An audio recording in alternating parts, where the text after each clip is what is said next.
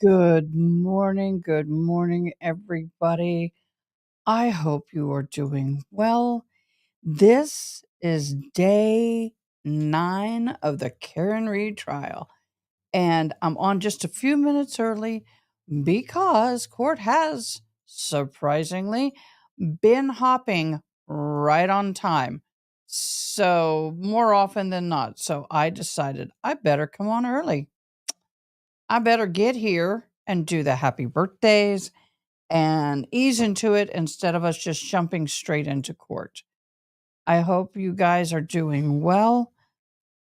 Um, I am live, typing my mods, letting them know all is well. I want to thank everybody for their kindness and words of support and some of you prayers.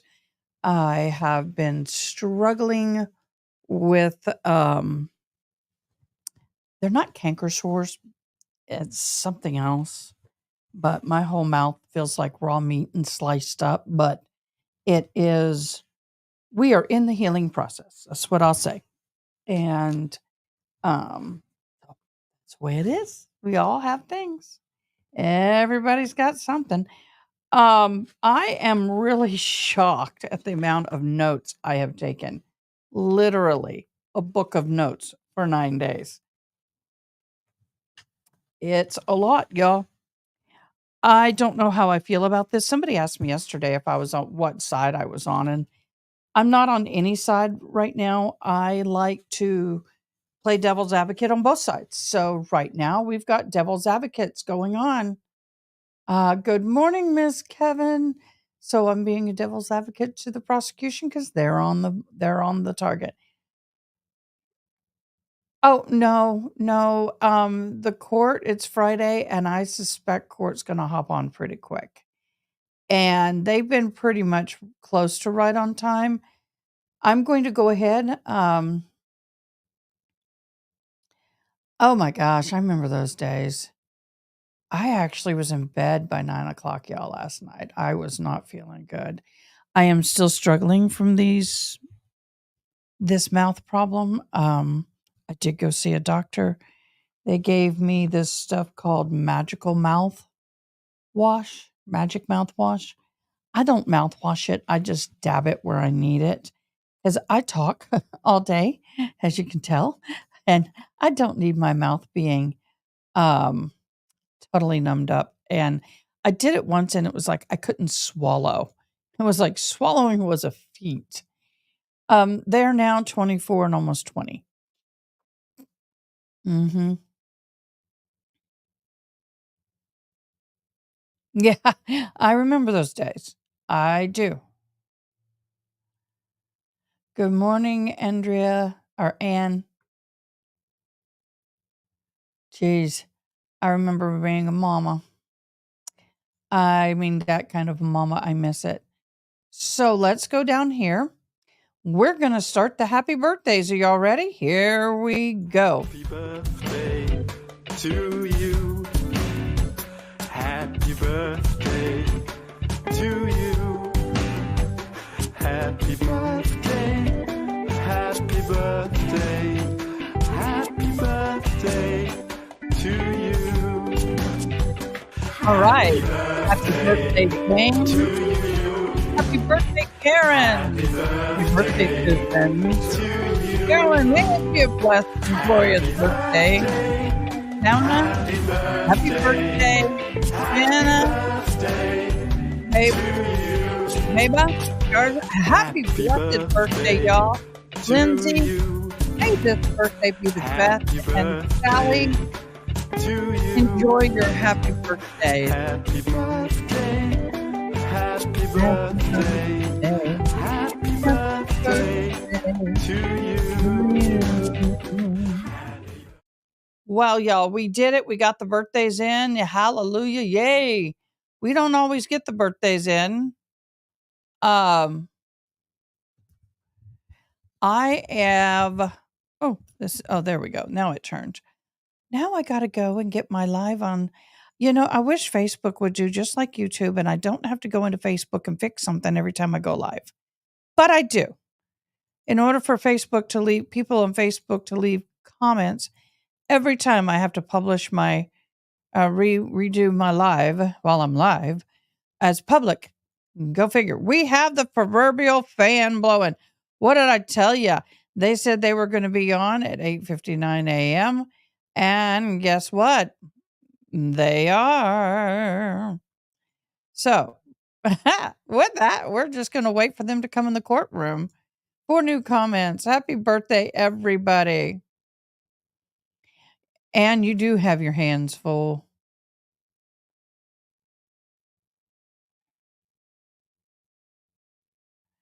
You know what? I didn't miss mine being little until they got big.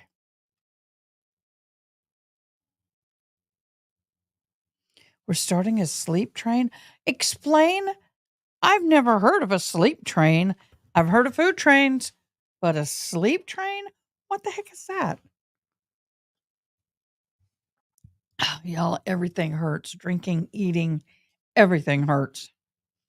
If you're watching me, good morning. I am Adakay. I am the alternate juror. I look at everything from the side of a juror. I try not to do too much research beforehand. However, with this trial, I had to. Thank you, Brandy Churchwell, or she goes by Brandy in Church. Well, no. The doctor said it's going to get worse before it gets better. Basically training your kids to sleep on a schedule. Yeah, we did that. My ex was really good about wanting that, and I was like, "Yay for it." Uh-uh. No. And I still have I've had a headache with this. They say it's a virus. If they don't know what it is, it's a virus. And so I had a headache for 2 days with this, and it went away yesterday partially, down to a low roar of a 1, and it's trying to fight its way back, and I am fighting it with all the big guns. I do not need or want that headache. It wasn't like a migraine, it wasn't a headache, it's almost like a tooth headache.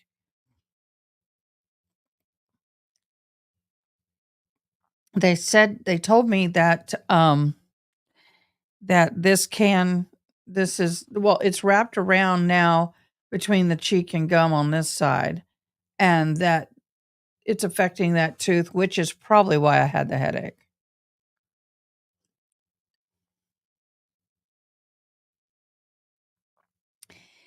I remember, y'all. On one hand, I'd love to go back because there's so much I would do differently. I think every parent says that. But I will tell you, I I don't wanna go, "Oh, the diaper runs." I'm not trying to say the word. I'm trying not to say word.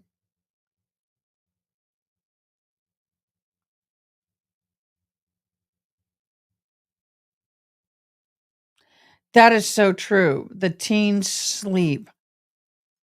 Oh, oh my gosh. They stand up sleeping. And that's normal. There's a thing that clicks off in their brain.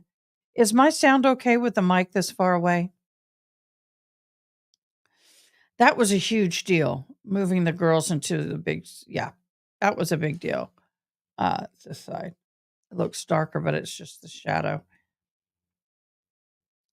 I my daughter came home from college yesterday, and I was sound asleep when she got home. Um, you know what? I relish the times we sit in bed and watch TV. It is, and I just miss the snuggles. Thanks. I miss the snuggling. I miss the, "Mommy, I love you." All the great mommy things. Yep. Well, I did not put my girl or my son in the big bed until after they had a few naps in it. I A friend of mine gave me that suggestion. We didn't put him in at night for the first time. We did, a week of naps in it. That was the plan. And after day 4 or 3 or 4, it was time to go to bed, and she just ran in there and got in her bed. So by putting them in the big bed for nap time and then letting them decide when they're comfortable going in the bed for nighttime is what we did. But we had a hard stop at a week. After that, we were gonna put them in, whether they wanted to or not. But I think it was less scary by putting them in the big bed for nap times.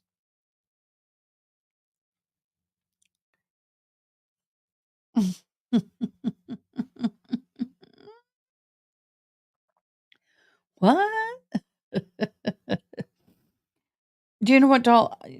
Y'all, I have a problem remembering yesterday's testimony. Oh, Julie Alberts and all right, the Alberts. I remember now. I had okay, let's talk about all the objections yesterday. Someone was getting a little irritated with all the objections, but let's say this. Yes, I do too.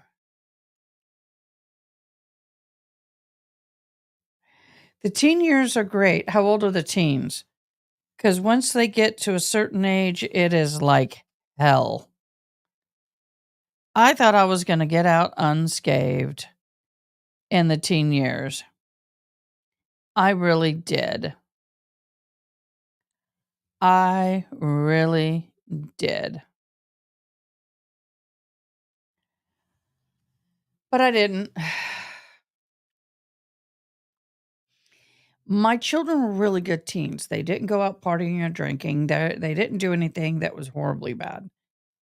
My daughter, oh my God, her senior year, about October of her senior year, she just became, um, yeah.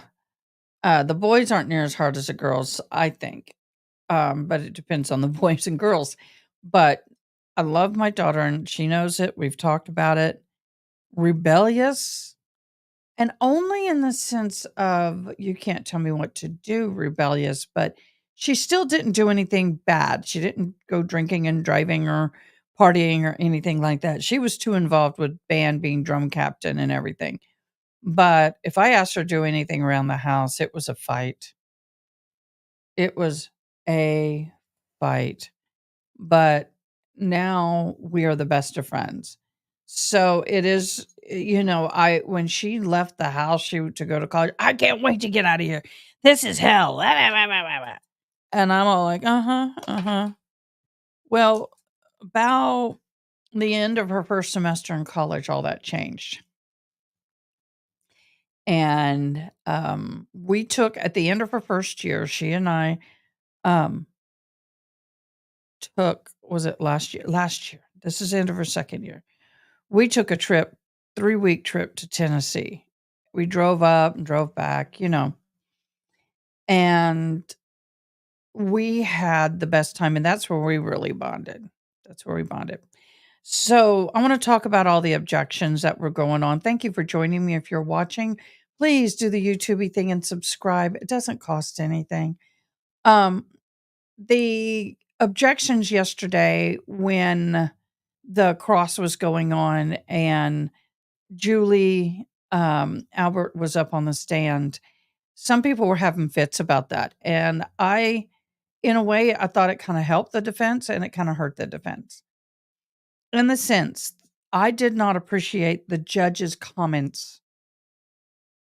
I'll let this one in. Well, that's for another testimony or witness. I felt that was inappropriate, and it was. Um Objection sustained, period, the end. But basically, a lot what was happening was hearsay. So asking Julie if Jen McCabe was best friends with Karen Reed, for example, is hearsay. Can't do that. Can't do that. Um, but I think part of it was just to get the thought in the minds of the juror that this triangle was formed. Now, there were some questions that were objected to that really ticked me off that got sustained. One is it true your son was in the wedding or at the wedding of Proctor, the state PD lead investigator? He's the father. His son was a minor. They were at a wedding.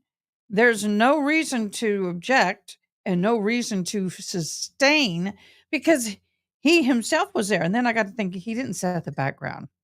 He didn't say to Chris Albert, Mr. Alberts, did you attend the wedding of Proctor's daughter?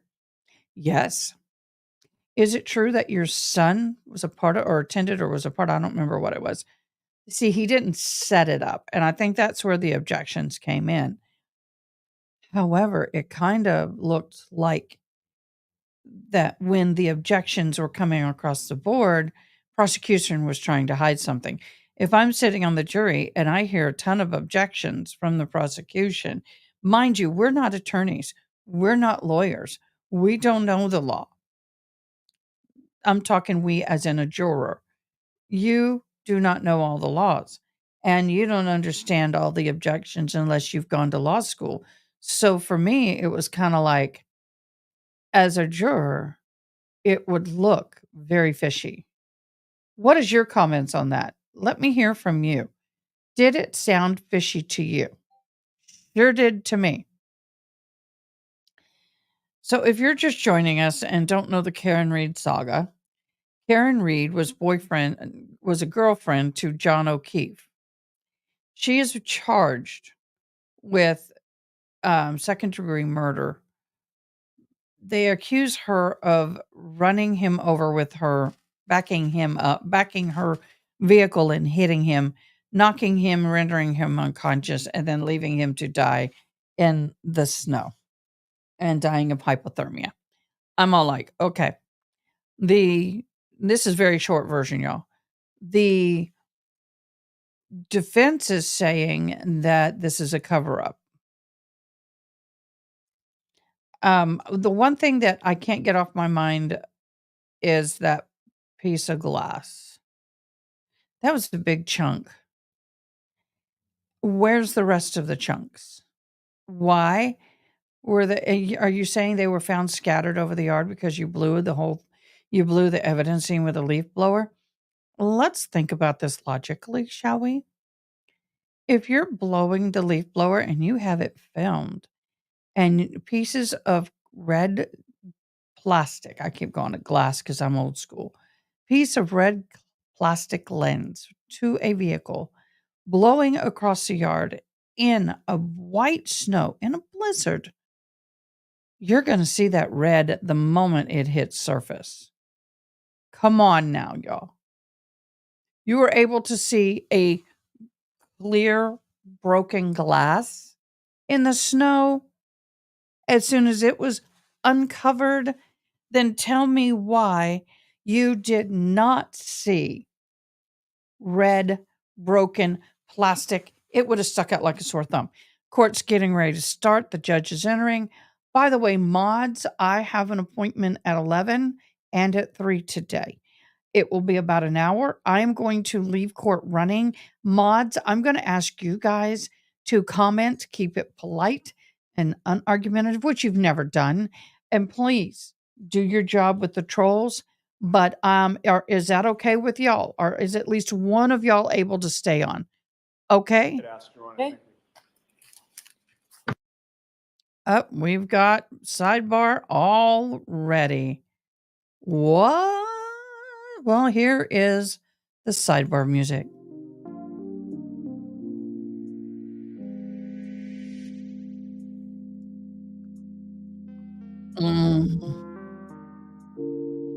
Y'all, the coffee is good this morning.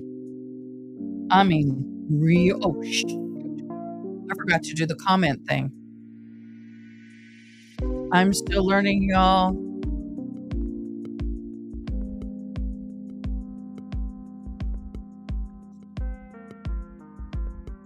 I wish when I mute something, it would stay muted.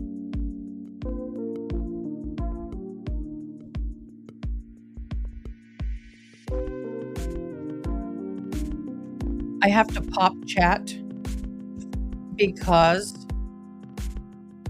I do my tags there.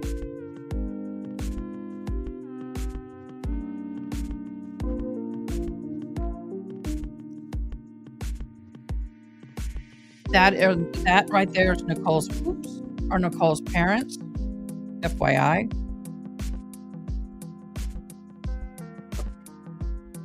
I thoroughly understand stepping away, y'all. I get it.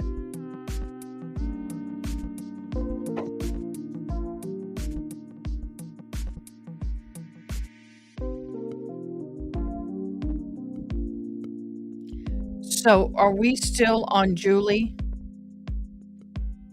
I think we are.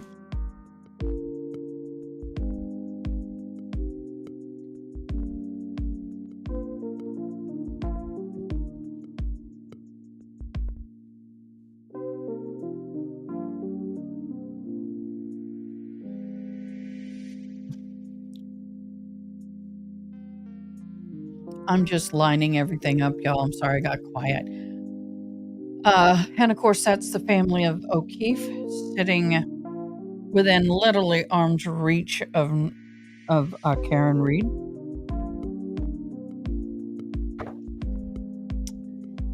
That must be very uncomfortable for them.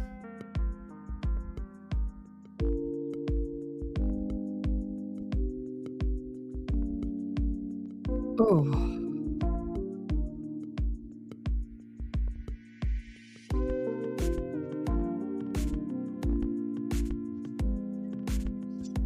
I have sores on the back of my tongue. It's like, ooh, snap, that hurts.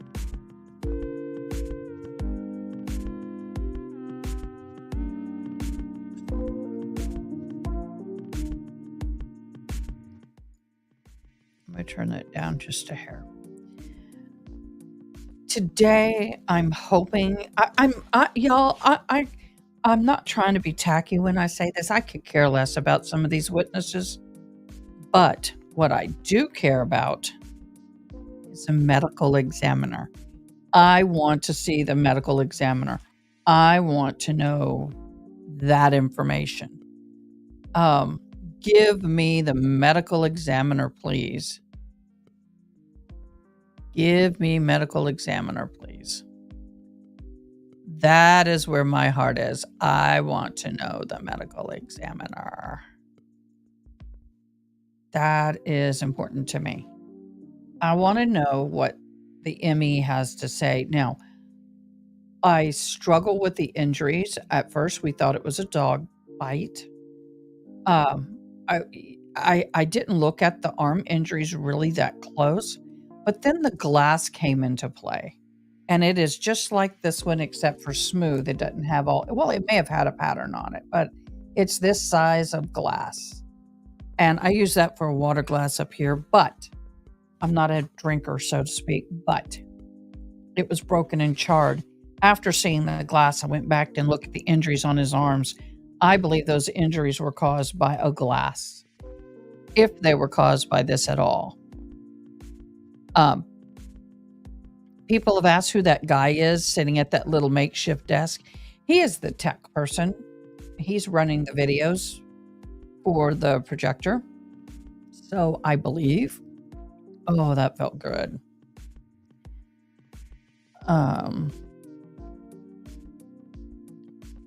Just trying to confirm the 11 o'clock for this morning.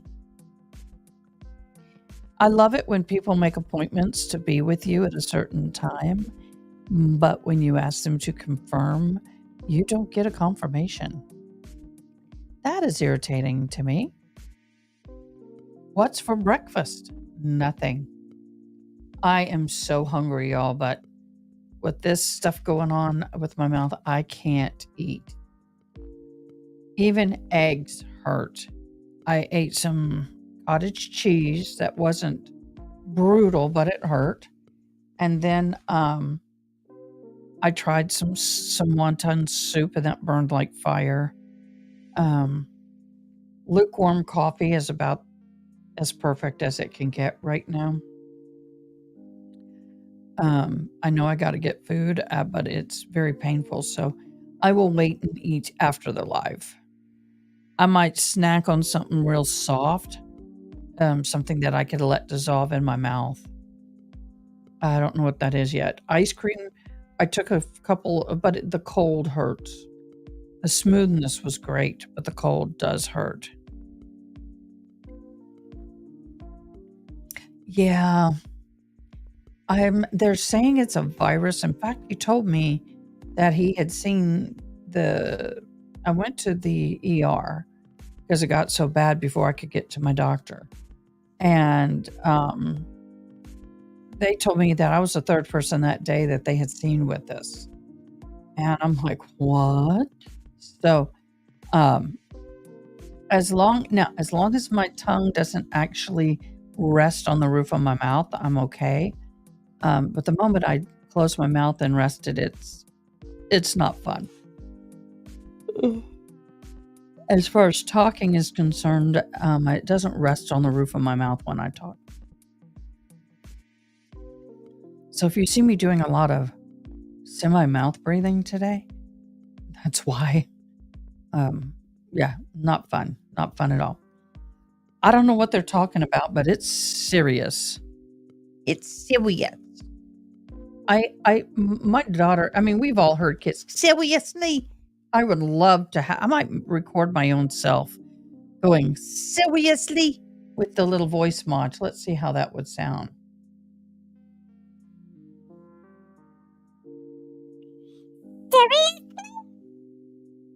Seriously? Do you like that?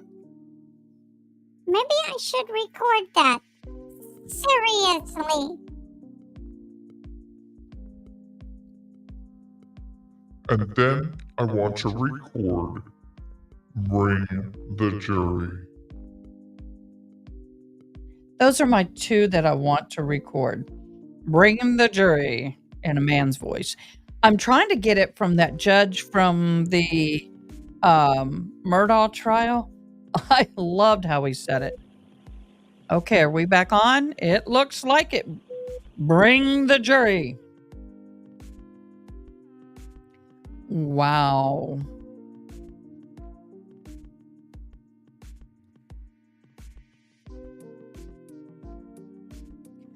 I'm trying to notate on here when sidebar and all that happens because for my time stamping, it's important for me to do that.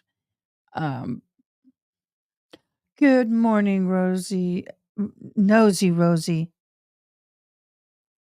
Oh, where are you headed to Fort Worth? Now you're Texas? Did I forget? Forgive me if I forgot. I can I go? Can I go? I'll go. Actually, Fort Worth and Dallas, y'all are horrible as far as driving, but not as bad, I think, as Houston. You look much better today. I could feel your pain yesterday. I'm good at the moment. As I was explaining, they are actually getting worse right now. I have them numbed up pretty good right now. Cibolo! Yes, we should. We should. I know where Cibolo is. Well, let's keep coming onto my channel and chatting and connect with me, instant messaging. Or you can call my in the description is my burner phone. You can text me or call me. Do you like Kerrville? Would you? A lot of people love to come to Kerrville in the summer. We've got the rivers. We got a lot of you can do canoeing, fishing. The men love it. Men love to come here in the hunting season.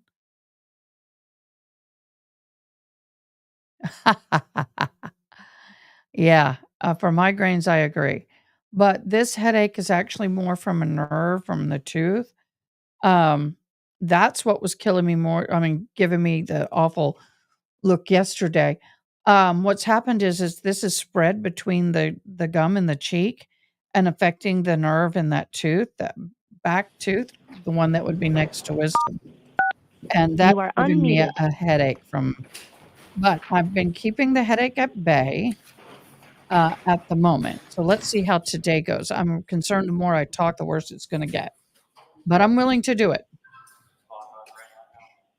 My thing is I can't eat anything. Hear I tried ye, hear yogurt. ye, hear ye. All parties having anything to do before the Honorable First Justice Beverly Cannoni, now sitting in the Dedham Superior Court within and for the County of Norfolk.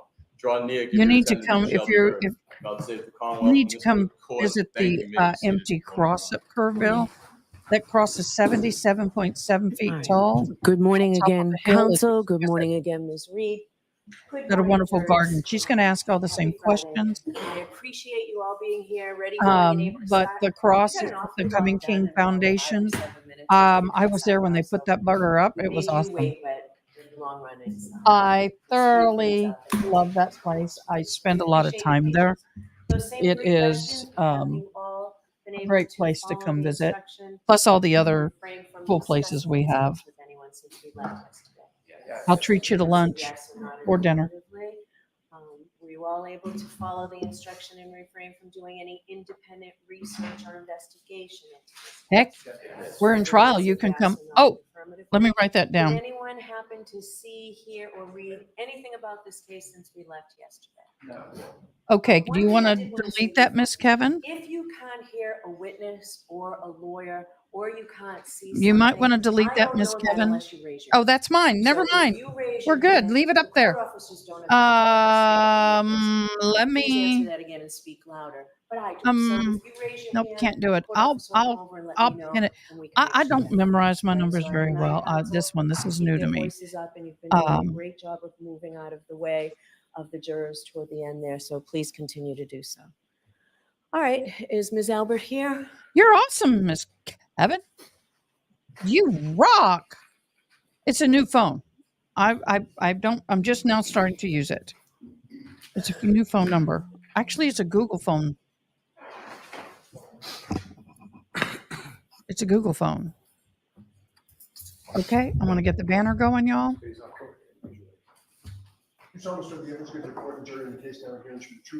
Oh, yay, we're continuing. Is this cross? Forgot where we left off. Okay, I'm just going to remind you, keep your voice up, please, Ms. Albert, I will. okay? All right, Ms. Giannetti? Thank you, Your Honor. No, I thought I lost it. Good morning, Ms. Albert. Good morning. Thank you. Ma'am, you will recall yesterday, I broached the topic with you of how often you and Courtney Proctor speak to each I other. don't remember much of Recall yesterday, that? y'all. I'll be honest. I Yes. appreciate your And help. when I asked you to describe the frequency of those phone calls, I didn't put any words in your mouth, did I? I didn't suggest how Ooh. frequently they were. You came up with the word.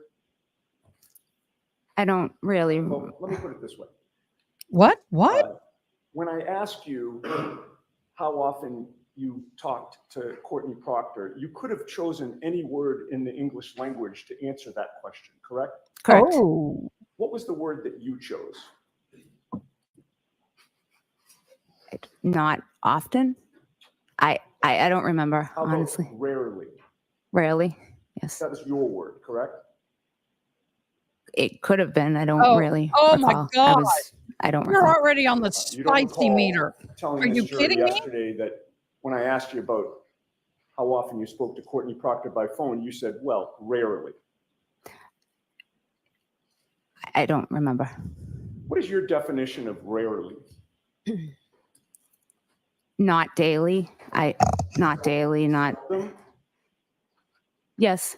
Once in a blue moon? No. I think he got Rarely hammered doesn't for that. mean to you 67 phone conversations within a 7-month period, does it? A 67 time period in how many? 8 months? In about 7 months, 67 times.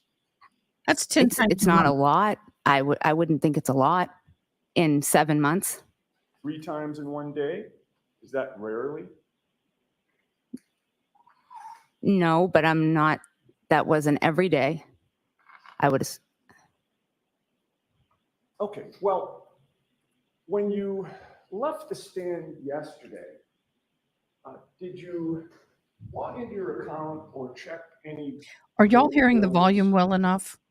to confirm those 67 calls? No, I did not. Did you speak to Mr. Lally about those 67 calls after we broke yesterday and before you took the stand today? I don't believe so, no. Did you call Courtney Proctor in one of those rare occasions? Yesterday? No, I did not. This morning? No, I did not. Were you curious as to whether or not you had actually called her those 67 times? Objection. Sustained. All right. In any case, regarding all of those 67 phone calls from February 1st until September 6th, do you maintain that during none of those calls or any portion of those calls did you and Courtney Proctor discuss the investigation into the death of John O'Keefe? I do not remember. Do you deny discussing that investigation? I don't deny, but I do not remember. All right. Well, I you called admitted yesterday BS. I need a after having BS seen the barometer. records that you spoke with Michael I call it. Proctor's sister for 12 minutes on February 1st of 2022. Do you recall that? I don't recall the conversation. No, I don't. It was a long time ago. Yesterday I'm she sorry, I did. don't mean to interrupt you. Finish your Yes. I'm sorry. It was a long time ago. I just don't remember. Okay. But my question is, after seeing the records, you saw the phone call for over 12 minutes, correct? Correct. And you also remember that that was the very day that the police arrested Karen Reed for this case, correct? Correct. The arrest of Karen Reed on February 1st was pretty big news in Massachusetts, correct? Objection. Sustained. You had Hearsay. seen that arrest all over the news, correct? Oh, ground Correct. or setting it up, whatever it is. So you certainly, given the day and the fact that it was February 1st and my client was arrested that day and you're talking to the lead investigator's sister, the subject of Karen Reed's arrest had to have come up, right? Objection. Sustained. Ask it differently. You certainly mentioned my client's arrest with Courtney Proctor on the very day that she was arrested and you were talking to Courtney, correct? Correct.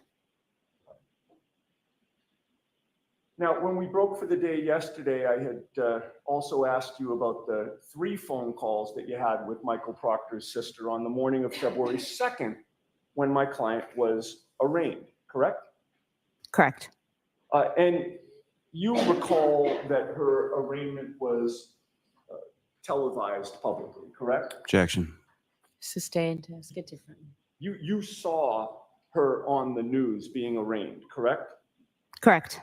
Then ask the question. And Got to set it up. one of those phone calls after, well, strike that. With regard to the 3 phone calls before the arraignment, you knew at that time that my client had been arrested the day before, correct? Correct. And you Yeah, knew there's nothing she I would can be do about arraigned that in because court he's that not close morning, to the correct? microphone. Correct. I apologize. Certainly, when you were But talking I to Michael can't Proctor's fix sister that. on February 2nd, before her 9 o'clock arraignment, you were discussing the 9 o'clock arraignment, correct? Can you repeat the end of that, please? Sure. On February 2nd, the day that my client was scheduled to be arraigned in Stoughton District Court, we're talking about the 3 phone calls that you made to Michael Proctor's sister before that arraignment that very day. And my question is, certainly you were discussing the fact that she was about to be arraigned, correct? Objection. Sustained. Ask it differently, Mr. Did the subject of Karen Reed's arraignment come up in any of those 3 calls on February 2nd, the day she was going to be arraigned, before her arraignment? I don't remember exactly. Oh, bull What about crap. the 27-minute phone call that you had with Courtney Proctor at 10:58 a.m. that same day after my client was I arraigned? don't agree with that, y'all. Did you discuss the arraignment Liar, that had liar, just pants happened? on fire. I do not remember. You had already Y'all. testified that by 2022, you were no longer babysitting for Courtney Proctor's kids, correct? He's walking around. I wasn't babysitting regularly like I was before. So is it your testimony that you happened to be talking about babysitting on February 2nd for 27 minutes, the same day that my client was arraigned in Stoughton District Court? I don't remember what I was talking about. It could have been about the kids. It could have been about anything. I don't remember.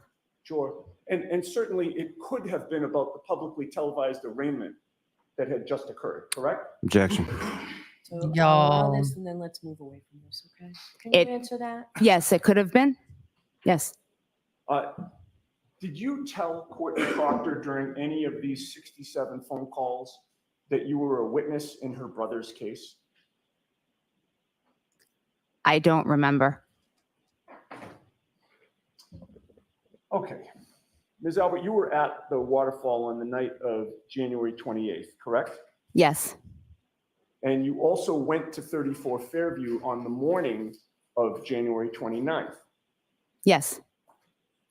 Yet, as of the date of these phone calls that we've discussed so far, the February 1st and the February 2nd, multiple phone calls,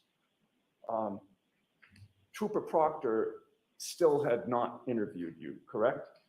Correct. You were finally interviewed by Trooper Proctor on February 10th, about 13 days after John O'Keefe was found dead on Brian Albert's lawn, correct? Correct.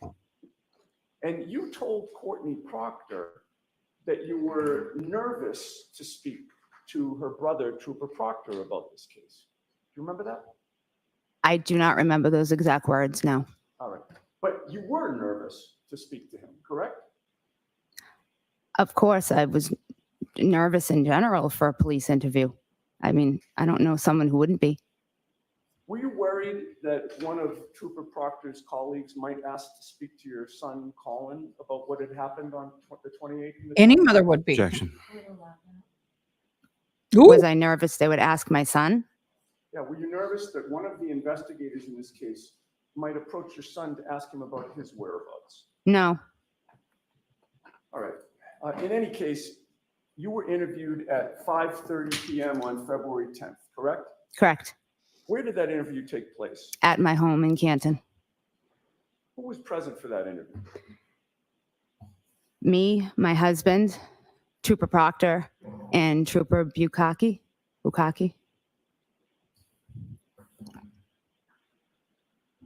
Michael Proctor agreed to interview you and your husband together, correct? Objection. Sustained. You and your husband were interviewed together, correct? Correct. Did That- either of these troopers, including Michael Proctor, suggest That is very maybe the two of unusual, you should y'all. be Sorry, I got a little- interviewed? Good I don't recall. morning, Cece and Um, Texas. I don't remember. Take place within your home. In my family room? Were you sitting on couches? I'm good for the Yes. moment. You're comfortable? Yes. You were not in a police interrogation room, correct? No, I was not. And it wasn't particularly lengthy, correct? Thank you for listening.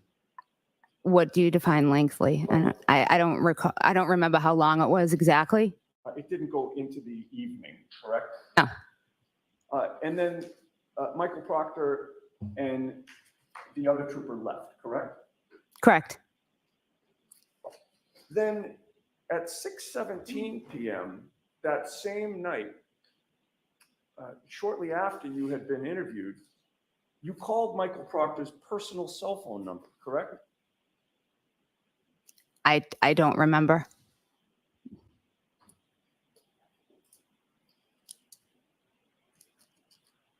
I may have a moment. Okay. See, I find it You interesting didn't she bring your doesn't keys remember today. any you of did? this. Good, okay. May I approach you? She brought her glasses today. Good for you. Yay. We're adulting today. I'm going to hand you one document. There's an orange sticky on it that you can ignore. Okay. But right above the orange sticky, there's a date of February 10th. That's what I'm directing your attention to. You could look at those two phone calls, ma'am, and look up at me when you're done. Oh, 2 phone calls If I may approach. after the interview. See, if you're being Did interviewed, that refresh your memory about those two phone calls you're on February right. 10th? I mean, I just read them, but I don't remember. Okay. You called Trooper Proctor at 6:17 p.m. and it appears to be a 5-second phone call. Did you see that? Objection, Your Honor.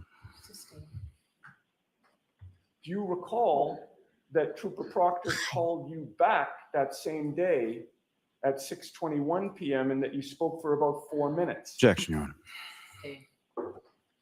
Do you deny speaking to Trooper Proctor for 4 minutes when he called you from his personal cell phone on February 10th of 2022 after you had been interviewed that day? No, I don't deny it, but I don't remember it. When did you get his personal cell phone number? Oh, snap. I don't remember. Years ago? I'm sure, yes. Because No you've known that problem. family for a long time.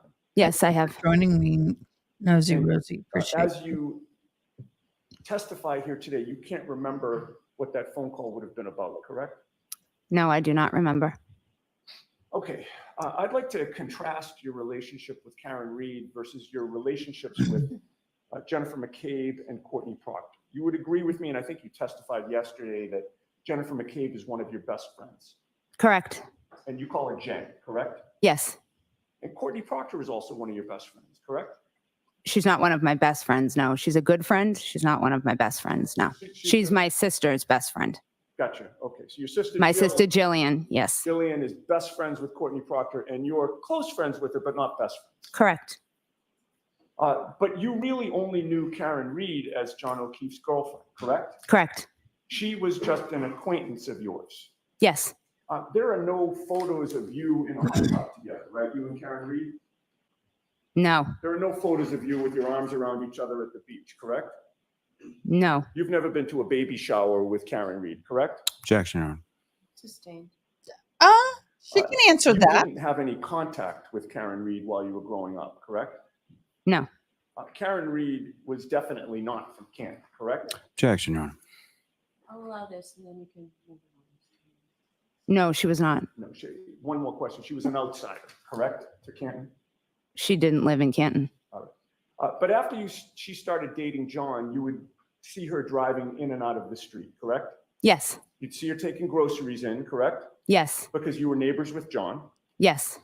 And it was the fact that you'd see her around, taking groceries in and out of the house and being outside with the kids that led you to believe that she was not only connected to John, but also to his house on Meadows Ave, correct? Yes. And you would see her interacting with the kids outside, correct? Yes. She would be participating in family type activities with the kids outside. Yes. And you'd see her enough that you assumed that she was living there, correct? Yes. And Well, that was a believe weird you guess. stated that you had known her or seen her for maybe about a year and a half or so. Is that a good estimate? Yes.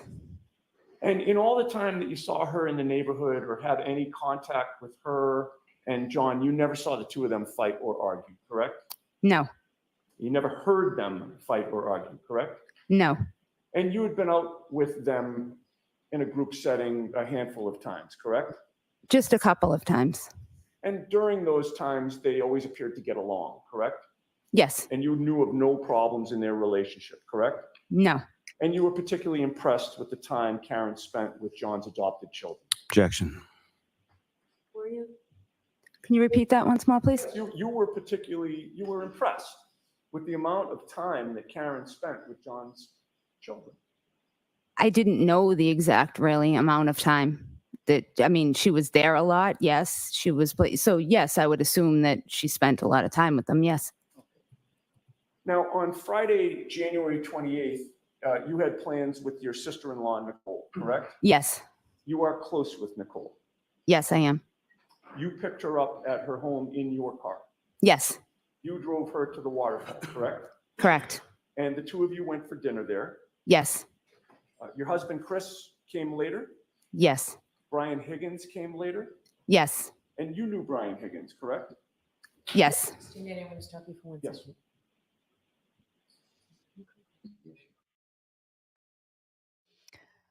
Oh, Ye I'm struggling with the amount of I don't knows, personally. That's a lot of I don't remembers. All right, thank you, Mr. Mayor. No, I thank would you, Your Honor. remember talking on the day I that believe you somebody testified I that you knew knew Brian Higgins at that was time, correct? arrested. Yes, And to how him. did you know him? he is a friend of my brother-in-law. And your brother-in-law would be Brian Albert, correct? Yes.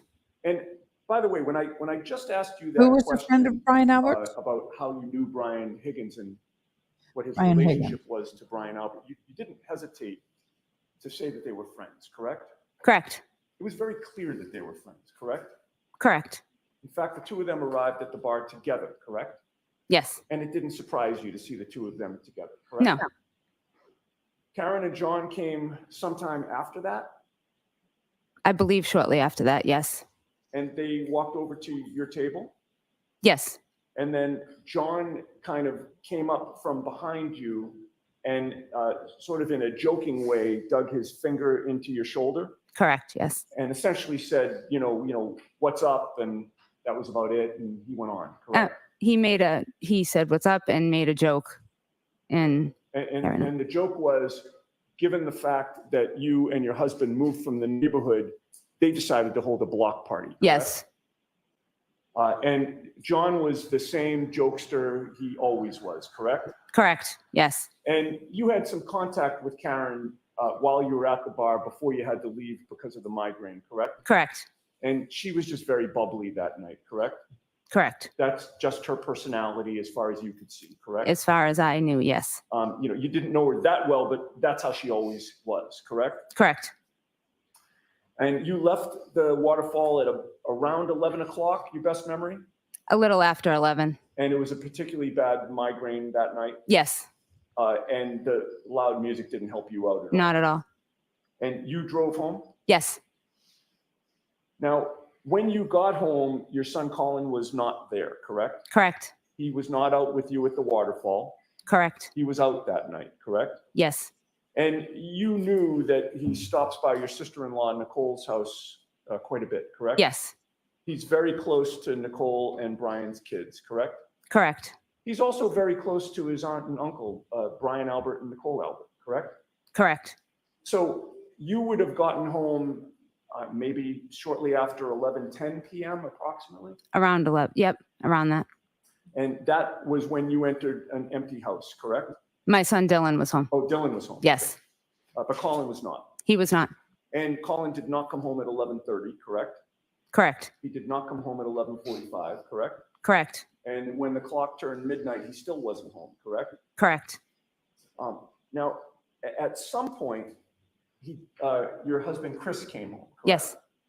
You testified on direct examination that Chris came home at 12:10 a.m. on January 29th. That's what time I believe he did. Yes. Okay.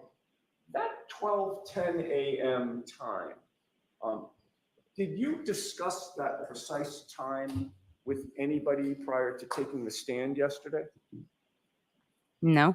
Was that coordinated with anybody such that your husband and you gave the same time of 12:10 a.m.? No. With the court's permission, I'd like to play the waterfall Valley video. I think it's exhibit 53, just that portion. 12.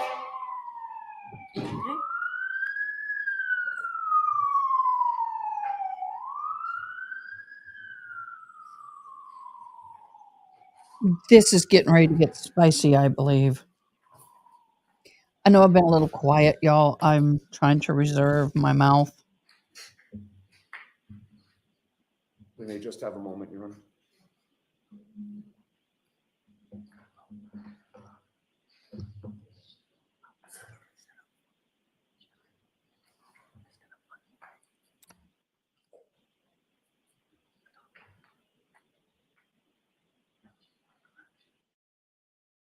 I'm going to allow my colleagues some time to find this, and I'll move on with my questioning in the meantime. We can have the lights on again. Ooh, snap! He's got to circle back.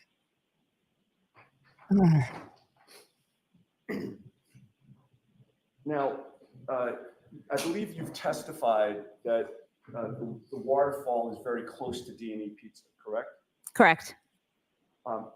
But your house on Maple Street is about a half mile away from the waterfall. Would you agree with that? About that, yes. Maybe a little less, but about that. All right. Would you agree it's a 7 or 8 minute walk home from the waterfall if you're walking? I realize you were driving, but if somebody were walking, it would be about 7 or 8 minutes? Maybe a minute or two less. Okay. It depends on the So person's You walking. would say 6 or 7 minutes would be a better estimate to cover that half mile? Depends on how fast you walk, yes. In a blizzard, you're And going to it go was slower. snowing that night, correct? Correct. The Could ground take was a 10 little bit minutes. slippery. Yes. If I may just have a moment.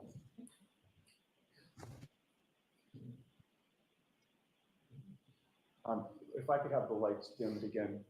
This is the exhibit I'd like to show you, ma'am. And if you can pause for 1 second. Do you recognize what's depicted in that video? Does that appear to be the waterfall? Yes. Okay. And do you see the time?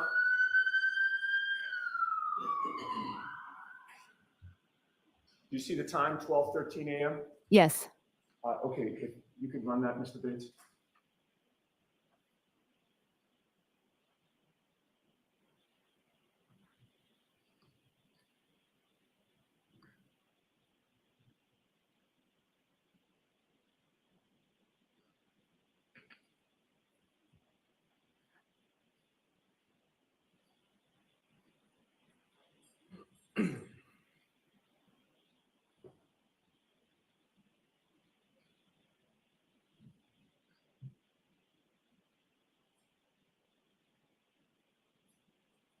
All right, can you pause it there?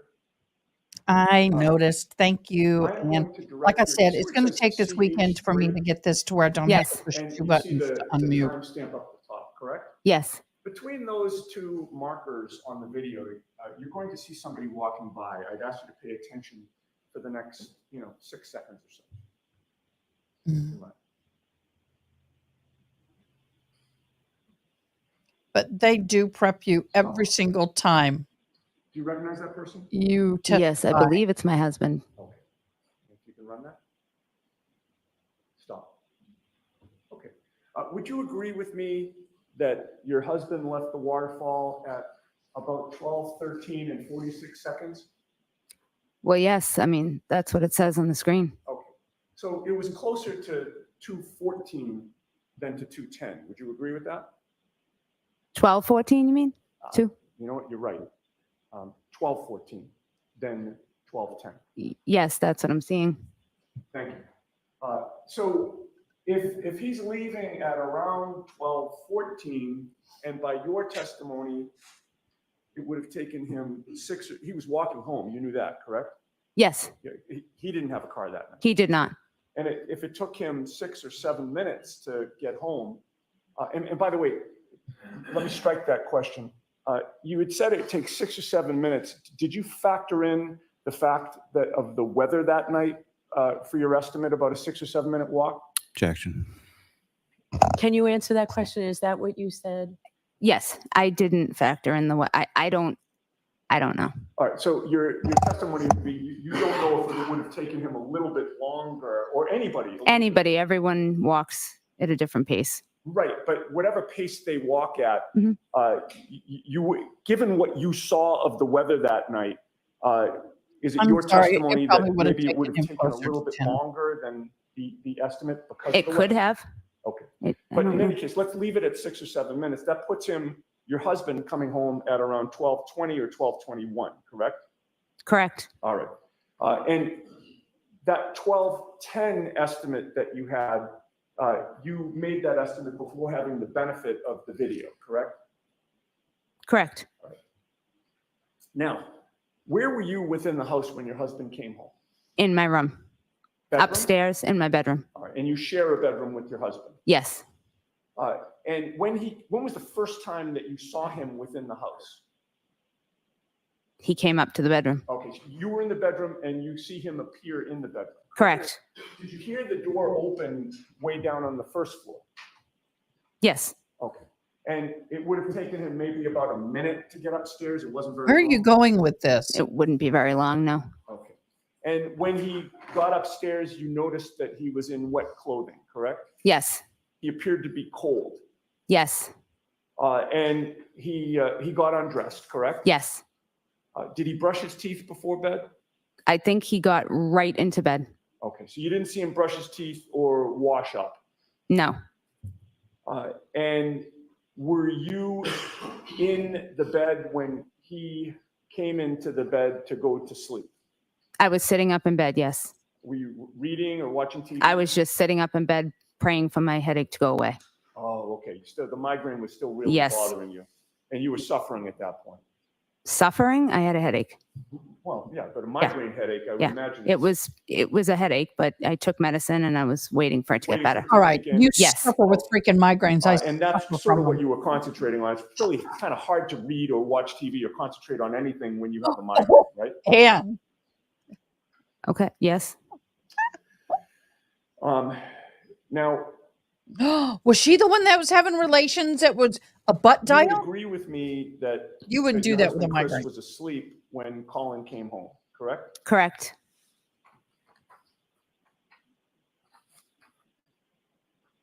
And as a mother, you couldn't have gone to sleep until you knew your kids were home, correct? Correct. And Colin was the remaining child who was out there, which when he came home, that would given you license to go to sleep. Yes.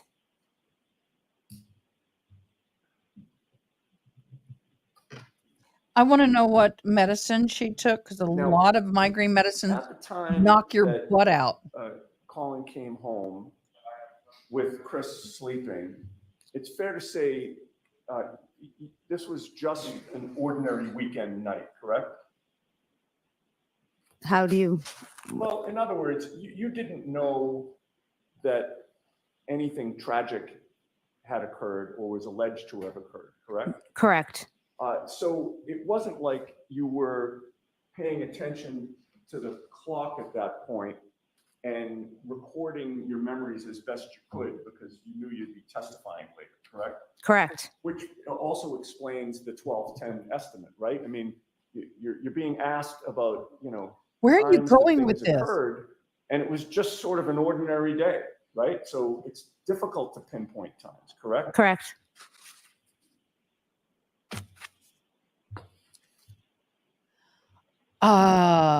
Who, Brian Albert? Now, directing your I attention hope to the so. next Oh, no, point, Brian Albert's already been on the stand. So is Nichole. missed a phone call from your best friend, Jennifer McCabe, correct? Correct. And you believe that phone call, I think according to your memory, yesterday came in at 5:55 p.m., That was correct? Chris Albert that was on I'm the sorry, stand. 5:55 a.m., correct? Correct. That was the time that you gave Mr. Lally when he asked you the question on direct examination, correct? Correct. And you were able to recall that time nearly 2 years later, correct? Yes. But regarding the 67 phone calls between you and Courtney Proctor that happened after that, you're not able to recall any of those, correct? I just don't remember them. All right, in any case, January 29th I was call your nephew, BS. Brian Albert Jr.'s birthday, correct? Yep. I agree. Yes. That's why you went to 34 Fairview at 8:30 in the morning, correct? Yes. And when you pulled into the driveway, there was nothing unusual to you, correct? Correct. This was just your brother-in-law, Brian, and your sister-in-law, Nichole's house with snow around, correct? Yes. There were no police on scene. No. There was no tent protecting the front lawn, correct? Correct. No crime scene shoot. stapled anywhere or taped anywhere, correct? Correct. Nobody appeared to be standing guard over the front yard, correct? Correct. You didn't see any shard of glass, right? No, I did not. You didn't see 45 pieces of tail light strewn about the lawn. You didn't correct? see a body Correct. laying? In fact, you didn't see any pieces of tail light, correct? I don't recall seeing anything. And you didn't suspect that 34 Fairview was a crime scene, correct? Objection. Sustained. There was nothing that prevented you from walking all over that front lawn, correct? Correct. It was still snowing out? Yes. Because if he did, she might Brian have seen Albert, blood or marks when on his body. you approached the house, he opened the door, correct? I approached the car, not the Dang house. it, you're right. Oh, okay. You Dang approached, it. whose car was it?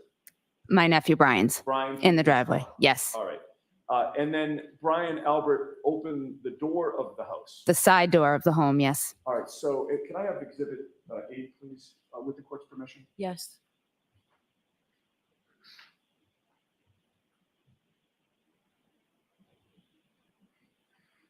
Y'all, dang it, I thought we had something. Dang it, I thought we had something. So this is actually the Can we first, zoom in just a right? little bit? That's good. Wait a minute, did she just say side door? I am so bad at this stuff. Jeez. Oh, thank you. You're welcome. All right. Ooh. That I'm highlighting now is Oh. the front door to the house, correct? Yes. And if we move along Exhibit 8 to the right, is that the side door? Yes. And that's the door that Brian Albert appeared from? Yes. Okay, I got to pause this. They're talking about the morning of the 29th, right? Then this is the morning at which the police were called at 6:09 a.m. for a lifeless body in the yard, which means she would have seen the body or driven by the body in the yard, right?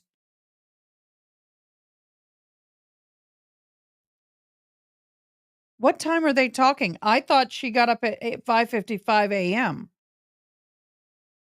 Oh, that's right. Okay, so the scene had been cleared, and when she got there, that's when Brian Sr. opened the door and told her she had to come in. Okay, I'm with it now.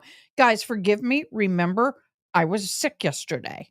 I don't remember much of yesterday. I'll have to go read my notes real quick while we're And having this. So You she were arrived able to around see 9:50. him from the outside of the house, correct? Yes. Miss Kevin, are you And taking you really were good notes? over Me to too. this area? I just didn't go back and read them. Yes. Do you I should've. recall, is it one of those two cars that's in Exhibit 8 that you approached with the Dunkin' Donuts? Got y'all. I can't make out what the cars are. Okay. I like how But they. it was I either like one how of they those say two car. cars or a car that was parked in one of those two places. Yes. All right. And then did you go in that side door to go into the house? Yes. Fair to say, I'll be that right back. family has lived there for quite a while, correct? Yes. You knew that prior to Brian Albert and Nichole, I'm sorry. Oh, I'm sorry. That's really bad form to block the jury. I am so sorry. It's good I didn't trip. The door that is the front door, having been familiar with that house for a long time, you've gone in that front door before, correct? Yes. And you know that when you go in the front door of that house, you come into a little foyer area, correct? Correct. And then almost within arm's distance to the left is the door to the basement, correct? Walking in the front door, arm's distance to the left. Yes. In other words, you walk into the house. Yep. And then the door to the basement, going down to the basement, is right there on the left, correct? That's incorrect. To the left is a library. All right. Where is the door to the basement? You walk in the front door, you step to the right, walk a few steps towards the kitchen, and the basement door is on the left before you enter the kitchen. All right. But the kitchen's off to the left, correct? No, when you walk in the front door, the library is on the left. There's another room on the left. Okay. So you walk in, you immediately see a staircase in front of you, Yeah. and to the left is the library. Right. If you go to the right, I'm sorry, go ahead. if you go to the right, you can go into the part of the kitchen where the kitchen table is, or you can not go to the right, you can walk straight, and as you're walking, there's a door on the left, and that's where the basement door is. Okay, so I think we're getting to what I was getting at. If you walk straight ahead, There's a door to the left that goes down to the basement, correct? Correct. What did Yes. I miss? We can have the left one. And when you were walking toward that side door, you didn't see any emergency or police vehicles outside, correct? No, I did not. And you didn't see any first responders other than Brian Albert, correct? Correct. There were no lights flashing outside the house, correct? Correct. And inside, you saw Nichole Albert, Yes. Brian Albert, Yes. Jennifer McCabe, Yes. Matt McCabe, Yes. and Brian Higgins, correct? Yes. How long did you spend at the house that morning? I don't remember exactly. Maybe a half hour, 45 minutes. I don't remember exactly. And the Yesterday, seven she was of real you sure. were discussing what had happened, correct? Yes. At some point, it was decided that Jennifer McCabe should contact Michael Lank of the Canton Police, correct? Objection. It's a group I'll let conversation. if this witness knows independently. Can you repeat that once more, please? At some point, it was decided among the seven of you that Jennifer McCabe should contact Michael Lank of the Canton Police Department. I don't remember who exactly Jennifer decided. Yeah, I don't remember exactly the discussion. You knew Michael Lank, correct? Yes. And at 8:53 a.m., you sent to Jennifer McCabe Michael Lank's personal cell phone number, correct? Correct. And did you then see Jennifer McCabe delete that text message from you? Objection. I'll sustain. You were contacted by the Massachusetts State Police this year about your phone, correct? Correct. They left you a voicemail on March 21st of 2024? The state police Yes. about my telephone? Well, they left you a voicemail on March 21st of 2024. You've had contact with the state police this year. Yes. And they left you a second voicemail on March 25 and then called you again on March 28. Yes. You told them that you were sick and you would speak to them on April 1st, correct? Correct. And then the state police called you on April 1st, but you did not pick up. Do you recall that? I do not. They called you again that same day and you didn't respond, correct? I don't recall. But you did learn that they had called your husband on April 1st looking for you, correct?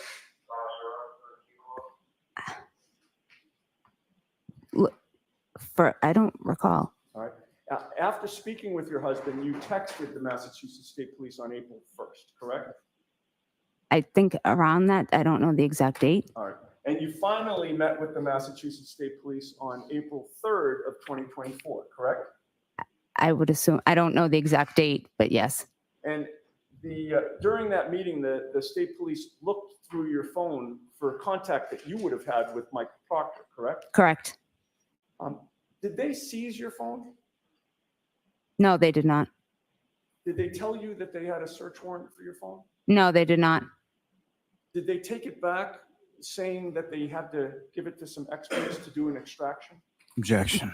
Sustain. They just looked through it after you handed it to them, correct? Correct. Then they gave it back. Yes. Now, with regard to your contact with Karen on January 28th, it was clear to you that Karen did not appear to be under the influence, correct? Correct. You didn't see her stumbling, correct? Correct. You didn't see her swaying. Correct. She was not unbalanced. No. She was not slurring her words. No. She was not talking gibberish. No. She was engaging in normal conversation. Yes. And she held the conversation perfectly fine. Yes. She appeared to be under control, correct? Yes. She was affectionate with John that night. Objection.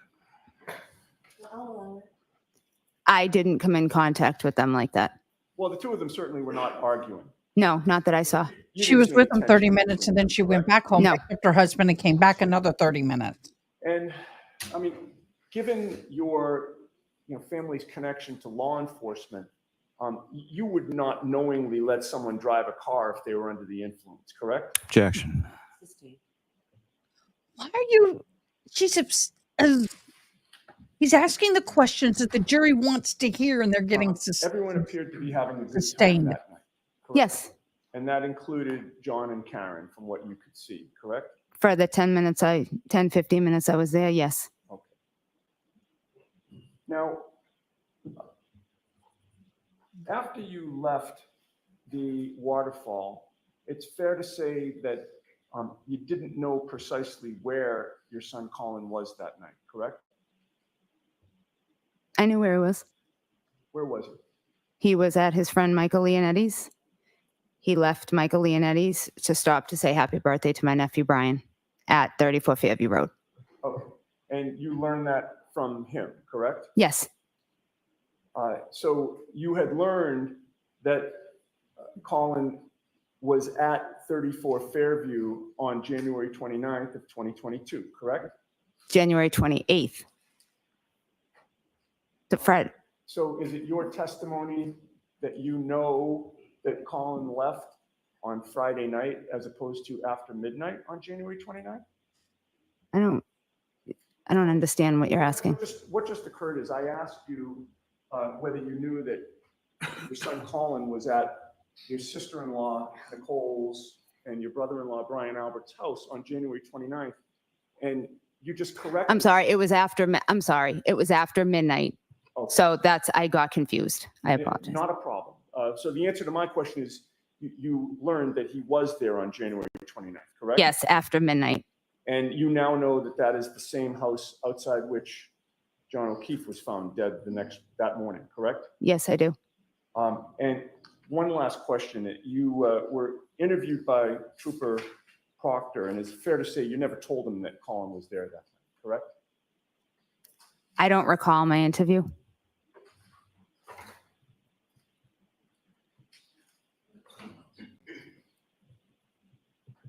I have no further questions. Thank you. He can't because she doesn't recall it, even if he briefly, wanted to. Ooh, we're gonna do a good redirect. I'll tell you that much.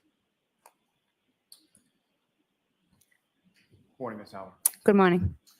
Now, with reference to, you were asking a question about 67 calls over a period from February to September, correct? Correct. That's about 7 months, is that right? Yes. And roughly about 210 days or so? Yes.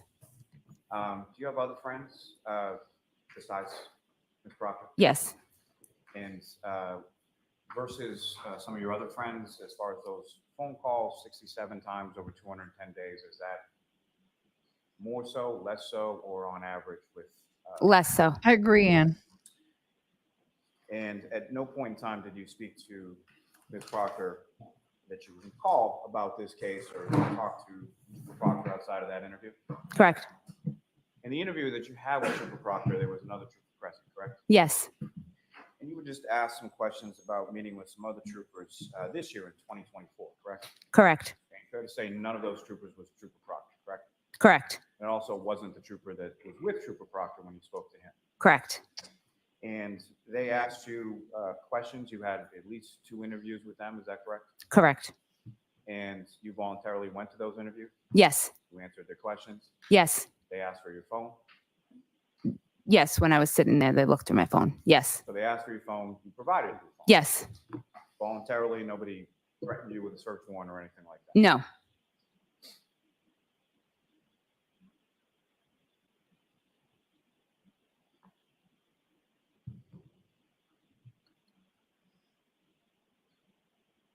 You were asked some questions about timing, and I promise there's no math that I'm asking in this, but you've had to walk outside when it's cold outside, correct? Yes. You tend to walk faster or slower when it's cold outside? Faster. Me personally. When you went over to your in-law's house on the morning of January 29th to drop off donuts for your nephew, you weren't expecting to go inside, correct? Correct. You weren't expecting to be standing around talking to people about a friend of yours potentially having died at that point. No. No. Nothing further. May we approach? Okay. Feel free to stand up.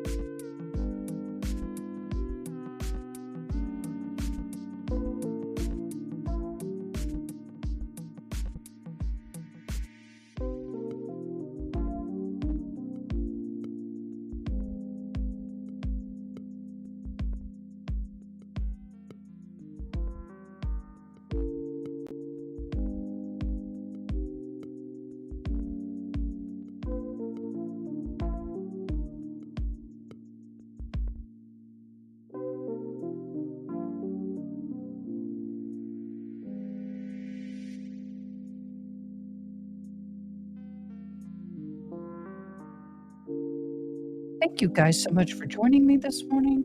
I greatly appreciate every single one of you. Don't be alarmed if I disappear at 5 till 11. I do have a meeting. And then my mods will handle the live for about an hour. I'll come back. And then 3 o'clock my time, I have another meeting, which they will handle it again, if they're up to it.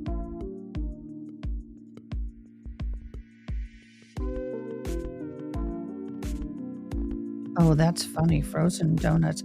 Well, here's my question. If she saw him at the door, why did she leave the donuts in the car? I would have brought them in. And why would the car be unlocked? I would ask the son, Colin Albert, or no, Brian Albert Jr., do you always lock your vehicle? Do you leave it unlocked? What's the deal with your car? That is my humble opinion. That's a question I actually would ask if he's up on the stand. Do you have a habit of leaving your car unlocked? If no, okay.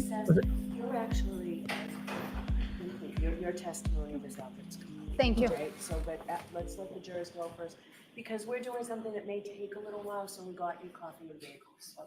So it'll be a little bit longer break for you, okay? What? Okay, so they're going to excuse me. I'm going to excuse myself for a brief moment. I shall be right back. Here's the music. Jury coming out there.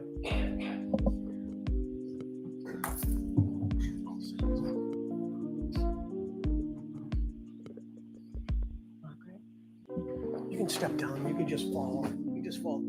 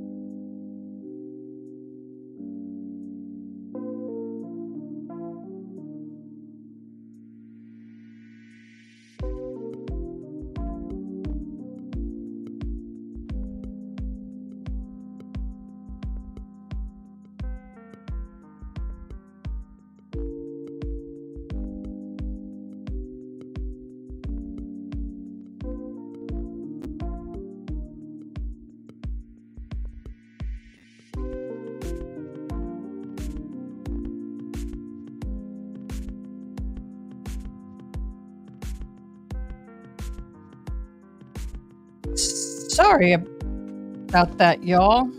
Got to plug in. Was talking to my son. He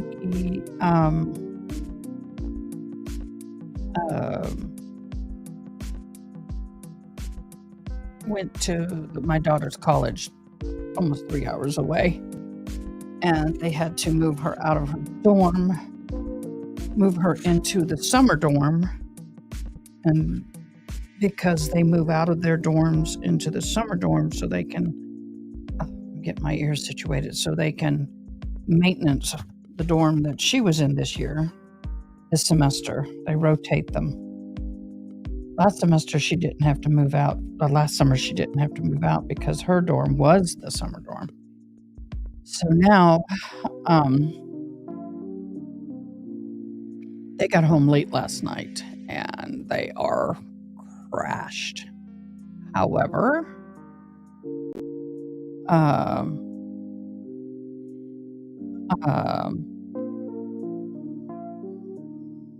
she's still asleep. My son slept in this morning. I'm blessed to have this podcast room or this fabulous room at my son's place of business. And so sometimes I help him out when he needs it because I don't pay rent.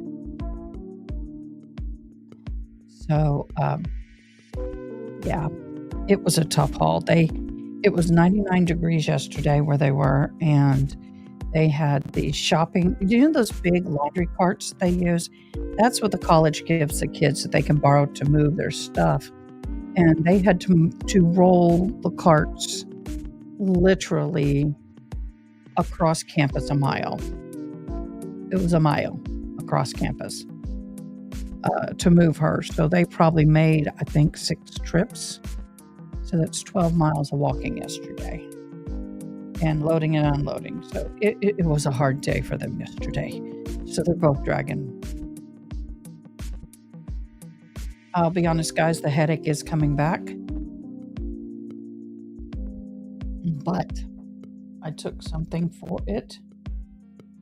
And let's pray it works. So what do y'all think of the testimony so far? I really don't like her evasiveness.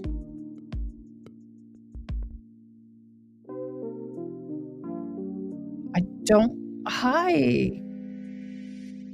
Ease, is that how you say it? I'm really dyslexic. I don't do well with things when it comes to reading. Ask Anne. Andriel. I got it right, I believe. So welcome, Abs. If you have not subscribed, please do so. It'll bless my socks off. But thank you so much for joining. I'm Adakay. If you don't know, I am a viewpoint of an alternate juror. I give each side the devil's advocate as much as I can. I have not made up my mind. There's way too much testimony to come. But I will tell you, I think the prosecution has not done well with setting up their timeline.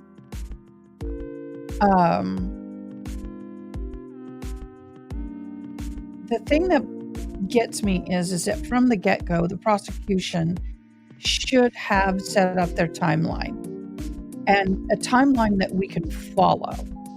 I don't feel like they have. I don't feel like the timeline was set up. I don't feel like, I feel kind of lost with the prosecution, but the defense set up a very clear and precise timeline. Once again, I'm not one side or the other. I'm just stating how I feel right now. I am waiting. Hi, good morning. Good morning. My puppy just arrived. Not my puppy, my dog. My dog. You know, puppy. Good girl. Good girl. I'm deaf without my hearing aids, for those who don't know. And my service dog just arrived with my son. I let her sleep in this morning. So I feel that as far as the ease of followability, I am following the defense far easier than I am the prosecution. To me, the only thing the prosecution has done is, oh, didn't mean to do that. Meant do this. The only thing the prosecution, I feel, has done is confuse me at this point. I find that there's a lot of I don't remembers coming from their witnesses on cross. Witnesses are prepped. They do interview them, ask them questions. I know I've been there. And they know what the prosecution's going to ask them. They're prepared. What they're not prepared for is the cross-examination. They are somewhat, but not fully. And I have a kitten at my feet. Hi, baby girl. Oh, come here. Y'all, my baby girl. Oh, my baby kitty girl. The puppers is my baby doggy girl. The thing that I struggle with this whole case is the I don't remembers. And so I'm not wondering if they were prepped. If they say, if you get a question too that we don't want you to answer, you don't really 100% know, or you're afraid that it's going to hurt the case, just say, I don't know, or I don't remember. The baby girl. We rescued her from basically the parking lot of the shop. I have somebody who I know who's testified a lot for her job. And she was taught that if you don't have 100% a surety in the answer, I don't recall, I don't remember, or I can't answer that accurately, or something along the lines of that.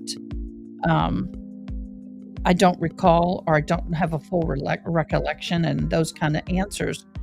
I know it, and she's adorable. She's getting a bath today. You want to say hello? She's getting a bath today. She doesn't know it yet, but tonight we're going to bathe her. Yes, your second one. Oh, thank you. I got a kiss. But she just woke up and came running in. Yes, she did. I don't know how y'all feel about those comments, but I know darn well, I can look back and remember when my husband was arrested. I can still remember some of the phone calls I made. You may not know every single word you said, but I do know what the conversation was. I've had people who've lost their spouses in car wrecks and things like that. And I went to their house and I can remember, okay, we called his mom first. I'm looking at one case. Then we called her mom. Then we called her sister. Then his brother and sister. I mean, I can remember those things. And I got cat hair on me. And I can remember that we actually talked about the situation. You can't tell me you did not go into that house and be told that John O'Keefe had died on the front lawn of this home. And you don't recall that you had that conversation, Sensei? Sensei, good girl.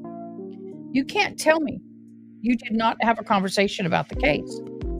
What is that? Is that your buddy? Oh, you want your buddy? Well, go get your buddy.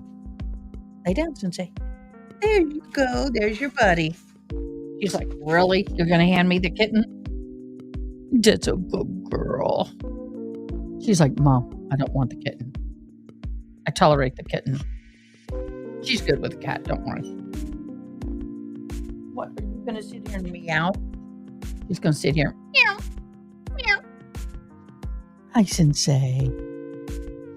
You're just such a pretty dog. I need to get more treats here by my desk. They are having one long sidebar. I'm going to go ahead and just take this off. I'm sure y'all don't want to watch that fan anymore. I apologize. I was distracted with the kitty.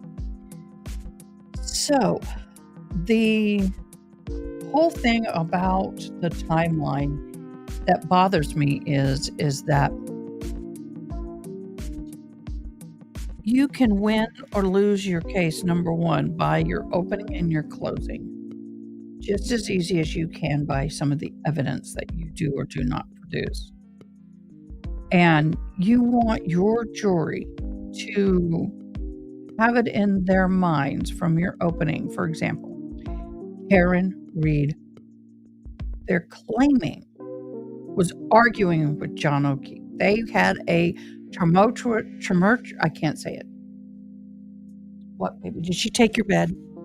Then you get back over here and lay down. She had a argumentative personality, and they were arguing all the time, and she killed him. She hit him. She dropped him off, and while they were in the car, they had a heated discussion. He got out of the car. She drove off. Then she backed up and she hit him. Then to cover it up, when she showed backup on scene, he wasn't dead yet. So what did she do? Mouth-to-mouth resuscitation to make it look like she was in efforts trying to save his life. Now, she could have been saving it because she regretted hitting him with her vehicle and then wanted him to live, or it was an act. But she hit him. I mean, that kind of, the defense was like, she didn't do it. They had everything. I have to tell you, I want to know who this lawyer is. I don't ever plan on needing one, but if I'm ever in that area and I need that kind of attorney, you betcha he's the one I'd want to hire. And in fact, his opening argument and the way he's handling this would be perfect for a lawyer, I believe, in school. By the way, I need to double check. But I found some good news out yesterday. I was transferring. I graduated with an associate's degree in deaf support specialist. They don't have anything further in that degree, like a bachelor's or even a master's or even a bachelor's. So I cannot go further in that degree, unfortunately. So what am I doing? I am going for a bachelor's degree in criminal justice. And I am so happy for it. But I looked at my core work I'm going to have to do. Oy vey. And I want to graduate at the same time that my daughter graduates, because we are going to the same school. However, she's physically on campus. I'm going to do everything online. And yeah. So while I'm doing this, I will be studying. Hold on. Oh, my son's shutting can you shut it all the way, please, or she'll pop in? Thank you. Yeah, I don't mind Kitty in here, but it's very distracting because she'll sit here and meow, and my poor dog will sit here and go, Mama, get her off of me, because she loves to climb all over the dog. And the dog plays with her and everything's fine, but it does get a little irritating for her. Well, thank you, Anne. I appreciate it. Is this the morning break? This is awfully long.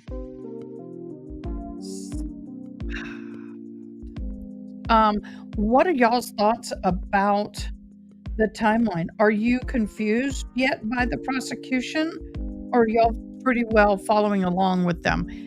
I understand that they're wanting to interview every person who was in the house. I sort of get that, but I think they're taking their testimony way too far. I think it's taking way too long. And yeah, even the lawyers, Runkle of the Bailey, said, I'm lost. I don't see your path, is the way I see it. He didn't say the path part, but he said, I'm confused and lost. I will tell you, I've seen enough court and been in enough courts and watched enough trials that I like to see a path. I can't imagine sitting here as a jury and going, where are you going? What is the point to this? There's no path. There's no clear direction other than we found this, we found that, we found this, we found that. The thing about the glass, and I said it earlier, the glass. Yes, let's talk about the glass. Is where did that glass come from? Because with the testimony we've heard from two people so far, the glass that was snuck out and was carried by was snuck out by Karen Reed When they got to the second location, which was the Waterfall Grill, Bar and Grill, was a tall glass. Okay. The glass that they showed was one like this that had been broken off. And the way it was broken was almost clear angle like this on both sides. If you're going to break a glass, it's not going to break the way that one looked to me. I mean, I guess it is possible, but it just looks a little contrived. However, they find this glass that's broken in the yard. But the glass that's described by the witnesses does not match the glass that was found in the yard. Now, we've not heard from a lot of people what kind of glass that he took out. Now, it will be, oh, please don't tell me I got coffee on me. Felt a little wet. Maybe it's just the material. We haven't gotten to the witnesses that were in the house to say, okay, so this is how I would try to catch them if I was a defense. I'm just playing right now. Hypothetical. If you're interviewing right now, say you're interviewing Matt McCabe or even Brian Higgins even. So when John O'Keefe was in the house, what glass did he have? Oh, he had that. Bingo. Caught you. He was in the house. I don't know if it would work, but when you saw Brian Higgins I want to focus on the glass. When you saw John O'Keefe in the house, what glass did he have in his hand? And if he says anything, boom. If he says he wasn't in the house, well, then you don't get the comment.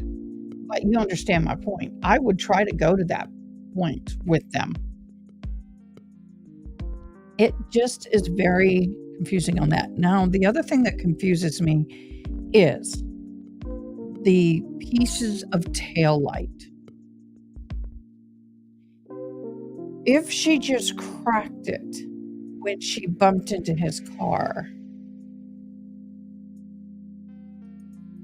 and then they show up later and then the car's parked at the house after she did the loop around looking for him, somebody asked me, is it true that because of the cold and weather, it cracked at the house? But when Jen McCabe and Carrie Roberts showed up and she asked them about her car, they said it was just cracked. I'm confused about that. Why would they even note about the cracked taillight unless she physically took them over and showed them the taillight? Apparently, Karen backed up out of the driveway. I saw a video clip where she bumped into O'Keefe's car. Now, I don't see any damage on his car, but she drives off. As she drives off, you can still see the tail light. I rewatched. Then she goes back home and contacts Carrie Roberts and Jim McCabe. They come back to the house. They both go to Karen Reed's house and they pick her up. And that's when they go and find John O'Keefe's body. At what point did they stop and look at her vehicle? And at what point did they notice that it was just cracked? Or did she take him out there as they were getting ready to leave? Look, my taillight, I gotta look, I bumped into his car. Oh, okay, it's just cracked. Then if Jen McCabe and Carrie Roberts saw the vehicle parked at the house when they picked her up and the taillight was only cracked, they leave.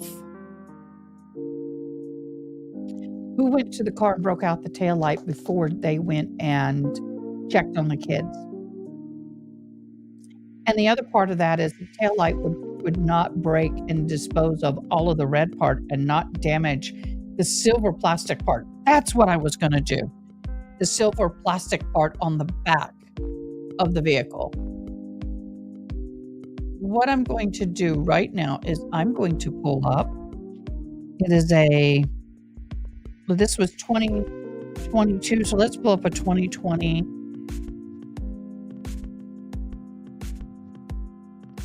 Lexus SUV. I'm gonna look at them and see if I can find her vehicle. I'm gonna try and find a black one. Wow, even used it's that much. Images. I don't want to look for a used car. I want the images. Rear. Wait a minute.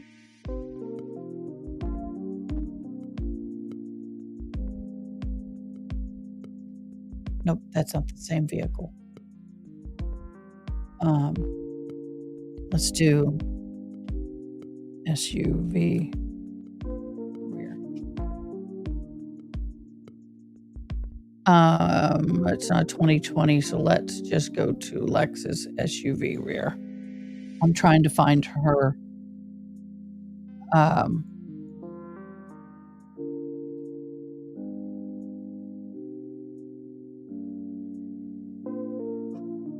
trying to find her vehicle.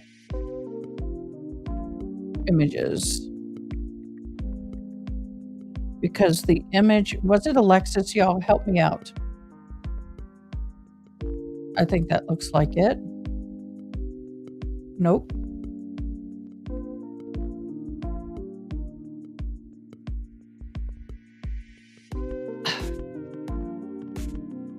I'm not finding the same make and model. Let me pull up hers.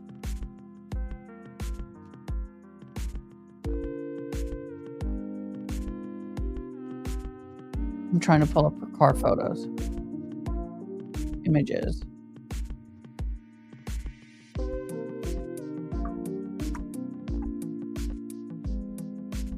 Trying to find the car photos. Oh.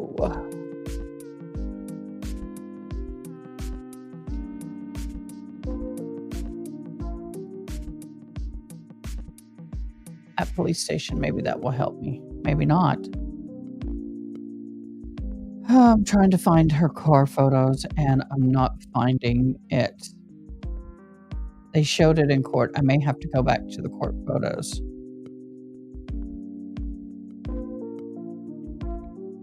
And they still are on the proverbial fan.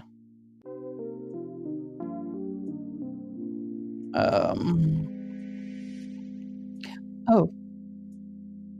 Here.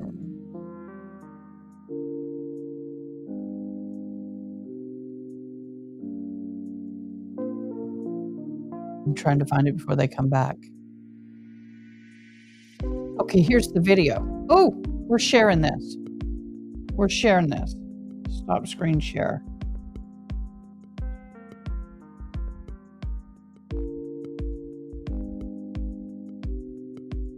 I got to turn the music off for you to see this.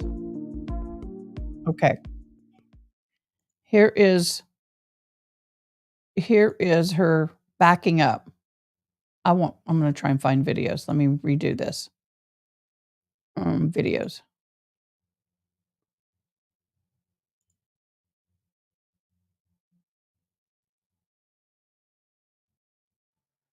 Let me share.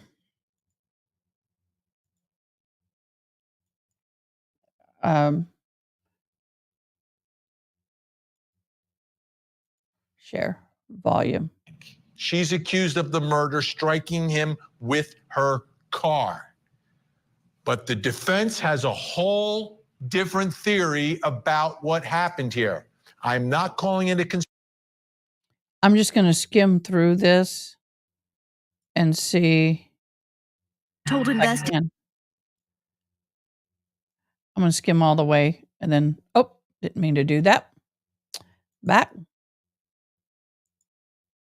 See, if you skim all the way, then I can go back a little bit. I want to find the car. They have the recording of the vehicle. Maybe, maybe not. Let me.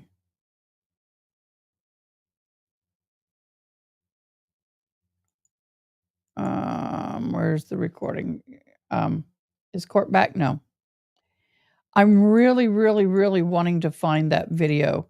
I don't think y'all have seen the video. I can't. It's going to take forever to do it that way. Let's see if Court TV has it. And then I can pull it. Excuse me.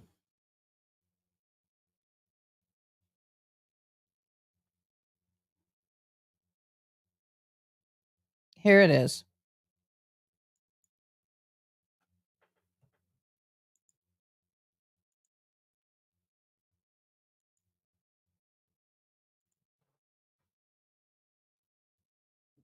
There she goes. She's backing up.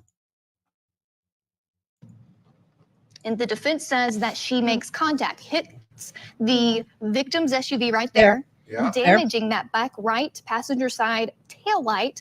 And they also claim you can see, the victim's SUV move, indicating that there was a collision. And then as she Oh, why when I pause that crap comes pulls up? away, they say that you can tell there's missing parts of the tail light. Okay, Right. there is. But it would have been missing if it.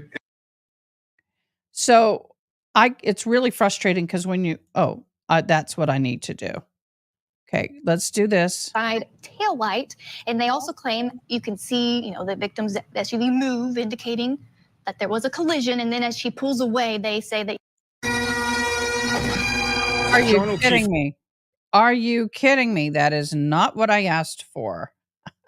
I'm having some fun. Okay, guys, let's look at this. Let's again. talk about the case of other car. It's very possible. It's very possible. Prosecution doesn't say there's contact. If the whole case was, how did the tail light get broken? You've got reasonable doubt right there. Right there. You've got reasonable doubt right there because you can't tell, but it's very reasonable to think that at that point That you could have is a broken that tail definite light. hit, y'all. Okay. Wow. And that's defense evidence that we got our hands on. Great job. Okay. Today's hearing, anything else? Any other headlines? So a lot of the matters were, so she's pulling out in the black SUV. Is that she back right passenger side tail light. And they also claim you can see, the victim's SUV move, indicating that there was a collision. And then as she pulled.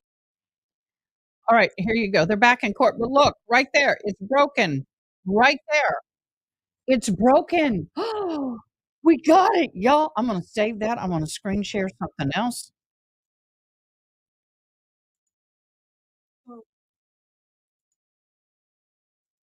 Please. Sure. Adam Lally for the Commonwealth, Your Honor. Oh, Karen McLaughlin for the Commonwealth. Right, good morning. Good morning, Your Honor. Timothy I'm saving Bradle that, on behalf y'all. of non-party Aiden Carney, who for the record is present in the courtroom. Hey, does Mr. Carney want to sit with you? I think he's okay right there. Okay. If that's all right, Your Honor. All right. Mr. Who? So, Commonwealth, I'm going to skirt back Witnesses just a hair. themselves or both? Both, Your Honor. Okay, Judge, so if I may, I'm sorry to jump in, but just if I may, I Sure. do have what I think is a pretty substantial procedural objection. okay, Maybe I'd ask that you sort of just make a quick bifurcation of the issues here, and we can address the procedural issue before we get into the substance of the motion. sure, I'll hear you. If we could. Thank you very much, Your Honor. Your Honor, so the record is clear, because we may need an appellate record in this case. Okay. But I was here in the Norfolk Superior Court today, completely unrelated to Mr. Carney, my client, as you know, in the other matters. And I was here today on the matter of Commonwealth versus Tylee Curry. Okay, I got to know who this guy is. Back on the record on the Reed matter. all right, sort of a side issue in the Reed matter. So the defendant and her lawyers have been excused. Okay, so why don't counsel identify yourselves, please? Sure. Adam Lally for the Commonwealth, Your Honor. Okay. Karen McLaughlin for the Commonwealth. Right, good morning. Good morning, Your Honor. Timothy Bradle on behalf of non-party Aiden Carney, who for the record is present in the courtroom. Hey, does Mr. Carney want to sit with you? I think he's okay right there. Okay. If that's all right, Your Honor. All right. Who's Mr. Carney? So, Commonwealth, so I do want to say a question before we begin. Commonwealth, in your motion to exclude an individual charged with Witness intimidation in connection with this case from the courtroom during the testimony of certain witnesses. Before we begin, are you advancing the concerns of the DA's office or the concerns of the witnesses themselves, All or right. both? I hate Both. to do this to you guys, but I gotta go. As a journalist from this courtroom. Defendant and her lawyer. And I'm appellate sorry. record in this case. Can only do it so fast. But I was here in the Norfolk Superior back then, but just if I may. I gotta do this. Question before we begin. Commonwealth, in your motion to exclude an individual charged with Witness intimidation in connection with this case from the courtroom during the testimony of certain witnesses. Before we begin, are you advancing the concerns of the DA's office or the concerns of the witnesses themselves, or both? Both, Your Honor. Okay, Judge, so. if I may, I'm sorry to jump in, but just if I may, I Sure. do have what I think is a pretty substantial procedural objection. Okay. Maybe I'd ask that you sort of just make a quick bifurcation of the issues here, and we can address the procedural issue Holy before crap. we get into the substance of the motion. Sure, I'll hear you. We could. Thank you very much, Your Honor. Your Honor, so the record is clear, because we may need an appellate record in this case. Okay. But I was here in the Norfolk Superior Court today, completely unrelated to Mr. Carney, my client, as you know, in the other matters.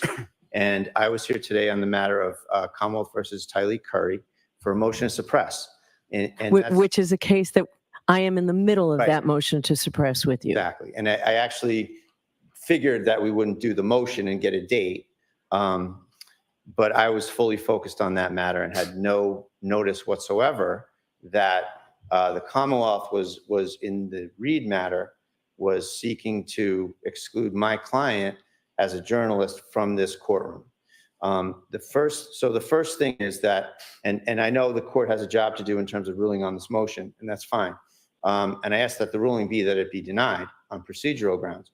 The procedural grounds are, Judge, that there's been no service of process whatsoever on a case where the government is seeking to essentially trample all over my client's First Amendment rights as a journalist. On 15 minutes notice. You know, I know you gave me the thing 15 or 20 minutes ago. And it's more than a half an hour, but I understand. All right, well, you get the point. So, you know, this is not something that I can process and absorb and make any sort of cogent arguments on the merits of the motion on that time period. I'm sure that the court respects that. I'm trying to address it as best I can. I'm in shock. But I think that the procedural issues here should control. And here's the procedural situation, Your Honor, that the government filed this 6-page motion. There's a footnote 2 that refers to them serving this motion on May 8th to the Associated Press. Why they couldn't just pull up my email and serve me is an open question that I'd like an answer to in open court. So they can serve the AP 2 days ago, but they can wait and not even serve me with the motion when I get here to court today on a completely unrelated matter, I might add. So there's some funny business going on here. And, you know, there's been nothing but funny business from where I sit from the Commonwealth on Mr. Carney's matters. And here we go again. So I don't appreciate that from counsel, from the Norfolk County DA's office, number one. Number two, Your Honor.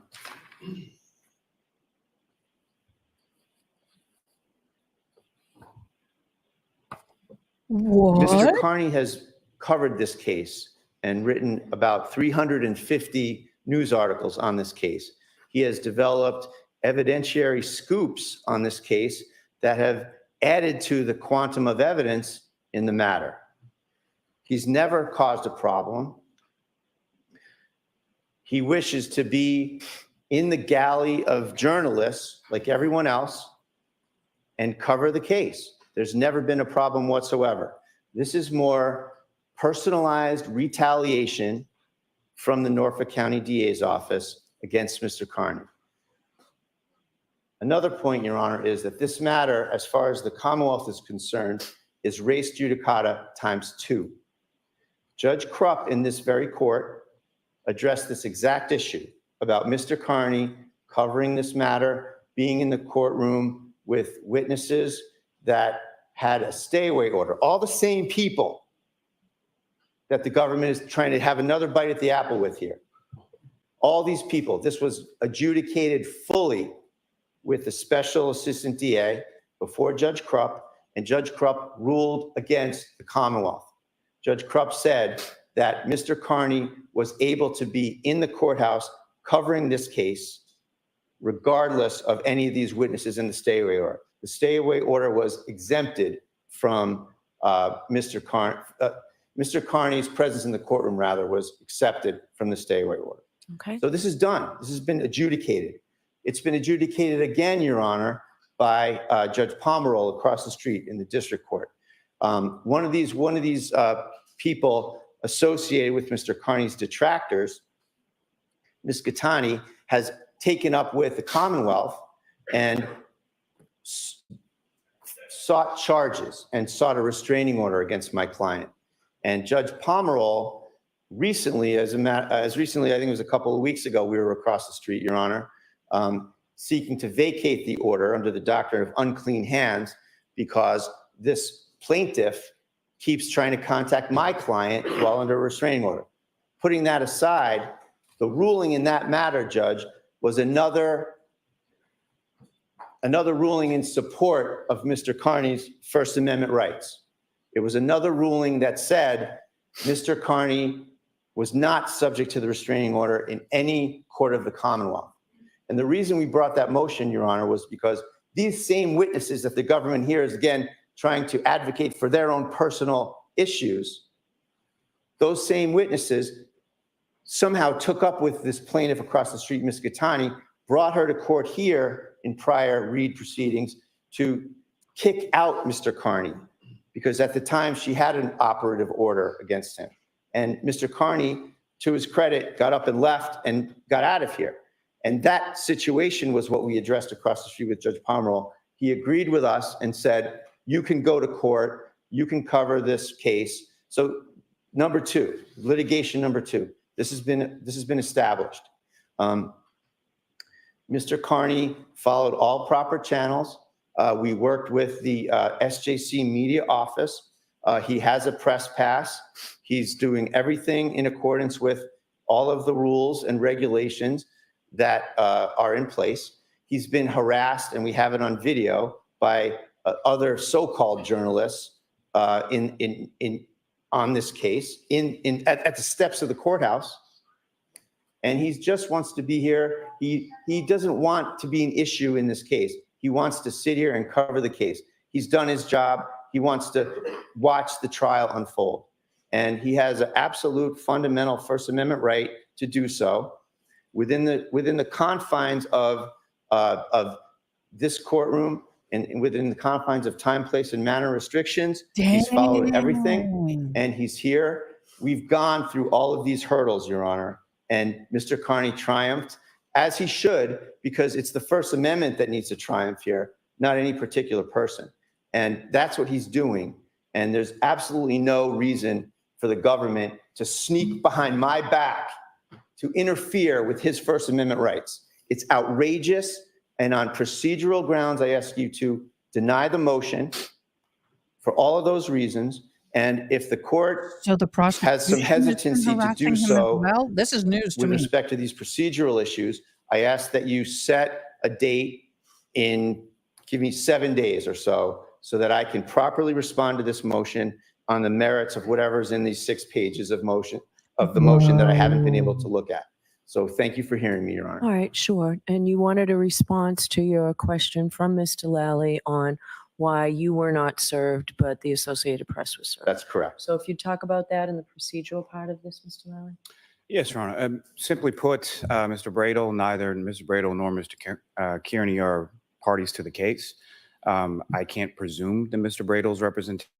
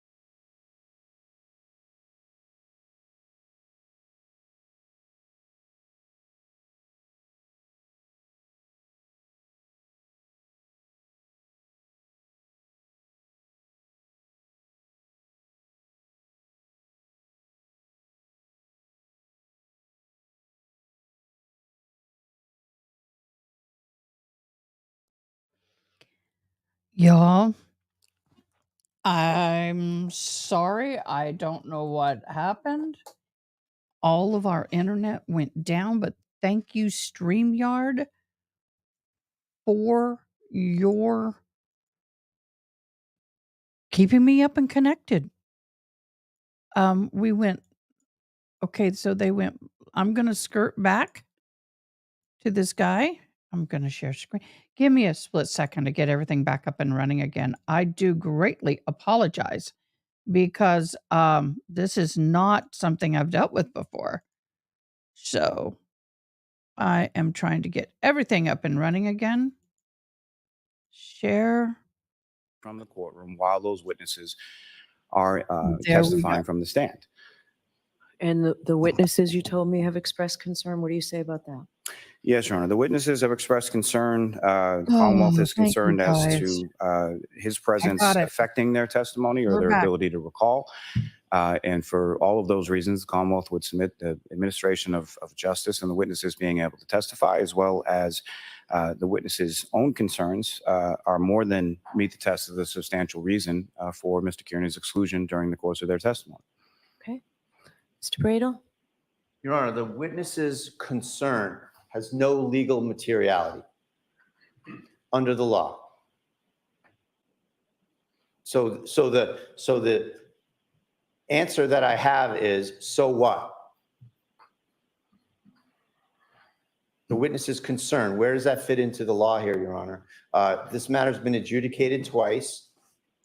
Mr. Carney has the right to speak on the case.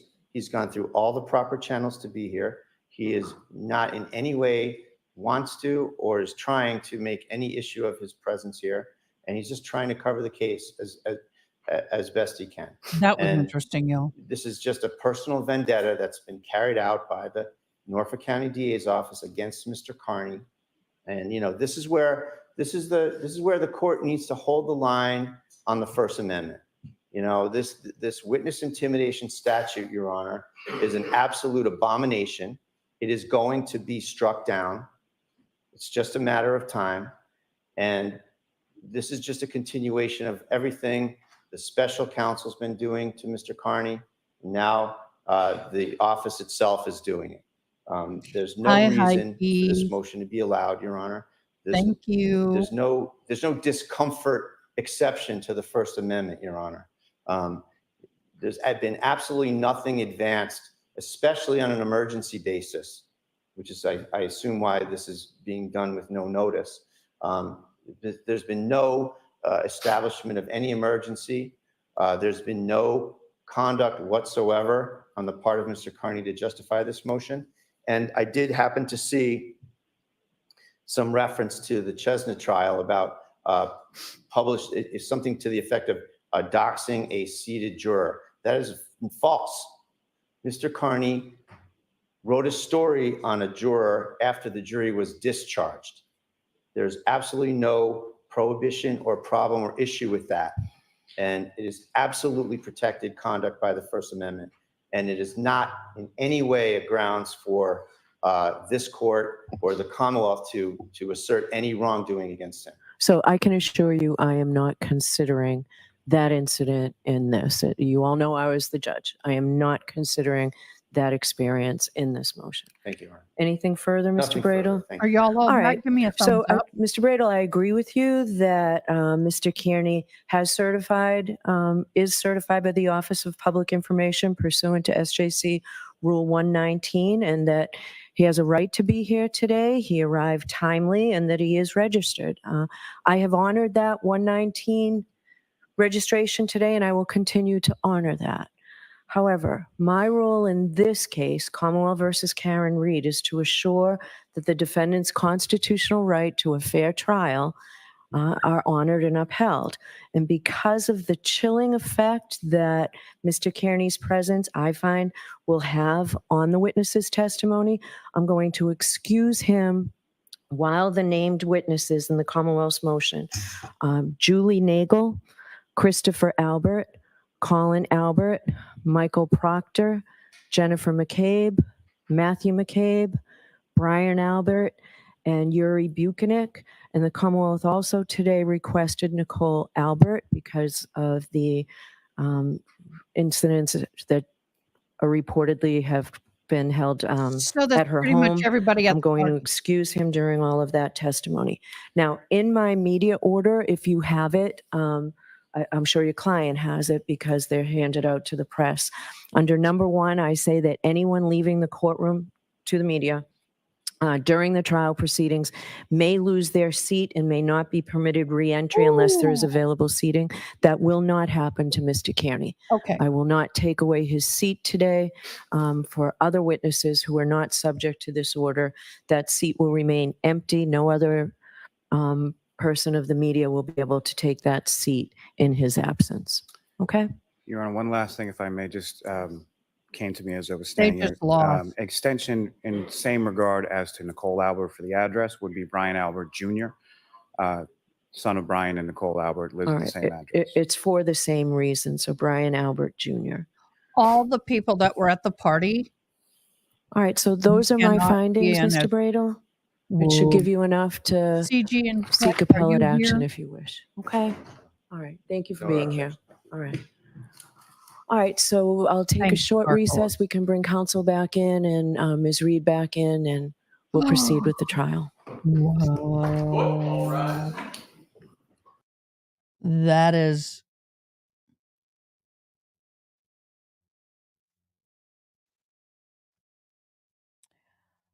Oh, wow. That is insane, y'all. That is insane. That's new to me. I've never seen that. Ooh, that's interesting. What are y'all's thoughts on that? I don't, like I said, I'm looking at this as an alternate juror.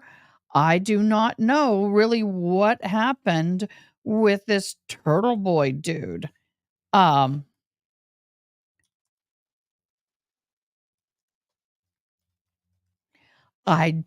I don't know.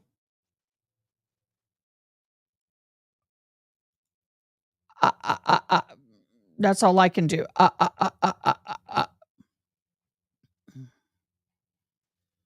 That was like a shocker to me.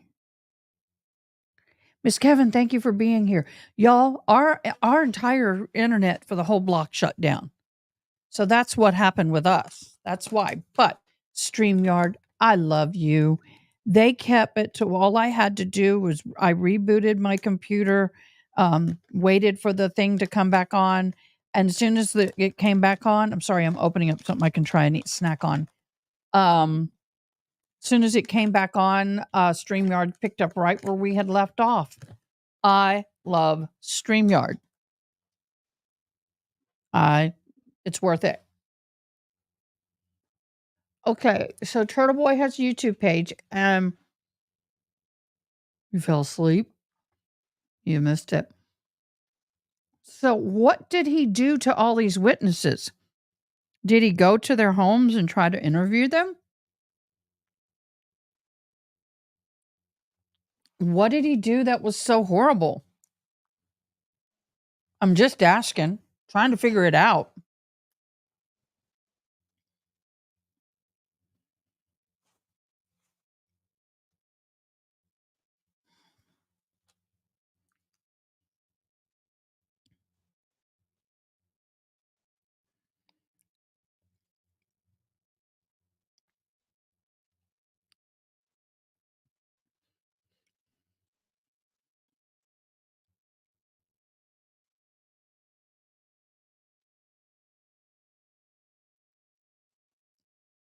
How that hurt.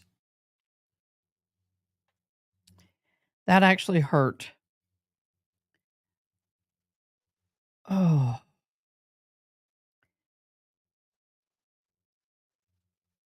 If y'all ever make an appointment with somebody and they've asked if you're going to be there and they're asking for a confirmation, please confirm. That is one of my pet peeves.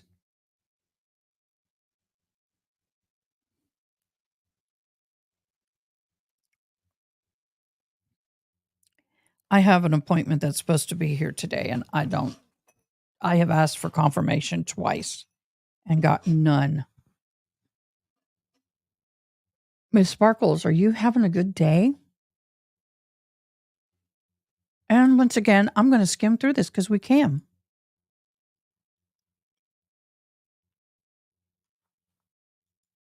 Because I'm running behind. Are we on time now?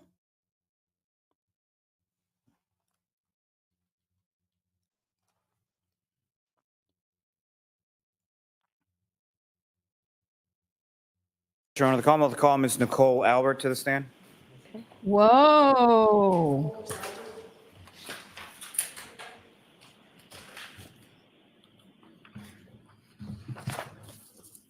Okay, so that's news.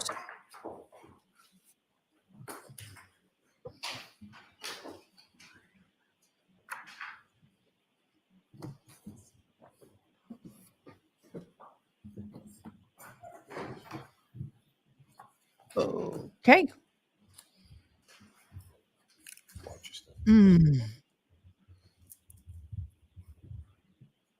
Oh, anything hurts. The evidence given to the court and jury in the case now here should be the truth, the whole truth, and nothing but the truth, so help me God.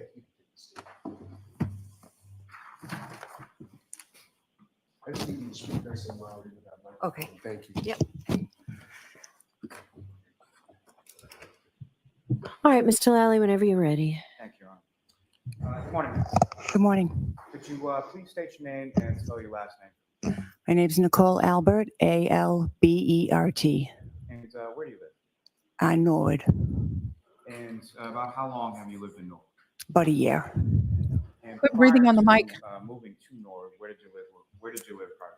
Canton. How long had you lived in Canton? My whole life.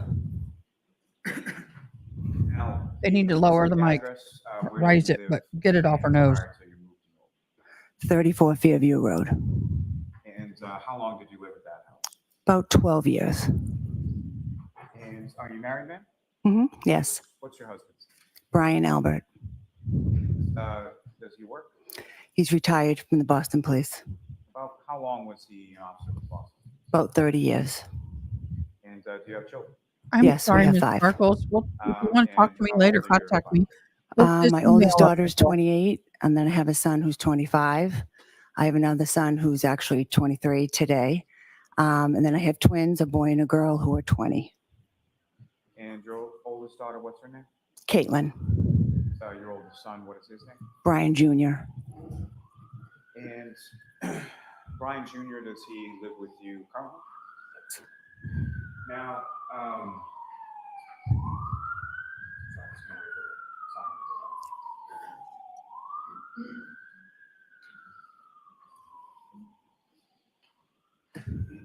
Miss Sparkles, I'm going to go ahead and remove that because you don't want everybody. No, I can't do that. Remove that so everybody doesn't your see other it. children, do they live with you as well? My oldest daughter lives with her boyfriend in Easton. Perfect. And my son Brendan lives with us. He's just finishing up college, so he's graduating this month from college, so he's back with us. My twin daughter, goes to college, so she's home now for the summer, but she has an apartment in Bridgewater. And then my twin boy is in the military. And which branches? The Marine Corps. Now, if I could turn your attention to January 28th, 2022. Do you recall that day? Mm-hmm. And do you recall what day of the week that was? It's a Friday. And at the time of January 28th, 2022, did you work? Yes, I've been a part-time lunch lady for about 9 years. And you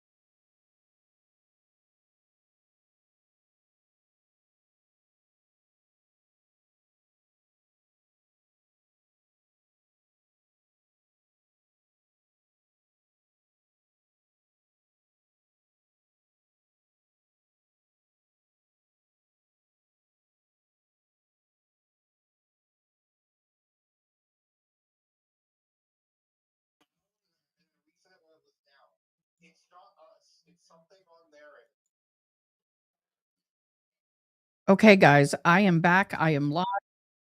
I don't know what's going on. I'm doing the best I can. I'm even trying to get my phone to hook up as a hotspot.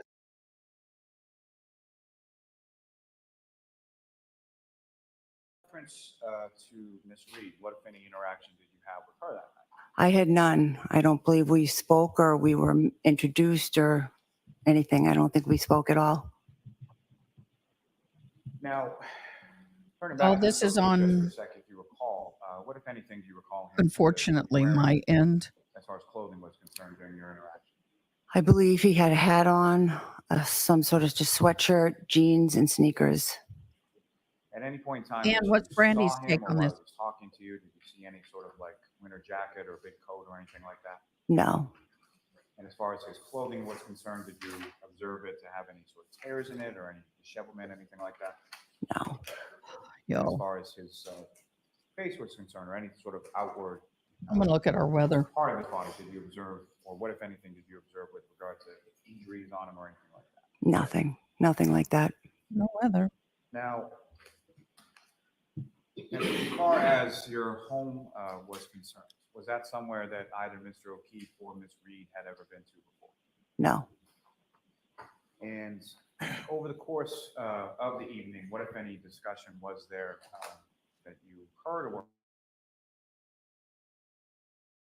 where to go after leaving the waterfall? Well, after the band wrapped up, I was getting ready to leave, and I just kind of leaned over to my sister Jennifer and said, "Hey, you know, Did I miss Brian anything? Jr.'s at the house. I think he just has two friends there. He's going to be turning 23 at midnight. If on your way home and you wanted to swing by and say happy birthday, you know, if you want to do that, come by and do that." And she was like, "Okay, you know."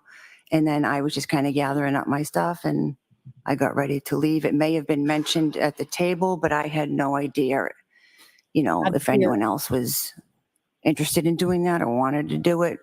I had just said it to my sister. Y'all, if it goes If out anybody again, else just had stick with wanted me because I'm fighting join or through come this. along I'm not with gonna that let it been an issue? win. Oh, no, I would have no problem if anyone sitting with us had come. But as far as you knew, you just communicated that to your sister Jennifer, and whatever happened after that happened. Yes. And when you say sort of the band was wrapping up and the bar sort of winding down, is that correct? Yes. Okay, about what time was that? Like 12:45. And about what time was it, if you know, about what time was it that you left the bar? A little before 12, 12-ish. And who, if anyone, left with you? It was me, my daughter, Caitlin, and my husband. And how did you get, bless you, how did you get from the waterfall back to your house on Thursday? My husband drove the three of us back to Fairview Road. And when you came outside of the waterfall and were sort of, you know, getting into your car and about to drive home, what, if anything, did you observe as far as the weather or what was going on at that point? It was just starting to snow a little, nothing major. Just a little snowfall started coming down. You could still sort of see the street and the blacktop. Yeah. And again, about how long a car ride? I is that, agree. generally speaking, I from agree. the waterfall to your house on Thursday? 5 minutes, 7 minutes. You want the witness to be And comfortable. as when you arrived at Fairview, who, if anyone, was there when you got there? When we arrived and I came in, my son was sitting there with his two friends and my nephew Colin, who is Julie and Chris's son. He was there. I kind of bumped into him when I walked in. I didn't realize he was there. I said, "Oh, hey, you know, what are you doing here?" And he said, "Oh, I just stopped by to see Brian, but I'm about to leave. My ride's about to be here." I said, "Oh, okay." And let me back up just for a minute. So when you arrived there, your husband Brian was driving. Where does he park in relation to the house? We pulled into the driveway. Best to err on the side of typically, caution. Is there sort of an order to it as far as where the cars go, like his car versus your car versus any other car? Not really. No. Do you recall on that evening which side of the driveway he pulled into, the left? I believe it was in front of the left garage. And when you come into and enter into the house when you were living there at 34 Fairview, was there, how many doors are there sort of on the front of the house? Well, there's a side door by the garage, and then there's like a front door in the front of the house. And is there any sort of particular rhyme or reason as to which door you would be entering? We usually use the side door. You know, initially I didn't like that because the side door walked right into the family room. So I kind of liked the other door. You could walk into a foyer you could take your shoes off, stuff like that. But eventually the people just didn't want to, it was, quicker to walk in the side door for the kids, I guess. So they would just go in the side door. But I think that night, because of the weather and it was wet out, I think I went in the front door No so problem, I Miss could Kevin. walk into the foyer and take my shoes off or wipe my feet or whatever. But some of the other people still may have gone in the side door. Thanks, Ann. Is anybody else And going to when you stay? sort of I come need into that front door, mod you were going in between to 11 and take your shoes 12. off in the My foyer. time. Is that when you ran into your nephew Colin? Yes, And about how old was Colin around that time? it was 17. And you mentioned that he had a ride. Did he give you any indication as to who that ride was? He didn't mention at that time who the ride was. Guess what? And that sort of I'll explain interactions my that you internet had later. with Colin in your house prior to him leaving and walking out, about how long a period of time is that? Couple minutes, not even, just a quick interaction. And then he left the home. You didn't see him for the rest of the night. No. And then you come into the home, and again, I'm sorry, who was there sort of initially when you come? So my son Brian and his two friends Julie and Sarah were just kind of sitting at a kitchen table in like the dining room area of the kitchen. If you could explain to the jury sort of the layout of your home at Fairview. So you walk into a foyer, and then where is the kitchen related to that? Well, if you walk in, if you go to the right, it's like an open doorway, and that's kind of like the dining room part of the kitchen. But then it extends to the back of the house where it's like an island and like the sink and the counters and the cabinets and all that. So it's just like long. So as far as the dining room and the kitchen, is there any sort of like wall or structure? Or anything No, to it's separate them? open in between the two of those things. And then if I were to go sort of further back within that home beyond the kitchen and the dining room, what's back there? Well, to the right, there's like the family room. And is there anything as far as Thanks, a wall? Sparkle. Can you Did you see hear into what the I family said? room? You can. It's like an opening. Yeah, it's not completely open, but there's an opening. So if someone was standing in the family room and you were standing in the kitchen, you could see them, converse with them, that kind of thing. Yes. I have an 11 o'clock if she shows up. Sparkles, can you hold down the When you fort for come a in while? and your son Brian Jr. is sitting around the table with two girls, Sarah and Julie, what are they doing? We're just sitting there. Was there any sort of music playing or anything like that going on? There may have been. I'm not sure if there was music playing at that time, but there might have been. You're awesome. When you say at that time, was there anything that happened later on? Thank you. Well, later on, I remember that we had music connected to like a little speaker that we were playing. Yeah, but when I first walked in, I don't remember if they had music going or not. And you get back to the house, and what is it that you're doing sort of when you come back? So I come in, I assume I, said happy birthday to my son, said hello to his friends, and then I just kind of went to the kitchen area, and like they had ordered food, and so I just did my usual thing. I just was picking up, wasn't a huge mess, but I was just picking up the area, cleaning, probably check the bathroom to make sure that was clean. Just my usual thing that I do, just picking up around the house. And I don't mean to minimize this in any way, but you basically did the mom thing where you go around and start cleaning up, correct? Yeah. Yep. And is that something that you did sort of continuously throughout the evening, or? Yeah, that's kind of what I do. Now, after you arrived, We're having home, was intermittent anyone power else, outages across town, so that's why I'm having internet problems.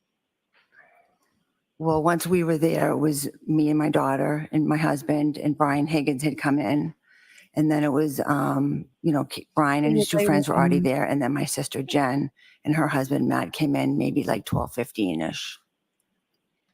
And so, Mr. Higgins, did he come in around the same time as you, or did he come after, before? Yeah, he came in the same time. I mean, I think he might have pulled up to our house before us. Or But we got out of the car and went right into the house. So I assume he just came in, basically around the same time. Do you have any idea sort of what Mr. Higgins was driving that night when he came to your house? I believe it was a Jeep. Do you have any idea where, in reference to your house, where Mr. Higgins parked? I'm not sure. I thought it was out on the curb facing up Fairview, maybe by our mailbox, but it could have been in the driveway. I'm not 100% sure. Not something you were particularly paying attention to? No. And at some point after you and your daughter and your husband and then Mr. Higgins comes along, about how long a period of time is it between your arrival in the home and then when Ms. McCabe and her husband came? 15 minutes, 20 minutes. And as far as your nephew Colin, when he had left, was Ms. McCabe and her husband there yet? No. And when Ms. McCabe and her husband come, where is it that, while you're at your house, where is it that everybody sort of congregates? They came in and they sat down at the kitchen table with Brian and his two friends. And then I believe my daughter, Caitlin, was sitting at the table as well. And back at your home after leaving the bar, was there any drinking that was going on there afterward? Yeah. And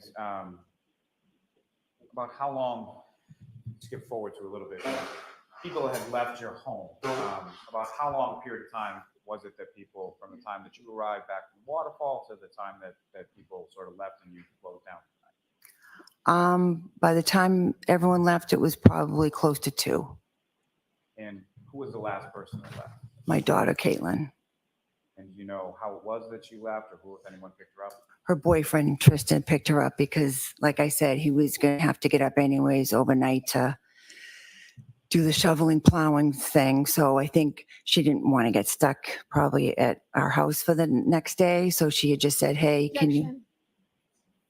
Okay, I'm going to end your answer there. Next question, Mr. Lally. You can't say. Hearsay. Prior to your daughter Caitlin leaving, let me ask you this. As far as people leaving from your house, what was sort of the order of how people left and when people left? I believe Brian Higgins left first, approximately 1:30ish. Then Jennifer and Matt and Brian's two friends left 12:45, 12:50. And then, 1:45, 1:50, I'm sorry. And then Caitlin was probably closer to 2. And when your daughter Caitlin left, who, if anyone, was left downstairs and sort of awake between both yourself and the other people that lived there? Just me. So your son and your husband have both gone up to bed at that point? Yes. And at any point in time, so you mentioned that there were a number of people that were sort of around the table in the kitchen, correct? Mm-hmm. And Yes, sorry. where did anybody else go sort of around your house during that time? I know at one point, my husband and his friend Brian were in our family room.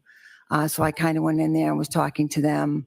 We had some shelves on the wall that just had a bunch of pictures, old pictures from our wedding or when Brian was in the Marine. So we would just kind of look at them, laugh and talking about them. We stood in there for a little bit talking. And then eventually we just moved into the kitchen area where everybody else was. And to your knowledge, had Mr. Higgins been over to your house at any point prior? He may have been at our house for a graduation party, but I wasn't sure if he had ever been inside because the party was outside. It was a cookout. So I don't know if he'd been in that part of my house. Now, as far as the outside of your house, at any point in time during the course of the evening, did you hear anything unusual, see anything unusual outside of your house? I didn't. At any point in time, did you go, were you aware of anybody coming to your house that didn't come in?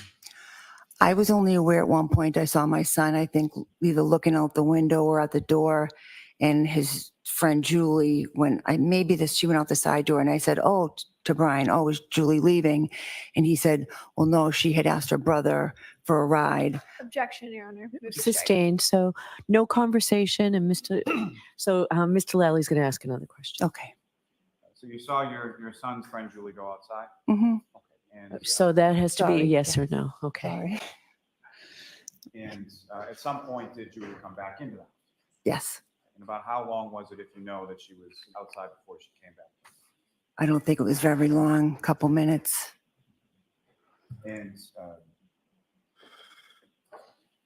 over the course of the entirety of the evening, at any point, did anybody else, other than the people that you talked about previously, come into your house? No.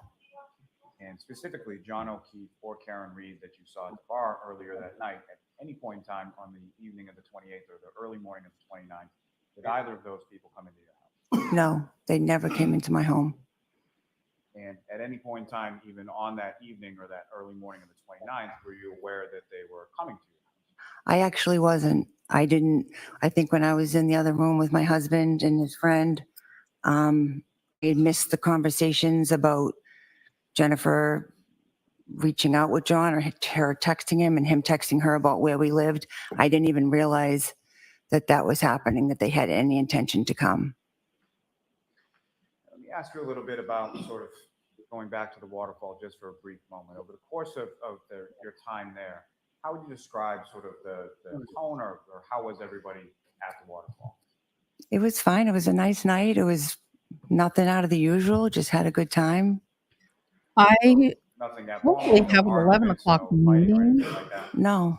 and question as but we're she's getting not back to the confirmed. house now, I we're will be in the very building. close. I just won't be How in would you the describe sort room. of the atmosphere? So I'll leave this Same running. thing. We were just I'll be hanging out, listening. Well, sitting around the halfway house listening. talking, I just wanted you to stay having on a and good time. Nothing comment. And crazy. do you know how to pin post? So if another witness comes on, you can pin them. Do you know how to pin post comments?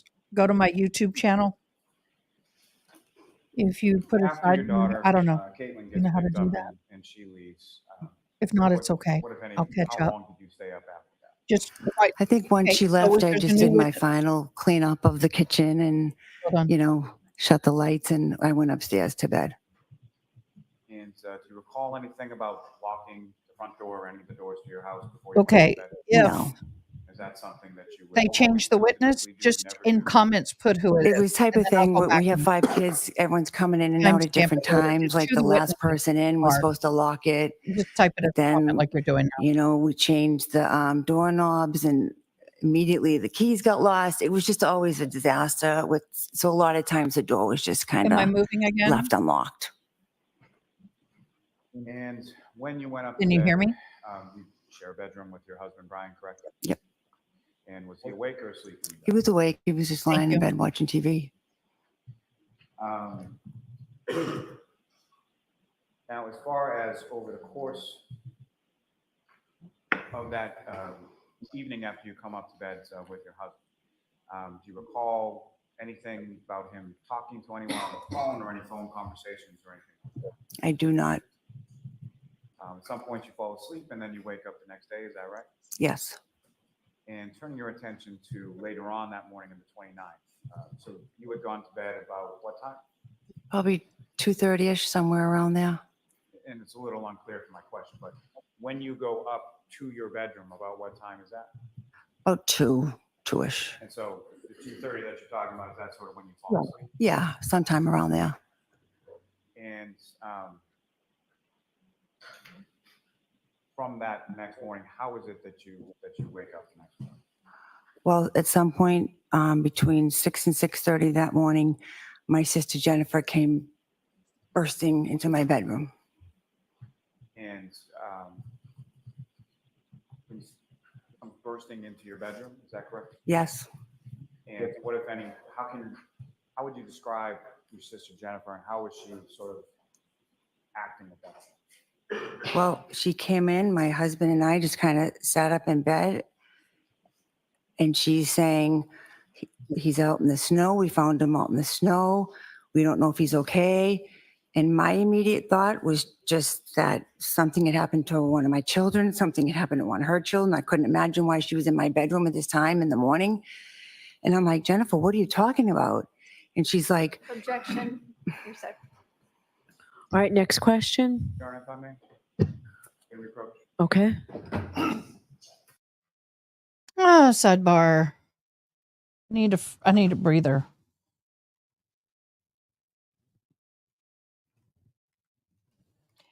I don't know if this person's going to show up. They've not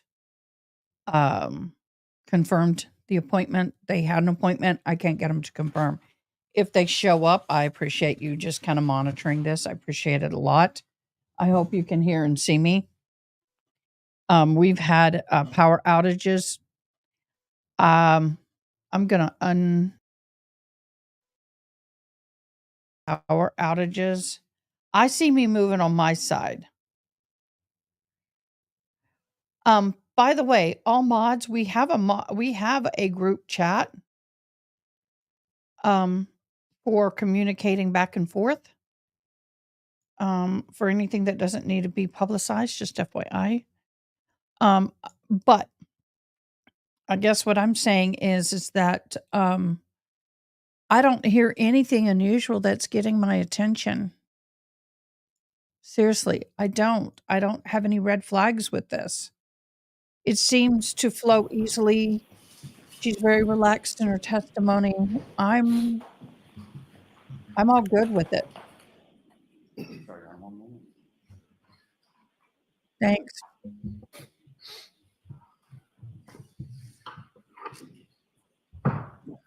Let me back you up just for a second and I'll get back. As far as when your sister Jennifer comes into your bedroom, do you know about what time that was? Between 6 and 6:30. And it's fair to say that's not a normal occurrence? No, it's never happened before. And if you could just describe your sister Jennifer's demeanor when she first comes into your bedroom. She was hysterical. And she says some things to you, and then where did you go? Well, I tried to ask her what was going on. What is she talking about? And she told us. Objection, Your Honor. No, I'm going to allow that. So she told us, what had happened or what she had just witnessed outside. And we were just trying to understand what she's saying. Like I said, I didn't know if it was something had happened to one of her kids, one of my kids. And so I said, Jennifer, I don't know what you're talking about. So she finally was like, well, John, remember John from last night at the waterfall? And I'm like, what do you mean? How could you be outside? And she's like, you got to get up. The police are here and they want to talk to you. So my husband and I got up. I think I threw on a sweatshirt and we started to walk down the stairs. As we walked down the stairs into that foyer area, Officer Link was walking in the house. And so that front foyer area would have been the front door you were talking about before? Yeah. And when you get sort of down to the bottom of the stairs, is it just Officer Lank? Are there any other officers with him? It was just Officer Link at that time. And the door was halfway open. I kind of pushed it open, looked out, and I saw like a cruisers and a couple of guys, standing out in the snow. And I said, Jennifer, where's John now? Objection, Your Honor. Okay, I'm going to ask you to move on, Mr. Lally. As far as when you looked outside, did you see any ambulance or fire truck or anything like that? No, I didn't see an ambulance. I did see maybe 2 cruisers. I don't remember if there was a fire truck there. I don't think there was, but I'm not sure. And as far as Officer Lank or any other officers, these are officers with the Canton Police, is that correct? Yeah. And where did they go once you opened the door? So he came in the house, and I believe around the same time Jennifer's husband, Matt, had come. I assume she had called him or whatever. So it was me, Brian, and Jen and Matt, and Officer Lang said, can I come in? Can I talk to you guys? And we said, sure, absolutely. He came in, we sat at the table, and he was just kind of asking us all, okay, well, where were you last night? Objection, Your Honor. Okay, sustain next question, please. The table that you're talking about, where in the house did you talk about? That same dining room area. And without regard to sort of content of the conversation, did that conversation with the officer go on? See, I'm seeing everything clearly on my 45 minutes. Maybe, I'm not exactly sure. As far as how the conversation ended, at any point during the conversation, did yourself or your sister or your husband or did anyone ever sort of end the conversation or tell the officers to leave the home or anything like that? No, no. And you welcomed them inside once you realized what was going on? Yes, absolutely. And I believe another officer had come in as well. Now, after the officers leave from your home, what happened then? So I believe they left and said that someone would be in touch with us, the state police or somebody. So they left and we were all just kind of sitting there in shock. You know, I'm asking Jennifer, like, you know, what happened?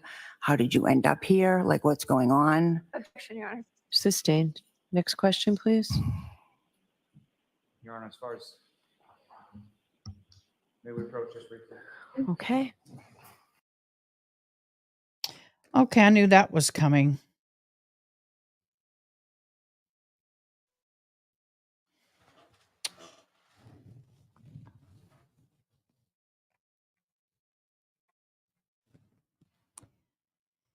I find it, look at, oh, this is the first time I've seen that much whispering from the family of John O'Keefe.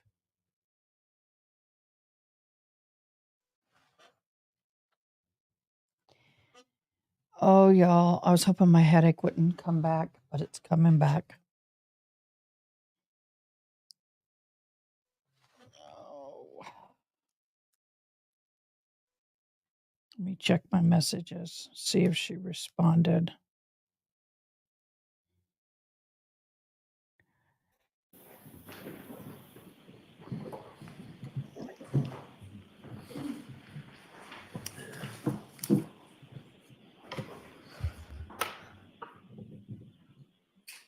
And so, Ms. Albert, without any sort of specifics of your conversation with Ms. McCabe, you had a conversation with her, is that correct? Yes. And about how long did that conversation go on for in the case? With just her, I mean, we were all just kind of sitting around the table talking. And just to be clear, when we say all, who is all at this point? It was me, my husband, and Jennifer and Matt. And at some point later on, did other people come over? Yes, at some point, my friend Brian Higgins, my husband's friend Brian Higgins came over. And do you know how he came to be at your house that morning? I believe Brian called him to let him know. I mean, he had been with us the night before, and I think he had been friends with John and Karen, so Brian thought he should let him know. And do you know about what time that was or how long it was after the officers left that Mr. Higgins came over? Could have been 15, 20 minutes. I feel like he came somewhere around 7:38, and maybe the link had been done by 7:15. If he was around 6:30, I'm not really sure of the specifics. And what happened then? Then we were all just still kind of sitting there. Carrie, who is another person that was called that morning, she had been at the hospital, so she was kind of calling Jennifer, giving updates as to what was happening with John. So we were kind of waiting to hear how he was, if he was okay. Then around, I don't know if it was 8:30, I had noticed my sister-in-law, Julie, had pulled into the driveway, and I saw her get out, and she was putting a box of donuts in my son's car, whose birthday it was, because they had a bit between them where every year she did that. She got him donuts, and she would leave them for him. So I saw her, and I said to my husband, oh. Objection. Okay, not what you said to your husband. So wait for another question. Okay, sorry. That's okay. Spoke to her husband and where did They're not professional witnesses. He went to the door because Julie was about to get back in her car and leave, and I thought that she should be made aware of what was going on. And so your husband goes to the door, and at some point, your sister-in-law, Julie, comes into the house? Yes. And if you know about how long a period was Julie at your house initially that morning? An hour or two. I'm not sure. Woo, You're that's not sure, you're different. not sure. So as far as people that were over your house that morning, do you have any idea sort of how long people were congregating around your house after that initial Miss McKay bursting into your bedroom? Again, it could have been between an hour and two. And at some point, we mentioned that the Canton officers had indicated that you may be spoken to at some subsequent time by troopers from the state police, correct? Mm-hmm. Yes. And when was it that you, if you know, when was it in relation to this date that you spoke to anybody from the state police? I wasn't interviewed for a couple days later. And do you recall where you were when you were interviewed? I was at my house.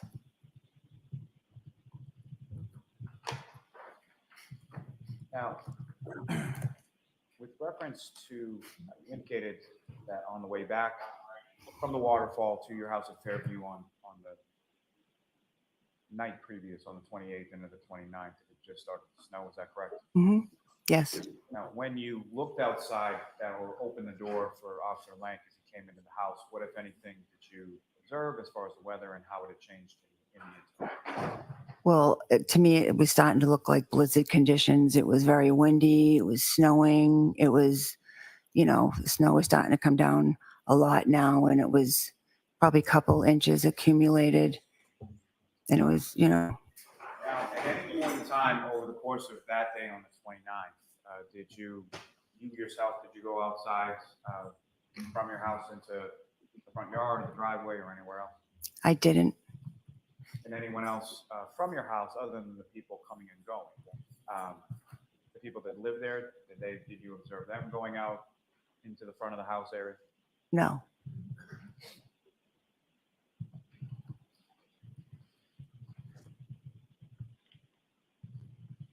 May I approach the witness? Yes.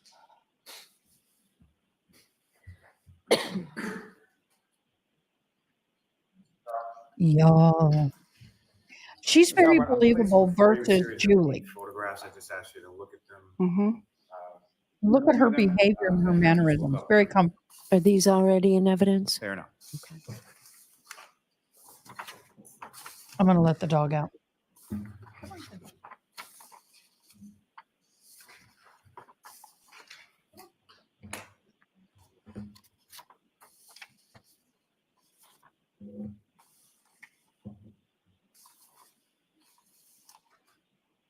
Every time I say that, I want to sing, "Who let the dogs out?" Sorry. And just to ask you, ma'am, in general, in those photographs, do you recognize what's in those photographs? Yes. Okay, what do you recognize those to be? That's my front yard. That was your front yard when you lived at 34 Fairview Road? Yes. And what's contained in there, is that a fair and accurate portrayal of around the time of January 29th, 2022? Yes. Commonwealth to seek to introduce and admit. Any objection, Ms. Little? No objection, Your Honor. Thank you. Oh, this is the first I've heard of Miss Little. Yes, please. Wow. I like. We have somebody else's voice. Easier for me to tell who's cross and not with a different voice. What are you doing back in here? With the court's permission. Hold on. We need to mark these. Doggy pushed the door back open and came back in. What are you doing back in here? Did you just want to go say hi to Matthew? There's that little hair that's been driving me crazy. Sometimes you get a little fuzz on your mic and it drives you crazy. Oh.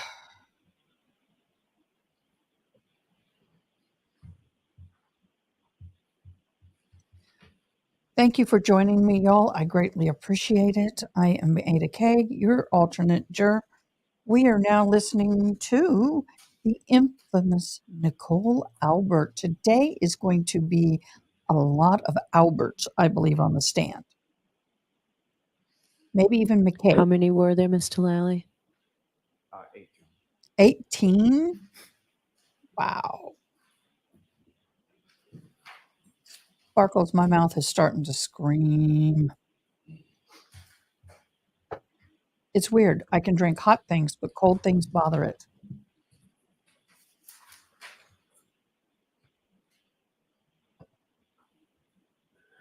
Well, it doesn't look like my 11 o'clock is showing up.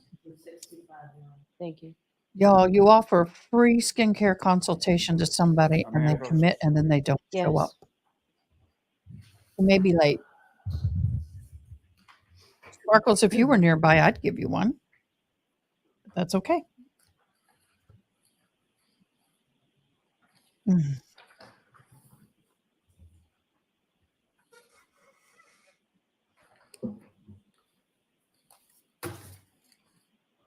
Yeah, I Just know. one moment, Your Honor. Yes. My head's on that verge of a headache, but I'm not. Yesterday was bad, y'all. You didn't see me yesterday. I'm glad you didn't. I don't remember much of yesterday's. I was in so much pain. Oh, that's an interesting look at the attorney to Miss Jurors, feel free to stand up Reed. and stretch if you'd like. Okay. Stretch break. Ah. Okay, y'all. Let's do some. Oh, there's stretch break.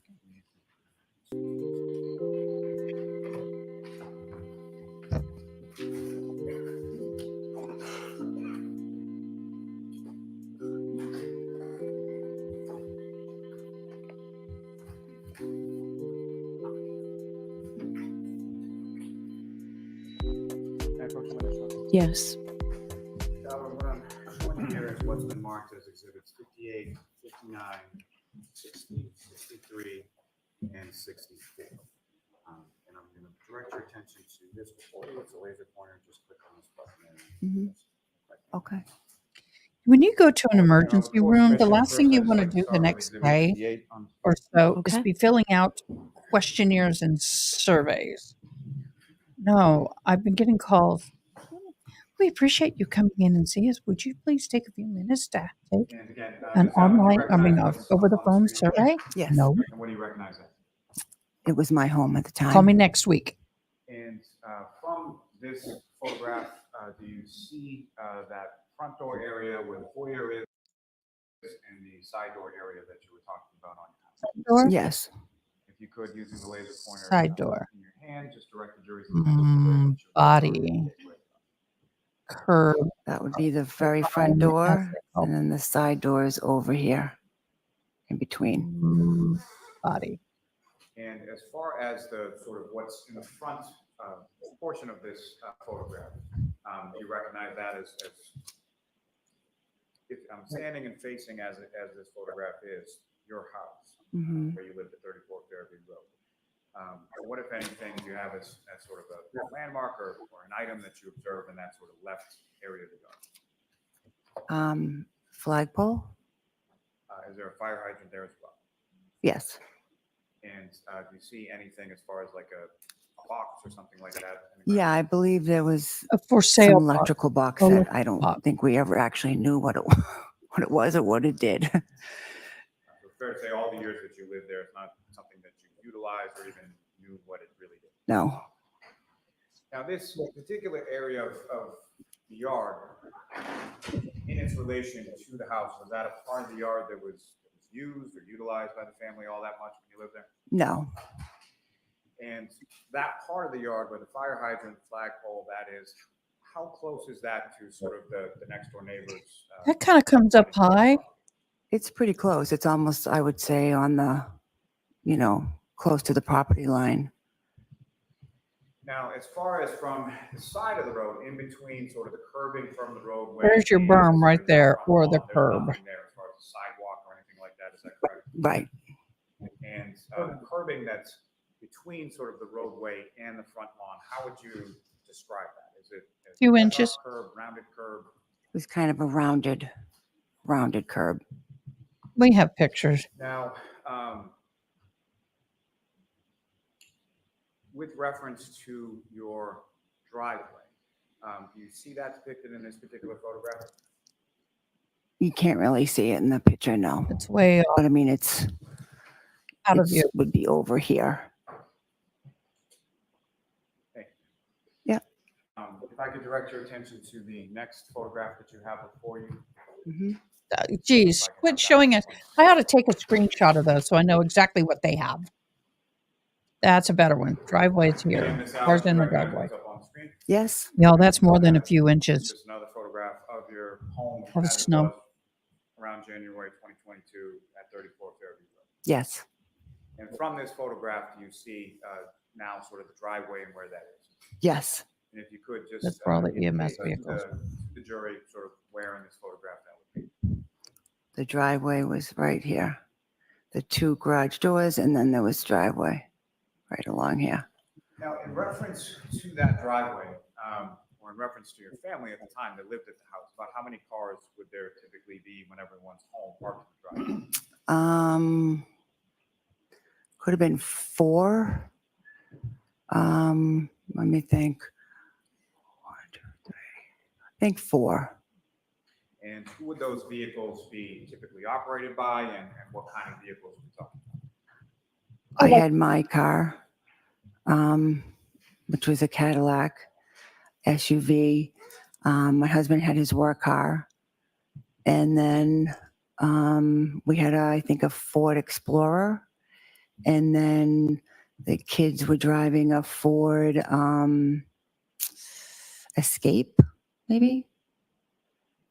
All sort of bigger cars, all sort of SUVs, is that Yeah. correct to say? Yeah.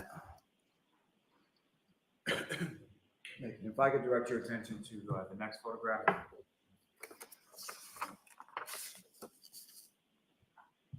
And again, what's up on the screen, is that what you have for you as the next exhibit? Yes. And just for the record, if you could read the number that's on that photograph now.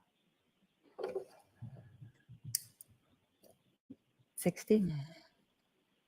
And again, what's up on the screen, is that just another depiction of your home at that time? Yes.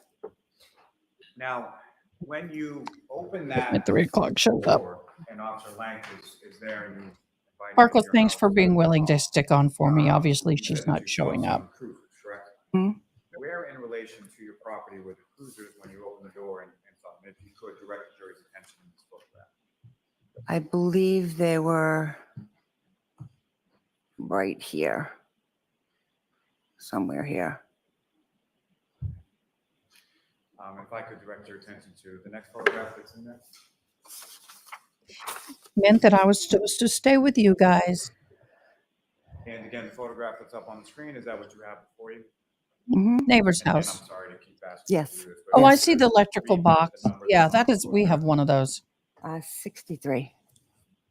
And so exhibit 63 up on the screen, if you could describe to the jury sort of what part of your property or abutting property are we looking at? I believe our property ended, somewhere along here. So right about in the general area of the electrical box and fire hydrant you were talking about? Yeah. Yep. And that next door residence there, do you know offhand what the number was for that? I don't. Maybe 36? I'm not sure. Somewhere in the vicinity of your number 34. Yeah. And if I could direct your attention to the next photograph. Then? Mm-hmm. 64? Thank you. Yeah. On pace. So with respect to this photograph, as far as the sort of side door, do you see that in this photograph? Yeah, the side door would be right there. And there's sort of another door off to the right of the photograph, is that correct? Yep, that door would go into the garage. And typically, at least around this time of January or late January 2022, as far as the vehicles that you were talking about, would any of those vehicles go in the garage, or what was in the garage? The garage was a little bit cluttered, so if there was a storm coming, we would try to arrange things so we could at least maybe get 1 or 2 of the cars in there, but otherwise we didn't put the cars in the garage. Only if it was gonna, be a storm, we would try to get some of them out of the driveway. And with reference to these specific dates of January 28th and the 29th, and this specific storm, do you recall anything as far as putting vehicles in the garage on those dates? I don't. I'm not sure. I'm not sure if we had maybe put mine in there. because I had gotten picked up that night. I'm not sure. And I believe, is there one more photograph that we have to talk about?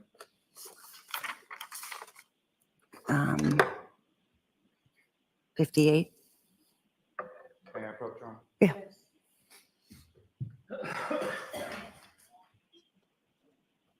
No. Okay. I'm going to try and gum a sandwich here. It's going to take me forever to eat it. Now, in addition, In a minute, I'll do the. let me ask you this. At this time in January of Yeah, this is horrible. 2022, did your family have any pets? Yes. And how many pets did you have? We had one. We had a dog, What was the dog? Chloe.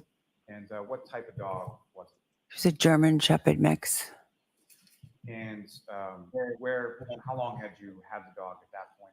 About 6 years, I believe. And do you recall sort of when you got the dog, how you got the dog, or where you got the dog from? We got the dog from a shelter in Texas. And what type of, so shelter, or fair to say it's a rescue dog? Yes. And where did the dog typically go within the house? It was when it was allowed anywhere in the house. And as far as nighttime, would there be any sort of particular pattern of where the dog would sleep? Yes, at nighttime when we went up to bed, it came up with us and it slept in our bedroom. And at any point in time, during the time from when you returned from the waterfall to your home, where was the dog at that? Well, the dog had been up in the room, and I believe my husband, when we first got in, brought her down to let her out to go to the bathroom. And when the dog went out to go to the bathroom when you lived at 34 Fairview Road, where would the dog go? How would that?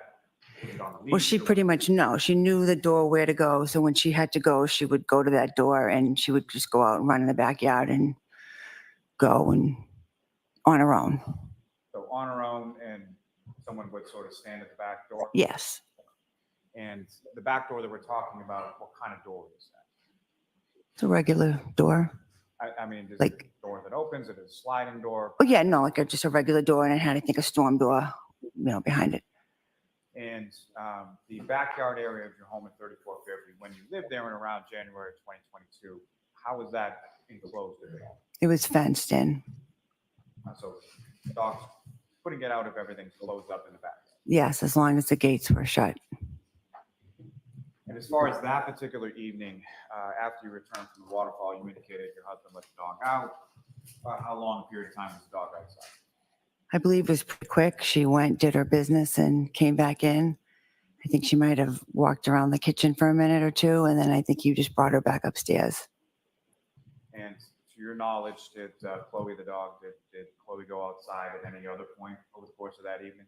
No.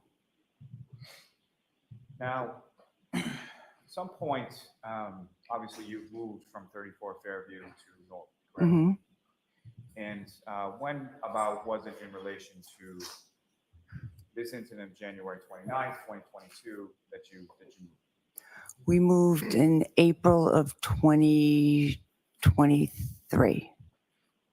And with any plans or discussions were there in reference to moving prior to January 29th? Objection, Your Honor.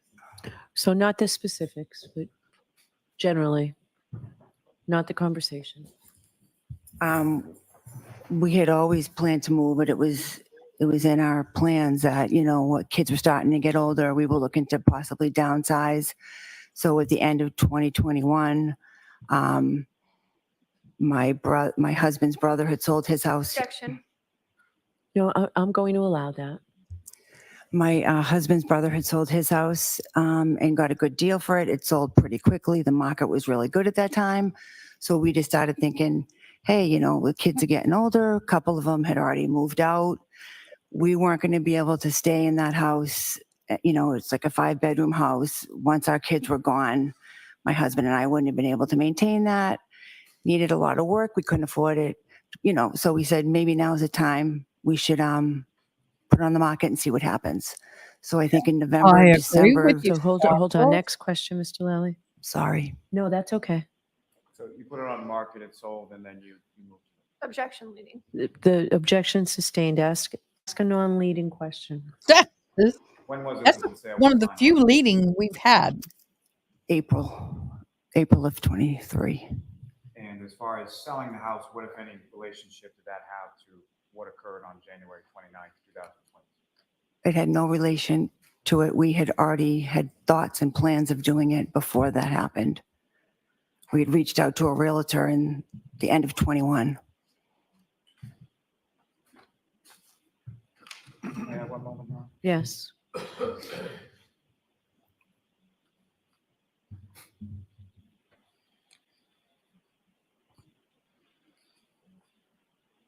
I think we're getting ready to get near cross. I've done 4 pages of her. 1, 2, 3, 4. I have nothing further for this witness, Your Honor. All right, Ms. I've Little. done 4 pages on her Thank you, already. Your Honor. Okay, this is the first time we're getting to see this woman on cross. Good afternoon, Ms. Albert. Hello. You were at the Waterfall Bar and Grill on January 29th for approximately 4.5 hours. Is that correct? I was there from say 7:45 till about midnight. About 4 hours? Yeah. And you were there with a group of individuals, including Brian Albert, Jennifer McCabe, Matt McCabe, Julie Albert, Chris Albert, Caitlin Albert, and Tristan Morris, and then were later joined by Brian Higgins, correct? Yes. Okay. You testified that John O'Keefe and Karen It's gonna be hard joined for your me to group hear. around 11 p.m. Is that right? Approximately. Over the course of those 4 hours that you were there, did you see any sort of tension whatsoever between John O'Keefe and Ms. Reed? Well, no, they were only there for an hour when I was there, but I didn't have really any interaction with them. But no, I didn't see anything. So based on your observations, everyone appeared generally happy and in good spirits, correct? Yep. At any point while you were at the Waterfall Bar and Grill, did you observe Karen Reed stumbling, slurring her words, or otherwise appearing to be under the influence? I did not, but again, I never engaged in any sort of conversation with her. Did you observe your husband and Brian Higgins engaging in sort of practice fighting techniques while you were at the Waterfall Bar and Grill? I saw them fooling around with each other, yeah. Okay. This is gonna hurt. Your I'm gonna Honor, if watch I could them show for this. just a screenshot of the video that's been previously marked. A screenshot of it? Sure.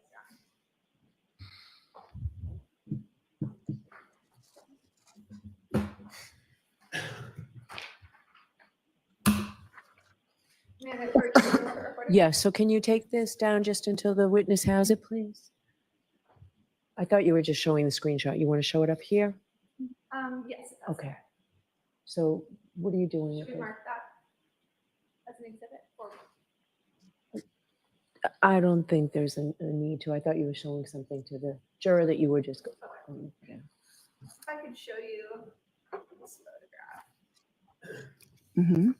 All right, so we will mark it for Oh, identification. sorry. All right.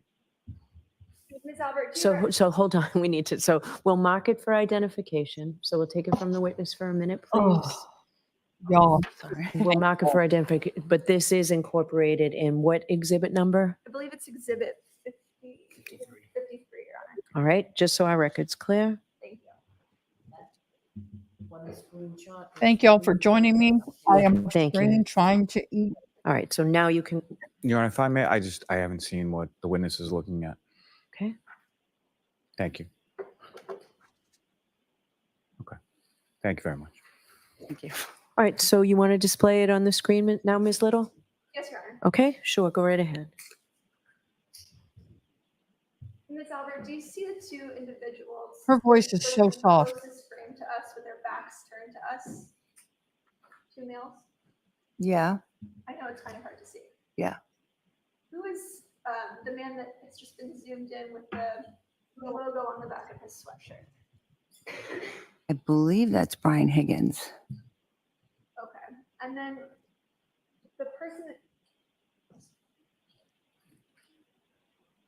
that that sweatshirt is, you said Brian Higgins? I think, yeah, it's a little hard to tell. Over into the other individual who's sitting right next to him. Mm. I know this is kind of hard to see because the number's blocking it. Yeah, But does that appear to be your husband to the left, kind of in a fighting stance? yeah, I think so. Okay. Ms. Albert, when your husband drinks, does he often So I'm spar sorry, are we the- taking this down or keeping it up? Yes, Your Honor, you can take it down. Okay, thank you. Ms. Albert, when your husband drinks, does he often get into sort of these practice sparring, practice fighting stances? Is that common for him? Objection. No, I'm going to allow it. She's got to learn the judge's way. No, I don't think so. That's So this true. type of behavior was unusual for him. No, I think they were just fooling around. I don't think there was anything much to it. My question was, is it unusual for you to see him sort of practice fighting?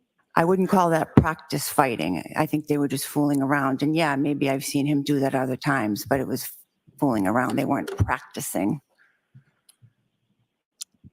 Play fighting? Let me put this a different way. You do know that your husband is a highly trained fighter, correct? Objection. I'll allow that. Absolutely not. Your husband has no fighting experience whatsoever. A highly trained fighter? No, he's not. He has boxing experience, correct? Objection. So I'm going to see you at sidebar on this, please.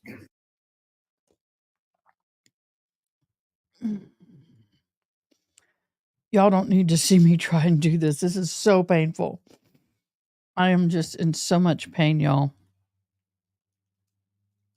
I'm sorry. I shouldn't be complaining. For those of you who are watching on replay, the whole upper palate of my mouth is like raw hamburger meat, and the side of my mouth. And no matter what I eat, it's very painful.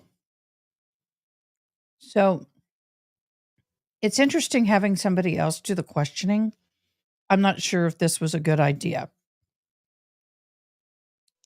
But because when you're in a court and you're doing the questioning and you're in 9 days in and now somebody else pops up, you get a groove and the jury gets comfortable with you. But then you do somebody else. Oh, thank you, Sparkles. It just everything stings and burns. It's just raw meat. But I got to get something in my stomach. But such is life. I mean, it does remind me when I had cancer and went through chemo, and I had the chemo mouth. What's your opinion, y'all? I've got multiple people watching. Please comment. This is an open forum. What's the opinion so far on her testimony? I find that she is not as friendly as she was with the prosecution, but that's not normal. I'm going to get me off the screen now.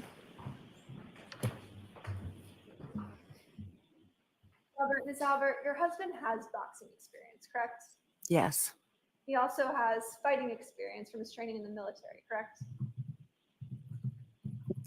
I don't know That's the same thing. what fighting experience from the military means. I mean, he was in the Marine Corps. He was out of the Marine Corps in 1992.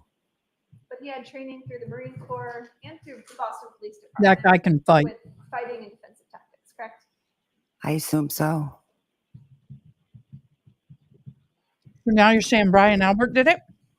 Ms. Albert, you testified earlier that you left the waterfall. That's what they've all around, I done. believe, 11:45. Is that correct? No, I said I think closer to 12. Okay. Could I show you what's been previously marked as Exhibit 53? Your Honor, could I have permission to publish Exhibit 53? Okay. She said 11:45 to Mr. Mason, 12. I would have you start the video at 5:14. I mean, that's what she said. Okay. That's between 11 and 12. Defense, what's the issue here? If you could pause. That's her. This video? No, I don't. Do you see the woman that's in the lower quadrant? Do you recognize that individual at That's all? me. That's her. I don't. It's so I can't tell who that is. I know this is not the best video, so I'll play a little bit more and see if you might be able to recognize it. You don't recognize who that individual is? That's you. I mean, it could be me. I'm not sure. I can't really tell. All right, so this is an instance where the video has to speak for itself, right? Understood, Your Honor. And do you wear glasses, ma'am? Did you bring your glasses?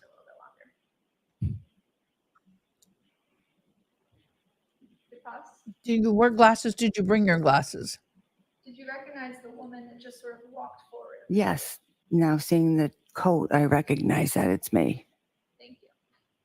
And did you see what was in your hand when you walked by? I don't. You could play just a little bit more. There's 4 of them. Who's the older man? Ms. Albert, do you see you appear to be holding something? Yes. What is that? Looks like a can. And what time is that video taken? 11:58. That would have been approximately the time that you were leaving the Waterfall Bar and Grill. Yep. You guys had a fun night. It looks like you kind of grabbed the white claw. You're about to leave. Is that correct? Yes. Okay.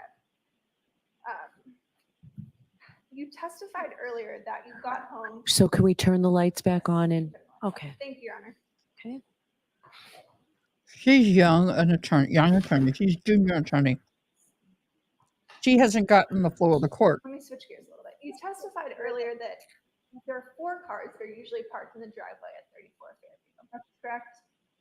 Yes. And you listed at least the make and model of about 3 of those vehicles. Yeah. Do you recall that? Yep. You said there's a Cadillac that usually is parked in your driveway. There's a Ford Explorer. Hence why everybody and there's a pulled Ford onto the Escape, street. correct? But you also said there's a 4th car. That's your husband's work vehicle. correct? Yes. Yep. What type of car is that? That's a Ford Edge. No. A black Ford Edge. Yes. Yep. Oh. Is there a reason that you didn't want to state or commit to that in front of this jury when you originally testified? No, there's no reason. I was just trying to think of all the different cars. We have 5 kids. We've had a lot of different vehicles. I was just saying it as I remembered it. There's a problem. There was a black Ford Edge parked where. This case has revealed the importance of a Ford I know where she. Objection, Your Honor. Sustained. In your mind, a Ford Edge has significance to this case, doesn't it? Objection, Your Honor. Hold on. I think I understand where she's going.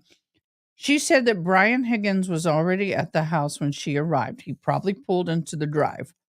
Or, for whatever reason, there was a black Ford Edge seen parked where the body was at 3:30 when, I think it was 3:30 when the sweeper came through. Or maybe 2:30, but one of the 2 times. No, can you answer I'd have to that? go back Does and a look. Ford Edge have significance in this case to you? I've heard it talked about. Yeah. Mm. And what you've heard talked about is that an eyewitness saw a Objection, Your Honor. I'm going to stop you on that. The objection. You cannot testify, darling, in your question. Ms. Albert, you know there's significance to the Ford Edge, and that's the one Objection, Your vehicle Honor. that you did not mention in your initial testimony, correct? You need to let her So finish can her we allow question. that question? Can you answer that? I just was trying to think of all the different makes and models. I did not purposely say that. I don't believe you.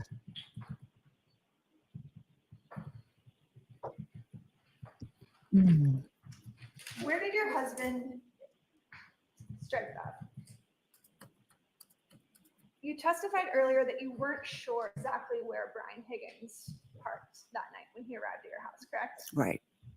And you said, I'm not sure, but then you gave a pretty vivid description about him being parked, you think, in front of the house by the mailbox facing away from your residence, correct? Right. Yep. Is that statement something that's from your personal recollection or for something that you've discussed with other witnesses in this case? No, it's from my personal recollection of what I'm pretty sure I remembered. He pulled in first. He backed out so we could pull in, and then I'm pretty sure he pulled out and parked along the curb where the mailbox was. So you haven't discussed that statement with any other witnesses in this case? I don't remember. I don't think so.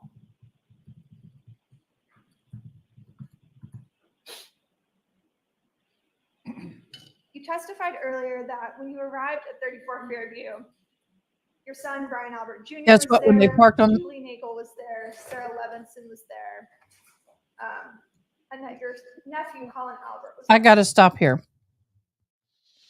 And all the stuff that I've seen or heard thus far, especially from Randy in church or Randy Churchwell, and her charts and everything. I don't think he could have been parked on the street because other people were. And this sounds fishy to me. Correct? Yes. Okay. Can you describe sort of your interaction with Colin Albert when you walked in the door? It was literally, I was coming in. I think we almost bumped into each other. I said, I didn't realize he was there. I said, hey, what are you doing here? He said, oh, I just come by to see Brian, but my ride's on its way. I'm about to leave. And I said, oh, okay. And I said, all right, I see ya. And he just kind of continued on. I think he must have went out the door. So when you first testified, I believe you stated that you saw Colin seated at the table with Brian Jr., correct?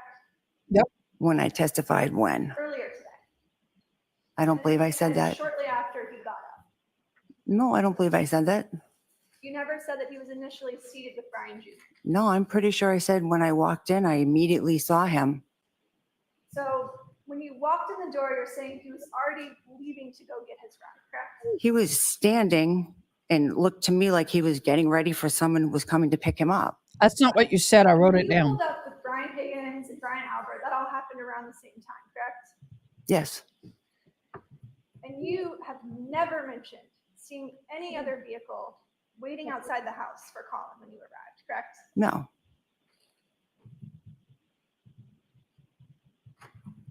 You didn't observe another vehicle outside the house. No, I'm not saying he said to me, my ride's almost here. I'm leaving. So I didn't see anything outside about his ride. And it was cold outside that night. Yeah. So he sort of walked out the door before his ride arrived. I don't know if he went and stood and waited by the door. I came in the house and like I said, I immediately said hello to my son, his friends. I went and started doing my cleaning and I didn't really pay attention. But I assume he left because I never saw him again. It's not adding You're up not for sure me. if he was sort of standing by the front door. I'm not sure. I mean, he could have been standing there waiting. He said his ride was about to be there. Okay. But you didn't see him. I did not see him leave.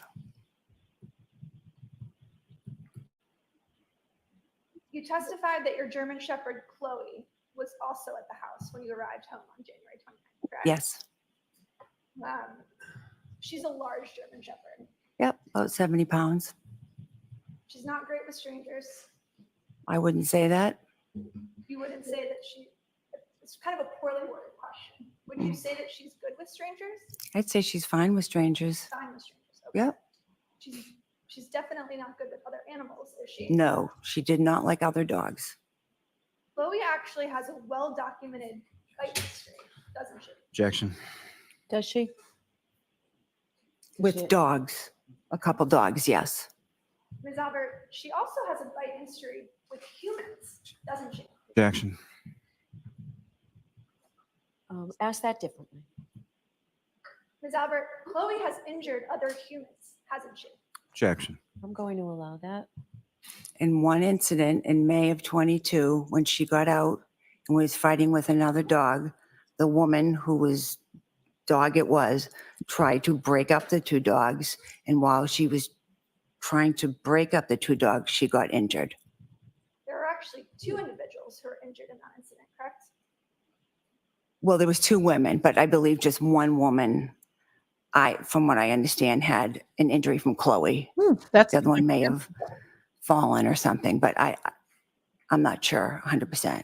There were two women who were actually taken to the hospital after that incident, correct? Yes, a neighbor had called the police or called an ambulance just to make sure they were okay.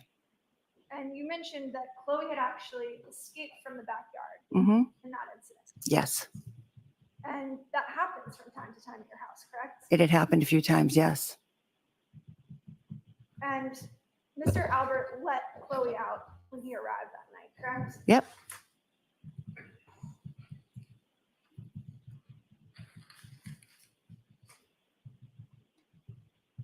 Ms. Albert, you don't have Chloe anymore, do you? Nope. In May of 2022, 4 months after Mr. O'Keefe's death, you got rid of your family dog of 6 years. Objection.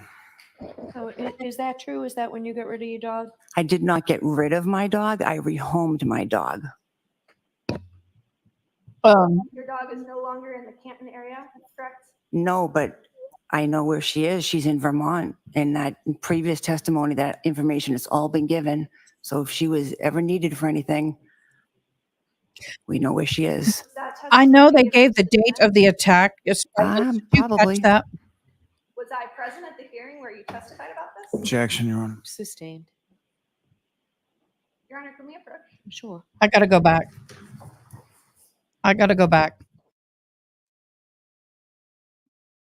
Through the dog. Hey, what are you doing here? He said, oh, I just. She's a large German Shepherd. Objection. Does she? With dogs. A couple dogs, yes. Ms. Albert, she also has a bite history with humans, doesn't she? Objection. Ask that differently. Ms. Albert, Chloe has injured other humans, hasn't she? Objection. I'm going to allow that. In one incident in May of 22, when she got out and was fighting with another dog, the That's woman what I who wanted was to hear. Sorry about that.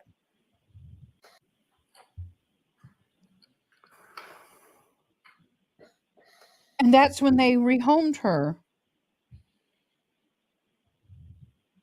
So, wow, that's interesting. What do you think about that, Sparkles? Or anybody else who's on live? Oh, look at the look she gave. Oh, she's like so done with this. I'm sorry about that. Okay. She is so done with this. Ms. Albert, you're aware that we actually sought records regarding Chloe and her bite history, correct? Objection, Your Honor. Was it from this witness? It was. That's a yes or no from there. Yes or no? Well, it was from a custodian. Okay. I'm going to sustain the objection. Which means they got to call animal control to verify all the records All right, Ms. Albert. before they can. I bring want it to in. direct your attention back to the early morning of January 29th. Mm-hmm. You testified that everyone who arrived at your house just after midnight was sort of generally gathered at the table in the kitchen area, correct? Yes. And over the course of that evening, you had never heard any sort of disruption inside, correct? No. You didn't hear a crash. Certainly There never needs heard- to be an answer. Sorry, no. You certainly never heard any screaming or yelling, No. and you never heard the screech of any brakes outside, correct? Correct. Okay. On July 20th, 2023, you testified before a grand jury, and Mr. Lally was not there, correct? And Aiden McLaughlin was also not there, correct? Okay. Do you recall that? Yes. And you were specifically asked during the course of that hearing where everyone was positioned around the table that night. Mm-hmm. You remember that sort of line of questioning? Yeah. And you explained that your sister Jennifer was seated next to Brian Jr. Objection. Is there a question? Yeah. We're getting that question, so go ahead. You were very specific about kind of how people were seated at that table that night. Do you remember that testimony? You explained that Jennifer was seated next to Brian Jr. and Matt McCabe was across from him. Do you recall that? Yep. But when you were asked where your husband and Brian Higgins were positioned at the table, you weren't able to place them there. Isn't that true? Because I don't believe they ever sat at that table. And what you told the grand jury during that hearing was that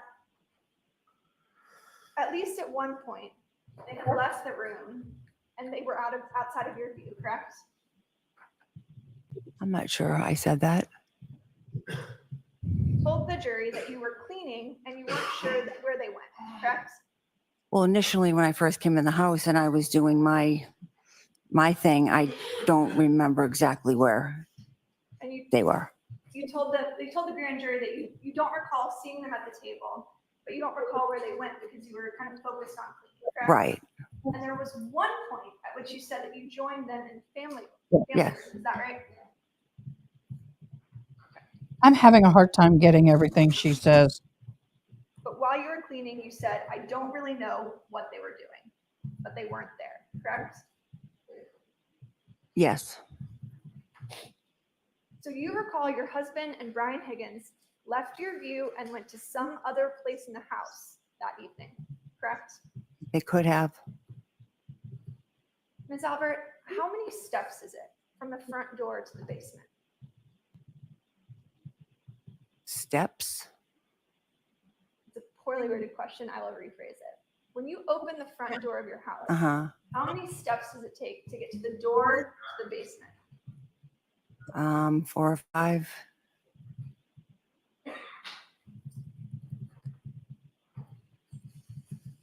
Geez, I'm writing so much, y'all. You testified earlier that Brian Higgins left 3430 first, correct? Yes. He what? Then Matt McCabe, Jennifer McCabe, Sarah Levinson, and Julie Nagel left together, correct? Yes. And the very last person to leave your house that night, you said today under oath, was your daughter, Caitlin, correct? Yes. And you said she left your house close to 2 a.m. Is that right? Yep. Ms. Albert, that's not what you told Sergeant Lank on January 29th, 2022, is it? I don't recall what I told him. Would it refresh your recollection to take a look at your statement to Sergeant Lank? Sure. May I approach the witness, Your Honor? Yes. Oh.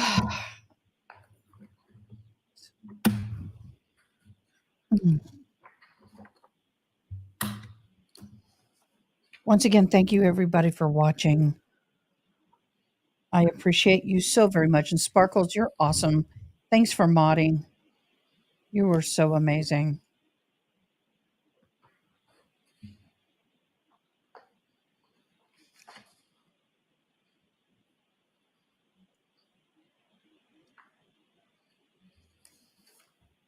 Okay, I'd like to direct your attention to page 2 of the supplemental. Would you show? Thanks, Ms. Show the Kevin. prosecutor, please.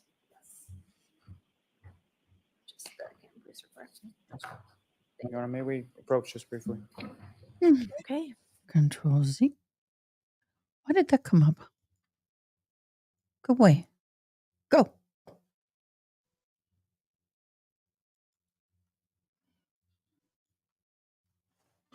Another sidebar. So I'm getting a little curious here, y'all.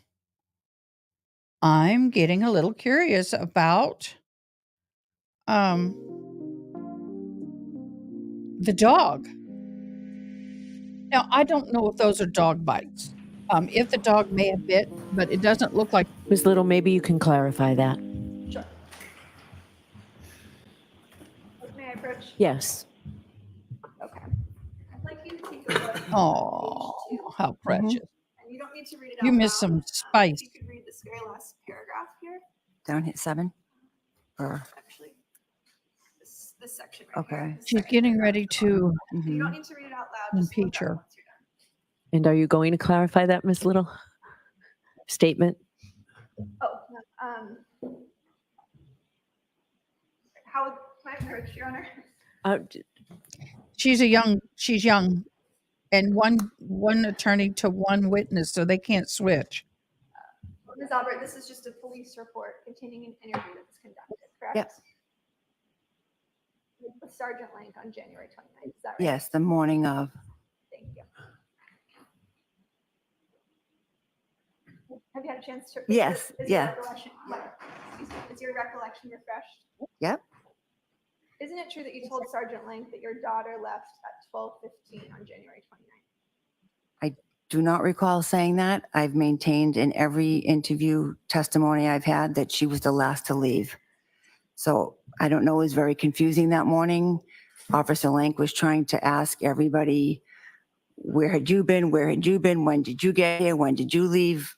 I don't know if somehow it was misconstrued, but I've always maintained that Caitlin was the last to leave. Understood. And that's because Sergeant Link was talking to everyone at the same time, correct? Yeah, I mean, we were sitting around the table. It was a little, everyone was, we're all in shock and it was a little confusing. Sure. It was more of a conversation than an interview. Is that right? Oh, I guess you could say that. Yeah, Coach. Yes.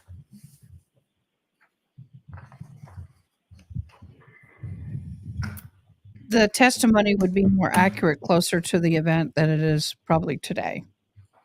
But that is an inconsistency. Good to bring it up. Not that it didn't have the bang Ms. that. Albert, do you deny saying that to Sergeant Link? I don't believe I said that. I think maybe someone was saying, oh, Jen and Matt got there at 12:15. He misunderstood. It got misconstrued later in his notes. But I've always said, in any other time I was questioned, that my daughter was the last one to leave. So I don't, So you weren't trying to protect your daughter. no. You were forthcoming about always providing the troopers with information about the individuals who were present that night. Yes.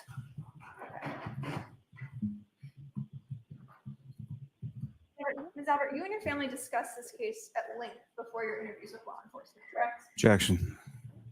I'll allow it. Did you? Of course, we discussed the case, but just everything that was going on, we were trying to figure out what happened.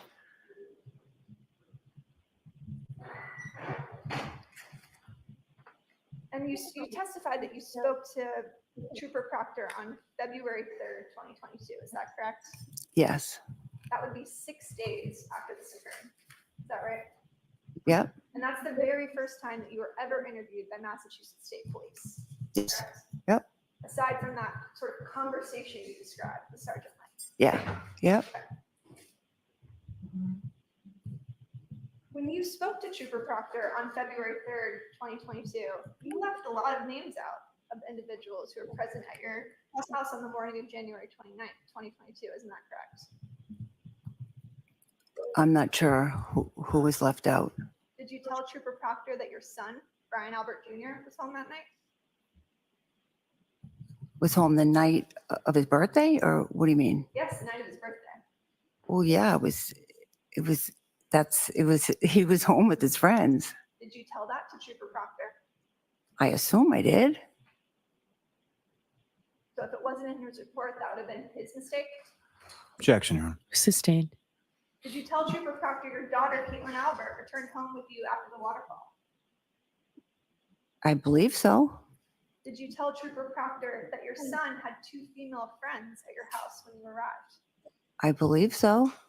And notably, did you tell Trooper Proctor that Colin Albert was present at your house? I probably didn't, because anytime I was questioned about who was there, to me it was who was there afterwards, hanging out from like the 12:15 point on. I didn't consider Colin as being there because I literally crossed paths with him. He left, and I didn't consider him being a part of the group that was there.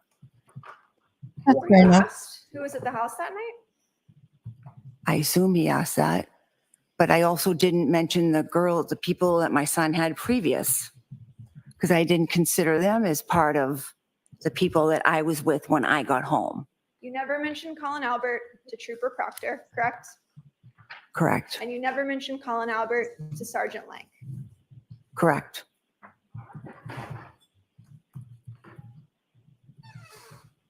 Ms. Albert, you knew that if you gave Trooper Proctor the name of your nephew, that he would have to interview him, correct? Objection. All right, I'm going to sustain that objection.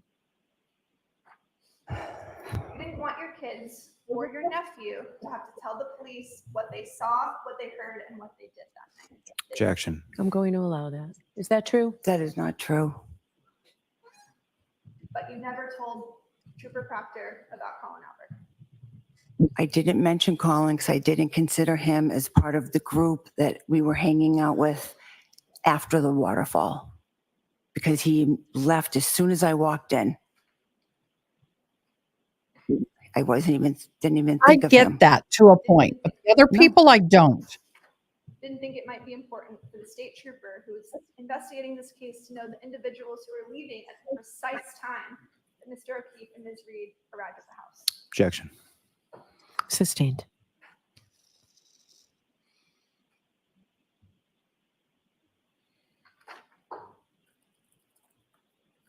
Ms. Albert, what's the first thing you remember waking up to on the morning of January 29th? My sister bombing into my bedroom. Okay. Your Honor, if we could approach. Okay, approach sidebar, or you? Okay. Yes.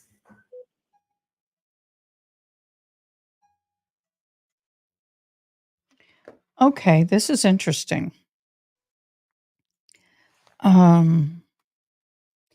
I guess she is trying to not get in trouble, so she's clarifying before she says it.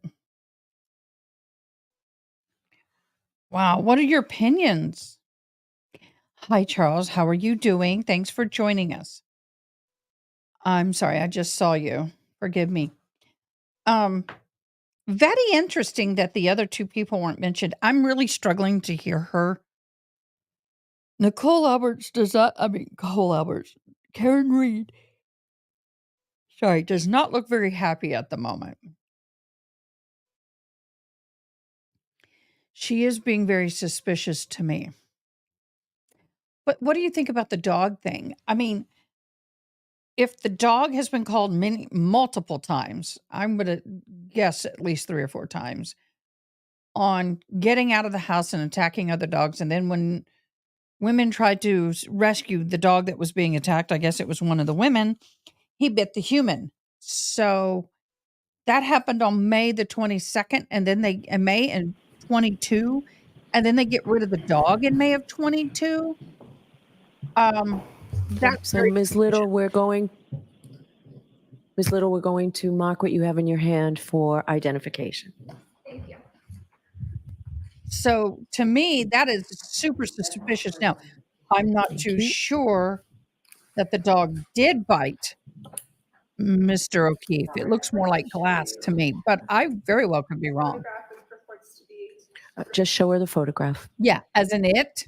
Ms. Albert, Yeah. do you recognize After 6 years? No. that photograph? Yep. What is it? It's a picture of my house. Does it appear to be generally to scale? Yep. Do you recognize sort of the flagpole in the yard, Yes. the house, Yep. the driveway? Mm-hmm. And that looks Yes. accurate. And that looks accurate in terms of scale, correct? Yes. Permission to publish? Sure. She doesn't look happy. She knows something's coming. Ms. Albert, where is your bedroom? Oh, Do you want me to show it? Yes, if you could explain. it's facing. Right up here. Yes, I knew it. Front of house. So Front left corner. your bedroom is in that upper left-hand quadrant, correct? Mhm. How in the hell Yes. did they sleep through all that? Far left window, that's your bedroom window. Yep. How did they that sleep right? through all Yep. that? The two of them. So on January 29th, you had 2 bedroom windows on the left side of the house that were facing. Are there the windows front on the lawn where side in Mr. that corner O'Keefe's body too? was found, correct? Yes. You're aware that Ms. Reed, Jennifer McCabe, and Carrie Roberts arrived outside your property around 6:04 a.m., correct? Yes. Did you hear any fire trucks that morning? I did not. Did you hear any ambulances? I did not. You didn't see the flashing lights of emergency vehicles outside your bedroom window? I did not. My blinds were shut. My curtains were closed. I did not see anything. You testified the very first thing you remember was Jennifer McCabe waking you up in your bedroom. Yes. So I'm sorry, just to keep track, are we going to take this down now, Ms. Little? Or we can keep the lights on? I just want to keep track of that. Yes, ma'am, Okay. thank you. Okay. She's young. I'll give her a lot of grace. Look at she's. I love Nichole Alberts. What time was that? I thought it was somewhere between 6 and 6:30. May I have a moment? Sure. Look at her. Look at and boy, she does not have a poker face. Let's If see I what- told you it was around 6:45 based on video surveillance footage, would you quarrel with that? If that's what you say. Okay. Does that sound about right to you? Yeah, I initially from the beginning just said 6:30. I wasn't quite sure. Ms. Albert, what about the two calls that you received from your sister at 6:07 and 6:08 a.m., which were answered? I never answered any phone calls from my sister that morning. You're aware that the Cellbrite records indicated that you answered two calls from your sister. Objection, Your Honor. The, 7 and 6:08 a.m. the objection sustained. Why is that sustained? Your Honor, may I approach the witness? Okay.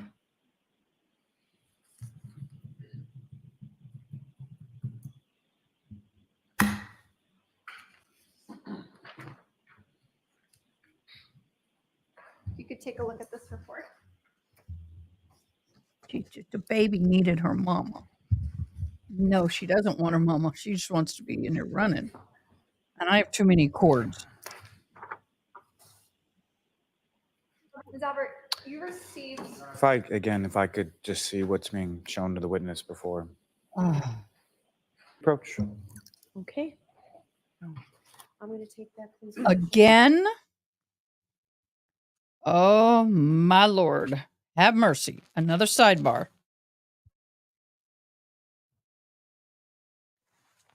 Oh, no, you don't. What? Yeah. Now my dog gets jealous. What's going on with you? I think I know what's wrong. I'll be right back. Since I get out between my legs, I'll be right back, y'all.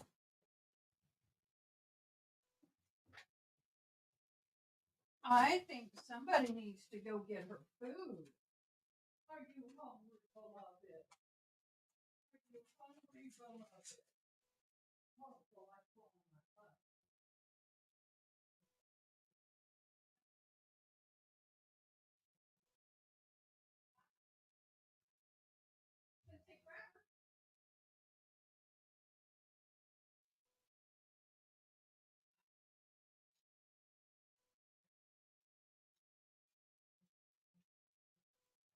If you can grab her again, put her in her room. I just put her out.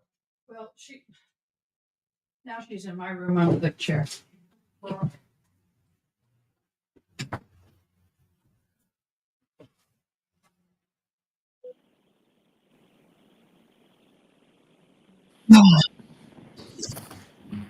All right. So let's mark one for identification, please, Ms. Little.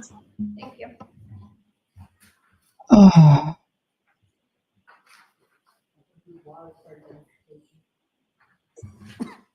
I think I'll take one of these. Okay, and you can give it back to Ms. Albert. Thank you. And you can go back and ask a question, and let's see where we go with this, okay? Yeah, she's getting a warning here, y'all. Recognize this document. Recognize it? Do you know what it is? Well, yeah, I see what it is. Does it refresh your recollection as to the two calls you received on the morning of January 29th? It says here 2 calls were With- placed. Okay, don't read it, but you were asked a specific question. So if you could answer the question, please. Does that refresh your recollection to the two calls you received from your sister on the morning of January 29th? She may have I'm placed sorry. those phone calls to me, but I never answered them.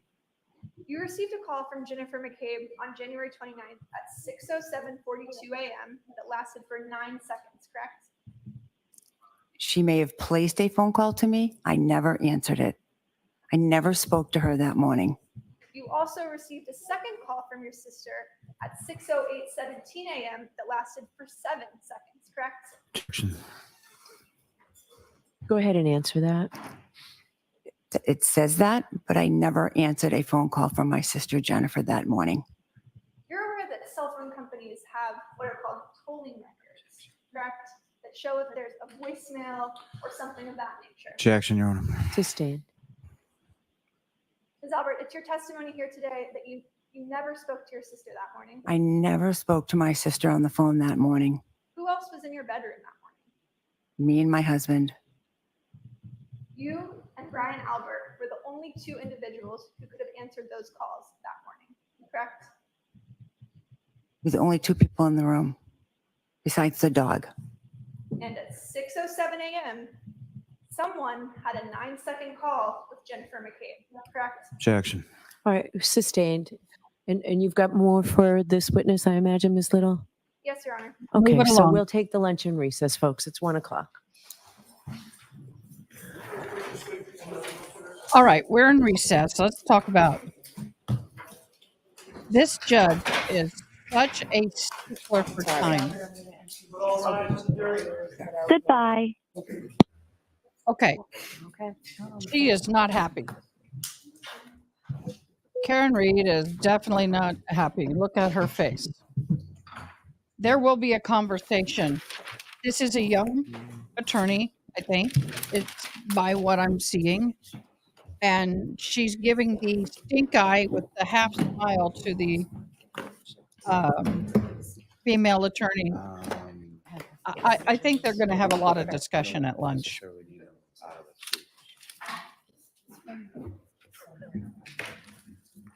It's probably in there. I think that's not an evidence yet. I think that's something else. I like to watch the Madam Court Reporter, do you need me for anything? Okay.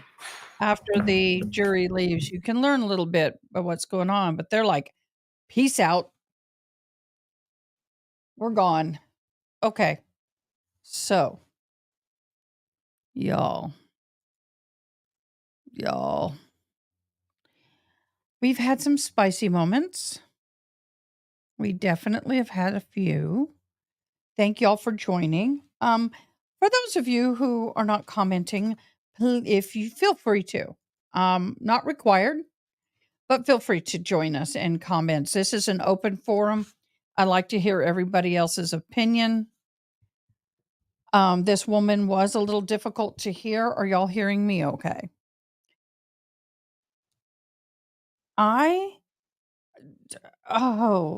When she was on of course, it always changes when you're testifying for the side that you're supposed to be on, but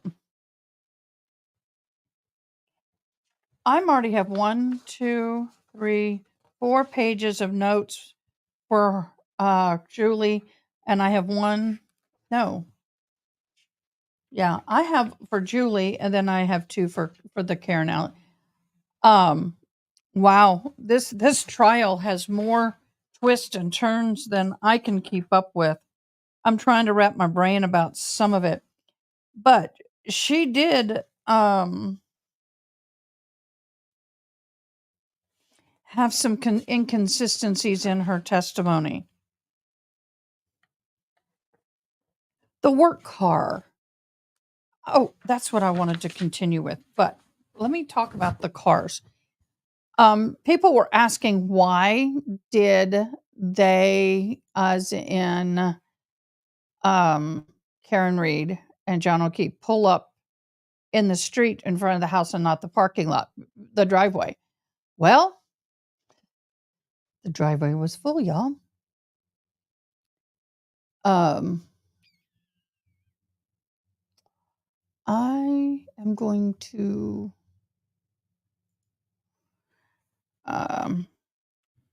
I'm looking up Karen Reed's car in Police Bay. I'm trying to find the pictures of her car images at the scene. I'm just trying to find the different pictures of her car. I have the video of her car. Trying to find pictures of her car. If anybody's good at researching, I could try to pull up the trial video of the pictures, but I really want a hardcore picture, not the video picture. I like the different pictures, but doesn't look like I'm going to find it. What I did find, and I wanted us to go through, if y'all are game, is get that back over there. I'm going to move this over here. Is we were looking at the. Is this it? Yes, we were looking at the situation with her car. And guess what? The video that I'm pulling up is the #1 video of part of the video with her car.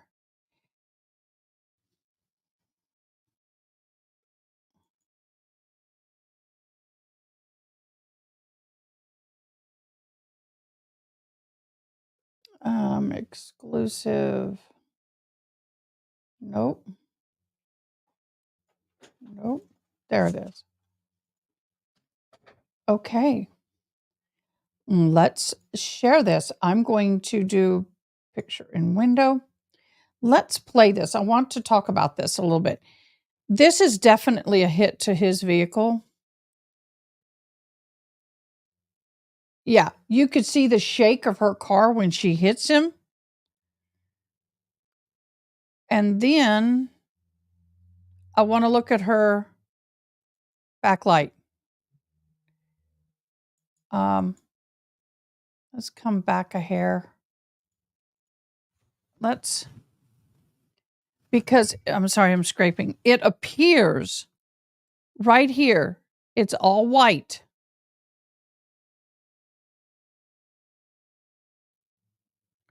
But the snow is so bad I can't see what's here. What's your opinions? You guys see this. Tell me what you think.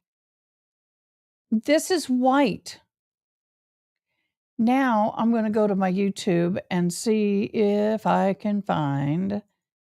When did they play the videos of the car? Was it 3 days ago? I think it was. Let me go back 3 days. I'm just going to skim.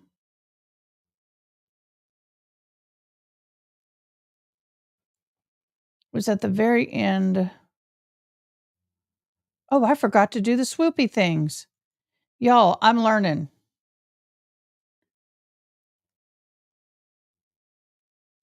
That's very, very, very plausible.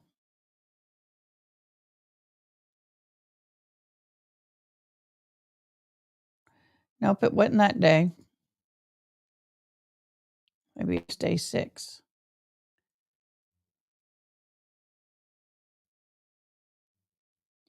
Yeah, that's what I want, day 6.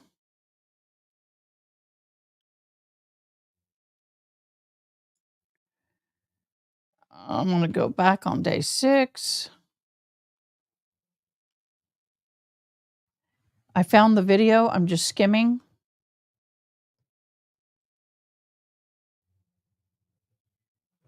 I need to share this screen instead. Go big. Okay. You can see over here, there's a red. Over here, it is clear. So apparently, it does look like it was broken there. That to me, just that alone is enough reasonable doubt when it comes to any evidence with the taillight. Any doubt. I don't know about y'all, but that clears me of any doubt of the taillight. Now I'm going to try and see where they have the car in the bay.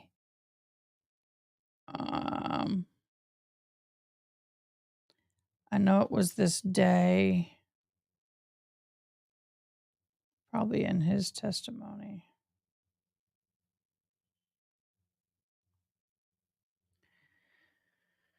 They talked a lot of, oh, there it is. I got to get to it again. Let me stop here and just kind of skim this way. It's definitely in his testimony.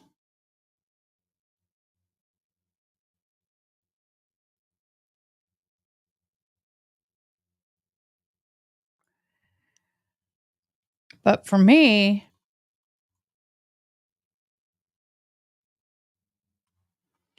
gosh, where is it?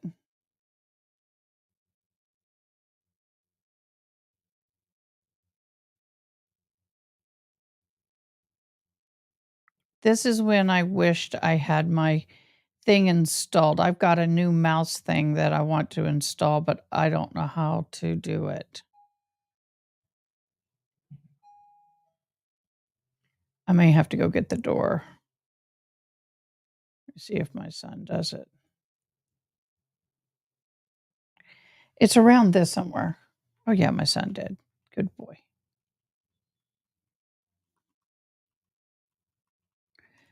Well, what do y'all think about the car situation? I want to see what car she had too. There. There, that's what I want to see. Yes. But see, what bothers me is see that plastic there? But there's no residue of broken glass. Okay. There is no, well, not glass, it's plastic.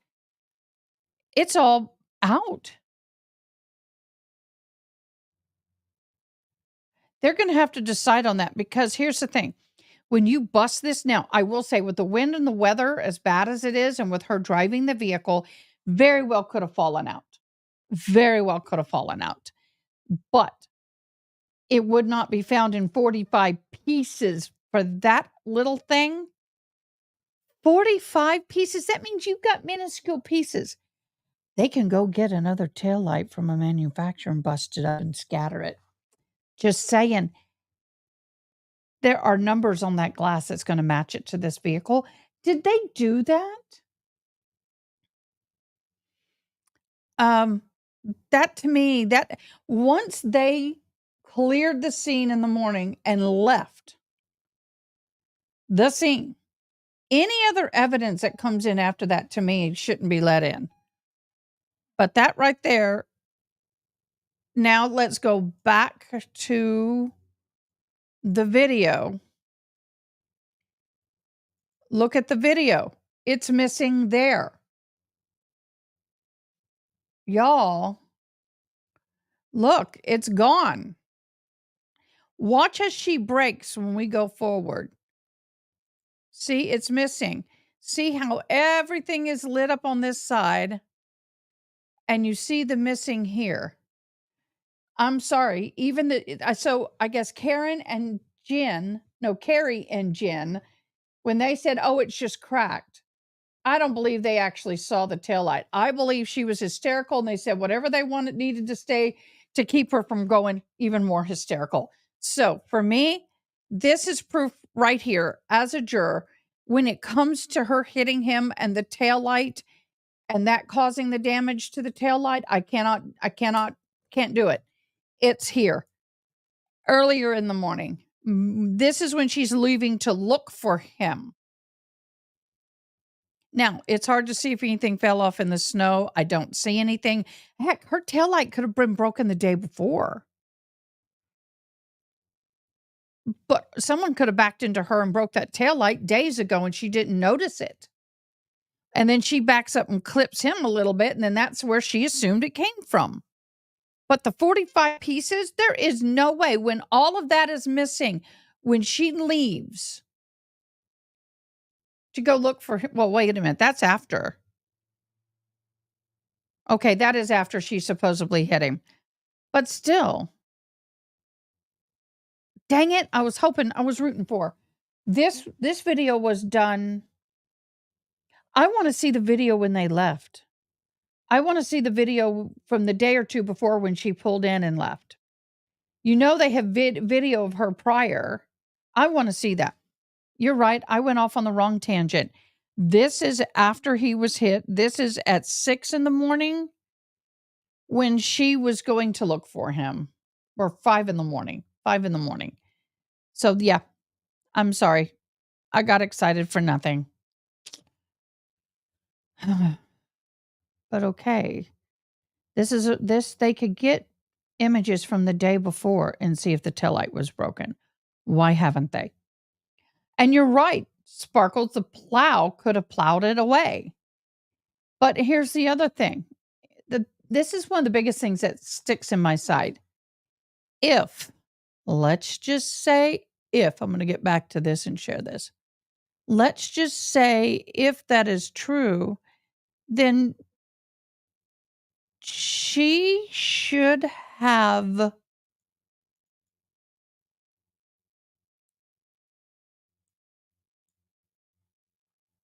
who is this? Oh, she could have. I lost my train of thought with that. Oh, it was a plow with a snowblower and a snowblower. But here's my thing. In order to hit him where he was laying, she would have to drive over the curb or berm, as they call it. If she drove over the curb or berm, as they call it, then to me, you would see tire marks, because you're seeing tire marks for hours later, even after the snow had been falling quite heavily from the emergency vehicles. As they blew the snow off the grass, or even as it melted, if she pulled in on the grass, you would have seen the tire marks, because that ground was pretty dang wet. And that car would have left tire tracks. And they are not speaking of any tire tracks whatsoever.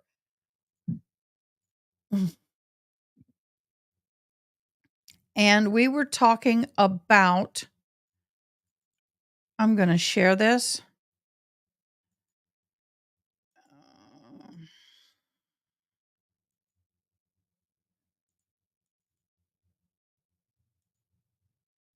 Yeah, her vehicle had big tires. Can y'all see this here? I'm going to enlarge it. Oh, that made it smaller. Let me see if I can make it bigger again. Oh, that's weird. Okay, I guess not. So I'm gonna exit this full screen. I hate to do that to you, but okay, that seems to work better with me in this position. Do you see this car here? They're saying they had 4 vehicles in the drive that night. 4 vehicles in the drive that night. So that is why they pulled up on the curb. According to the Commonwealth, this is the Commonwealth. These are the people prosecuting her. Road at 12:24:18 a.m. The phone finally stops between 34 and 32 Fairview Road in the area of flagpole and fire hydrant at 12:24:40. This is the GPS. Now, mind you, I'm sorry to say that the GPSs can be off. Oh, are you okay, baby girl? The GPSs can be off by 30 to 40 feet at least. I mean, I know that. I've been in my car and the GPS will show me here, but I know that I'm there when I looked at my GPS stuff. So it's not exact, but it has her somewhere in here. The final pinpoint was at 12:25:36 a.m. when the phone stopped showing any movement until 6:15:36, as stated in whatever. Okay. That is John O'Keefe. Karen's car stopped at 12:24, right about here. I would give it a car length in either direction, personally. John got out of car. Then they claimed that she drove forward 62 feet, then reversed at 24.2 miles an hour, another 60. So she went forward and came back. Guys, she stated that she did watch him go in. Now, she may have pulled up and then said, oh, I want to see if he gets in and pulls back. I've done that before. They say she hit John and then the car continued in reverse. But all with at least 3 witnesses, probably 4, directly behind her, not seeing her back up or hitting.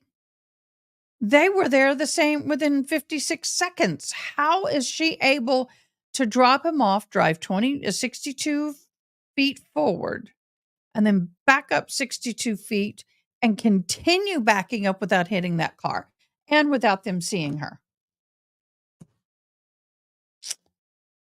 Okay. That is where I is. That is where I is. That to me is the issue. Very much so an issue, because you're not, I've got to share screen again. Day 9. You're not thinking logically on that. That doesn't make sense to me. What is your opinion? Think on that for a minute. I know you're not going to like this, but I'm going to go ahead and utilize this and take a quick short break. I I think everybody should take a little quick, short stretch, come back. I will be back in a few minutes and we'll continue the conversation.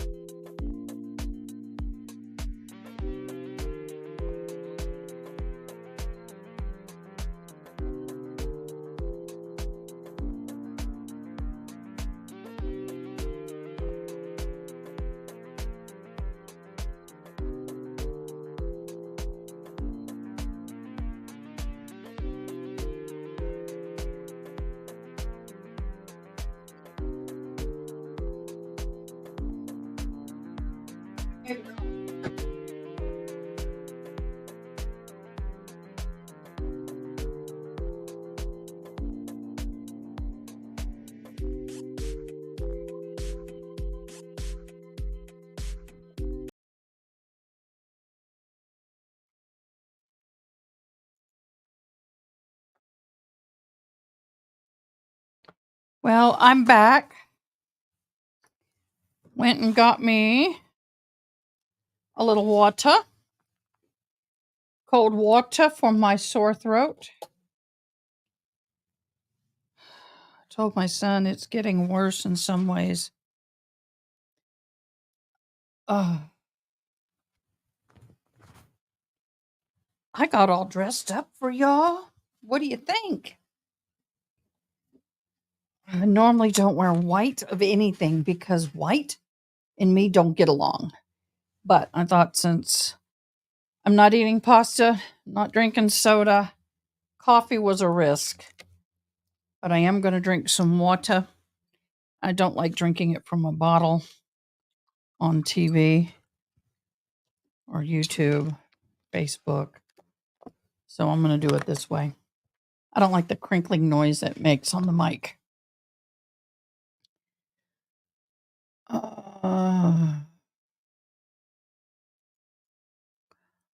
I want to look at the timeline.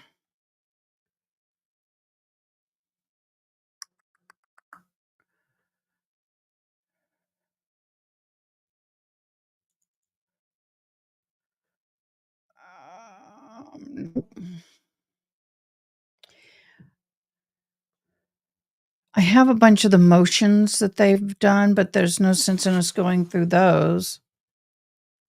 Her motion.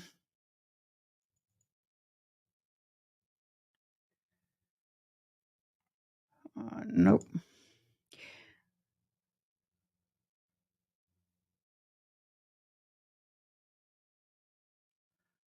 How did that get over there?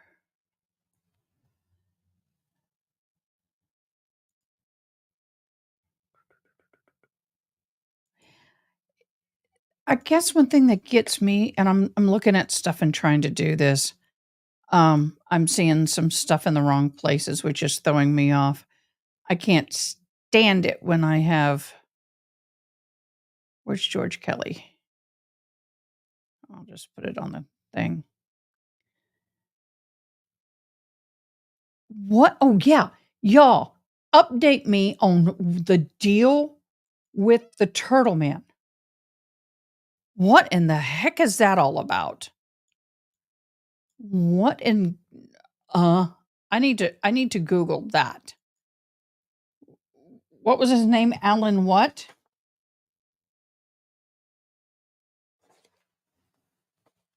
Turtle Man. Turtle Man.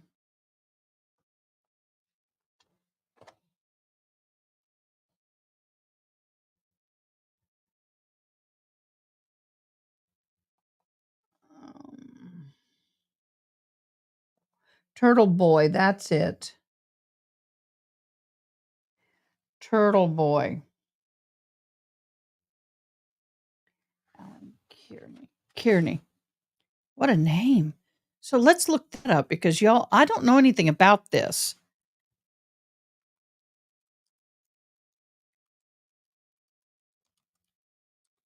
What cases have they brought with Turtle Boy, and how does that Turtle Boy was excused from the Karen Reed trial today? That's already hit. Here's the information on the arrest. Y'all, this is all new to me. Like I said, I have not been watching this.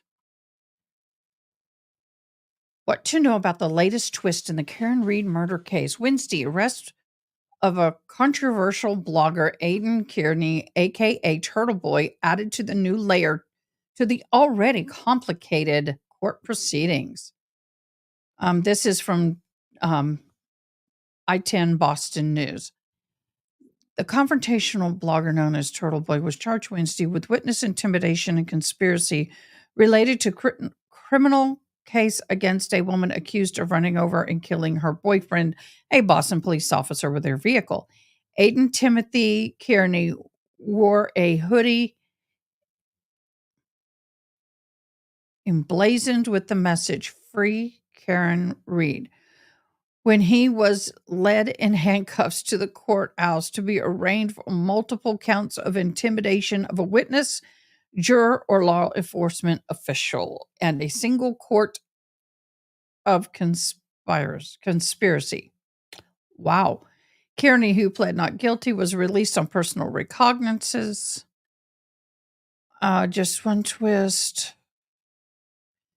Turtle Boy is a longtime presence in Massachusetts news scene.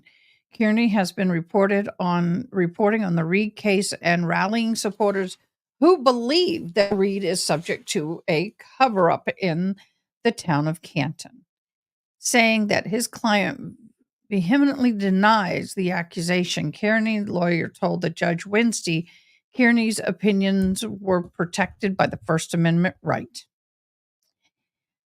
The charges in Stoughton District Court stem from Kearney's advocacy on behalf of Reed, who was accused of running over her boyfriend, John O'Keefe.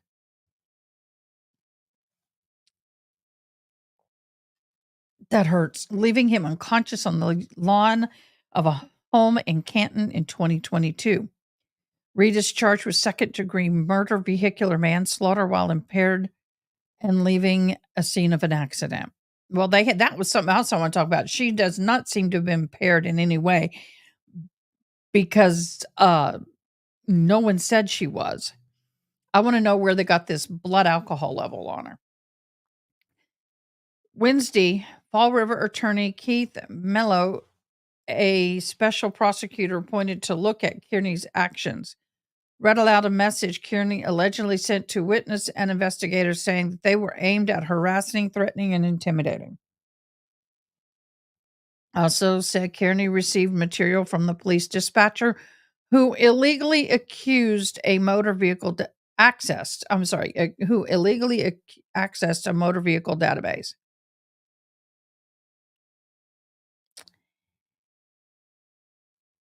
After Wednesday's court hearing, Kearney posted a message on X, formerly known as Twitter, saying, "I can't log into YouTube because of police. I've been exposed for cover up. A murder took place. My phones and computer. Men with guns showed up at my house, tore it apart, took my computer and phones, and handcuffed me in full view of my kids as they got on the school bus," he said, or he added to a new post on X Thursday morning. "I am not the one guilty of intimidation." Wow. Kearney did go live on Facebook for an hour on Wednesday night, where he talked about how his lack of technology is hindering his ability to do his job as an award-winning journalist and a content creator. "They tried to silence me today. My house was ransacked by armed thugs. It was supposed to be a day that broke me, but it only made me stronger." Kearney went to describe his arrest, which he said occurred just after he had put his kids on the school bus. "This was by design. This could have been summons. I would have shown up for court. No, that's defeating the whole purpose here. The purpose was to send a message. Shut the bleep up. Stop talking about this. Stop exposing the people, or we will humiliate you in front of your children. Guess what? I'm never going to stop." O'Keefe was found dead in the snow outside a Canton home on the morning of January 29, 2022, and later pronounced dead at the hospital. Reed was arrested it says days later, on suspicion of hitting him with her SUV and leaving him to die. In the hours before O'Keefe, Reed had been drinking at a bar with a group of people. Okay, this is all on the Reed. Autopsy found several abrasions on O'Keefe's right forearm, 2 black eyes, a cut nose, 2-inch laceration on the back of the head, multiple skull fractures. Hypothermia was believed to be the contributing factor to the death. I'm not going to read. All this goes back to Reed. So that updates me on Turtle Boy. Interesting name, Turtle Boy. That is news to me. I mean, I had heard something about Turtle Boy, but didn't make the connection to the case. I think I've heard Turtle Boy just slung around. This is not vodka. This is water. Y'all, if I could sit with my tongue not touching the roof or the floor of my mouth, I would be happy. It states today, Aiden Kearney, the blogger better known as Turtle Boy, was excused from the courtroom during Friday morning's witness testimony of Karen Reed murder trial after a motion of the Commonwealth was to have him removed. Kearney has written about the case and has also been charged with intimidating witnesses.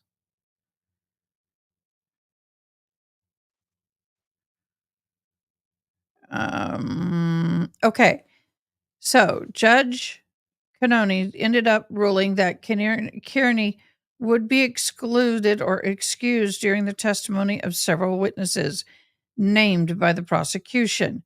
They include Julie Nagel, Chris Albert, Colin Albert, Trooper Michael Proctor, Jennifer McCabe, Matthew McCabe, Brian Albert Sr., Brian Albert Jr., and Trooper Yuri Bulknick, something like that, and Albert Nichole. Pretty much everybody that was there at the house. that night. I get it, for the sake of the appeal. I get it.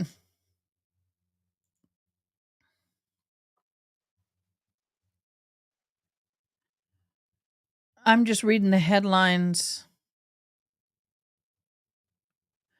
I am seeing some time differences, and that was something somebody had asked me.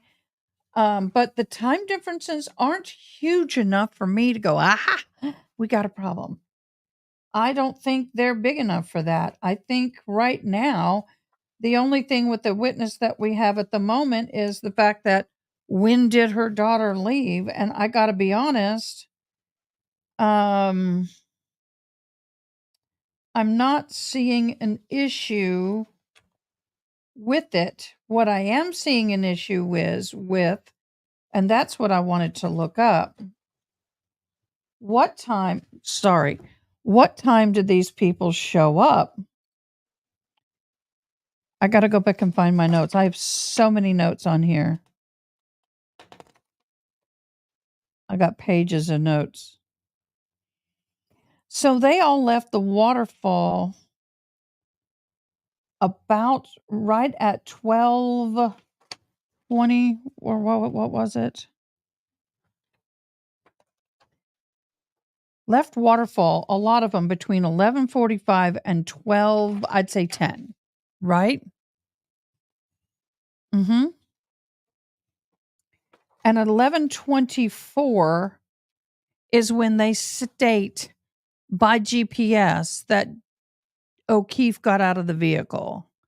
If O'Keefe got out of the vehicle at 11:24 and people were arriving or leaving, when did the young man leave? What time did Colin leave?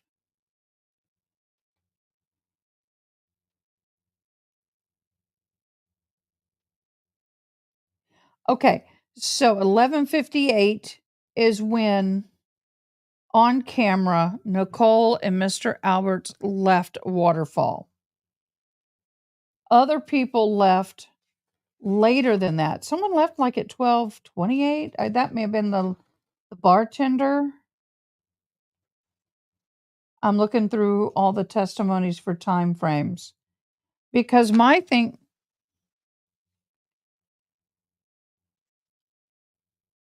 Oh, yeah, that's what I wanted to see. Let me look at this. These are all Nichole Alberts. I got a very small desk here. I wish my desk was deeper, not as long. The length is fine. I just wish it was about another 6 inches deeper. It would make all of this a whole lot easier for me. I guess I can do this.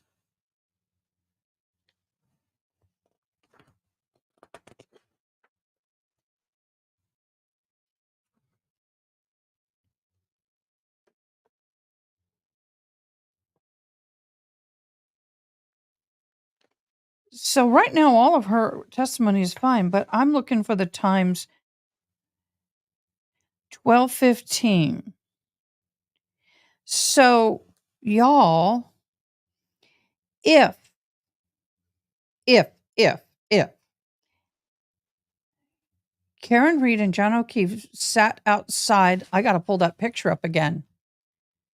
If they sat outside for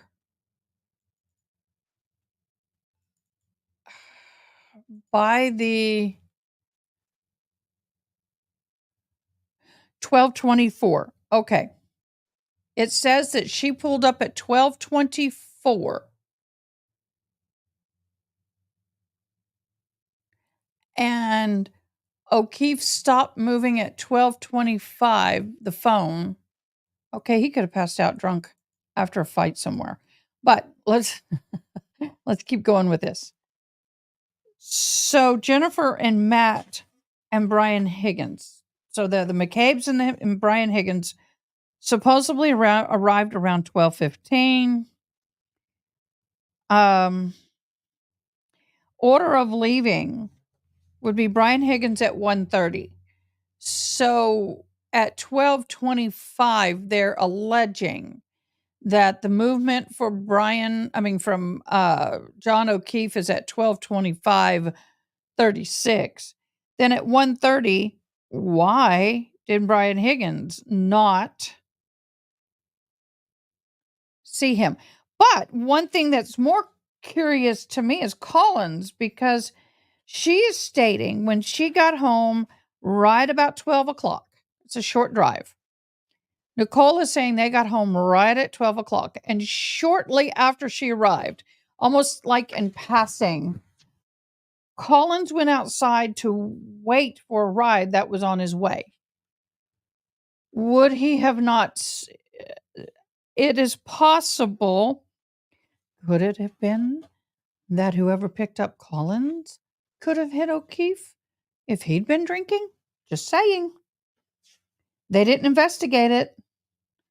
Who picked up Collins? I'm sure Collins is going to get on the stand because Turtle Boy can't be there when he's there. So that to me is a little interesting.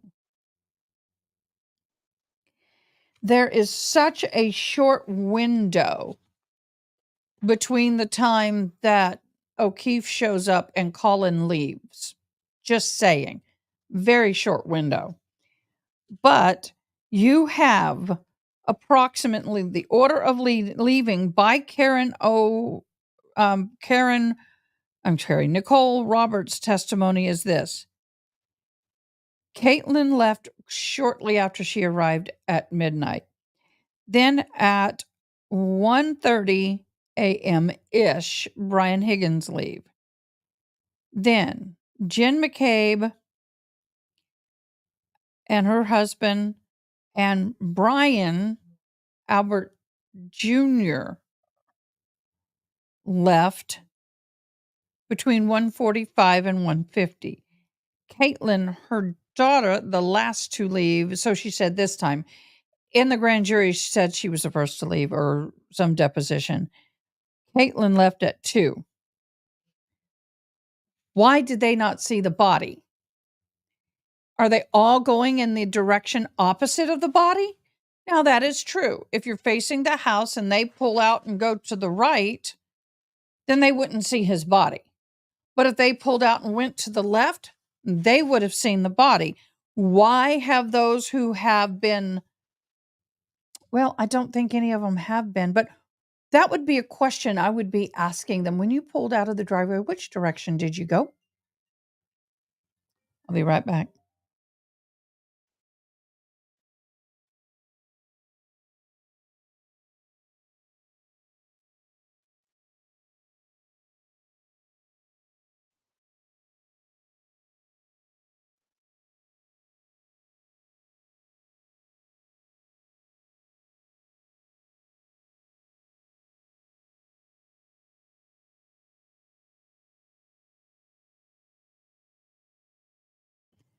Sorry, y'all. I had to talk to my daughter real quick.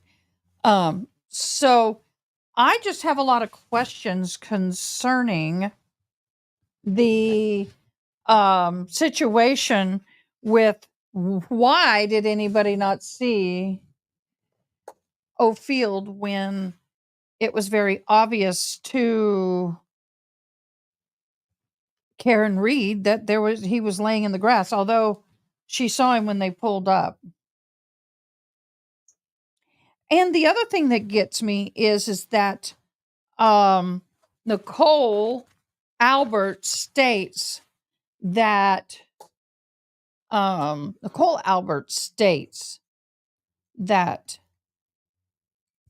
was it?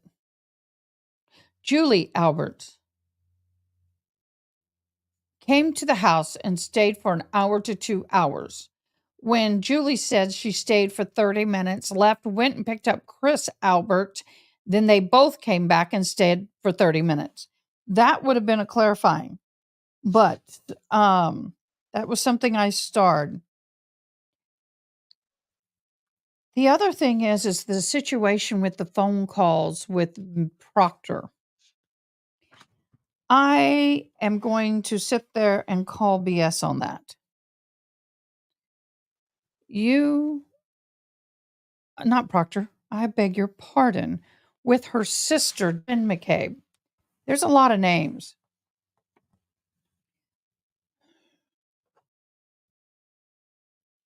Is this better? The internet has been really crappy, guys. I can't fix that. I can't do anything about it unless I had my own server. And even then, the internet has to work for that. Is that better? So the phone calls was an issue for me, and I just put a big old thumbprint on my paper with my lipstick. She got a call, excuse me, at 6:07:42 and 6:08:17 from Jennifer McCabe to Nichole Albert. The 6:07:42, there was a 9-second conversation. I don't know what to do. Let me remove.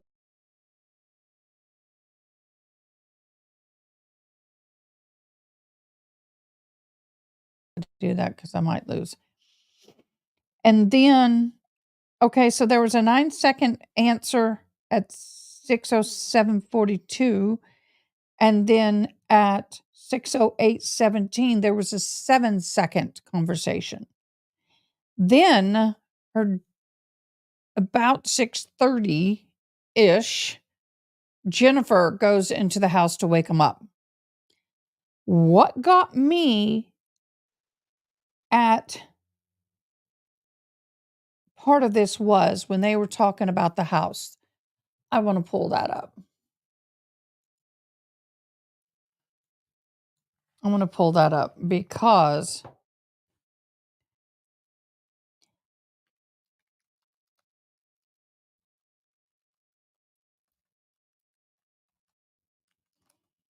(34 Fairview).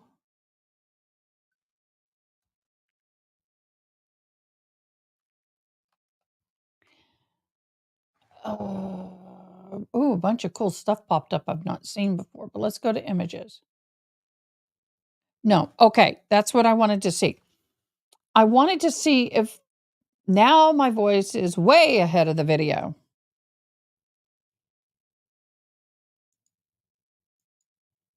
Okay, I stopped and restarted camera. Let me know if that helps because it's on cue on my end. It may be on your end because I'm looking at myself, and if it was on my end, it would show. You may be buffering, babe.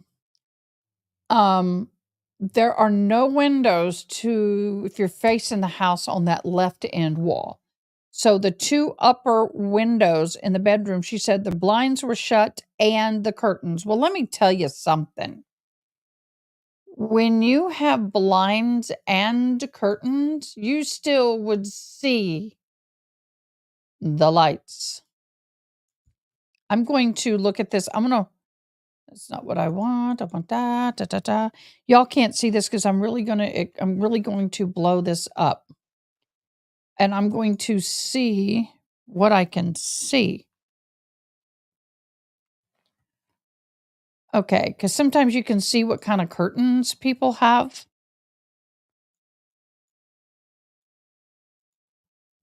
I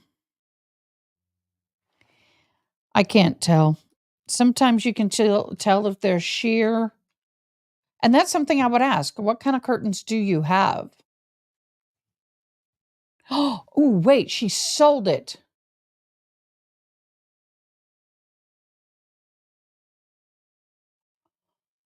Oh, snap. Maybe I can get the inside pictures. Ooh.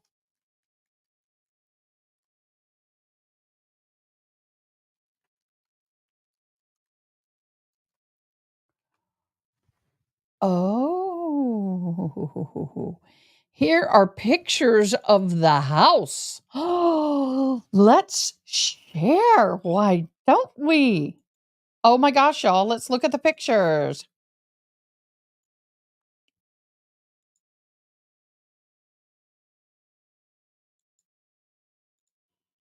Okay, here we go.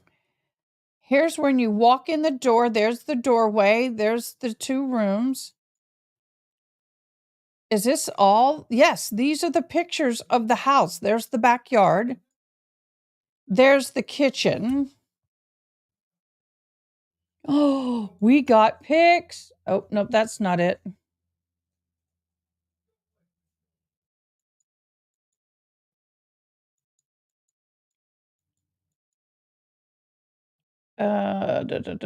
View site.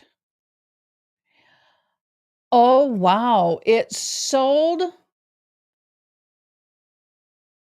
Wow. Living room, back porch, kitchen. There's the dining room table that they were talking about everybody being around.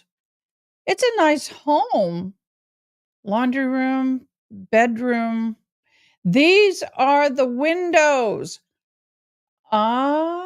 But do you know what? I'll be honest.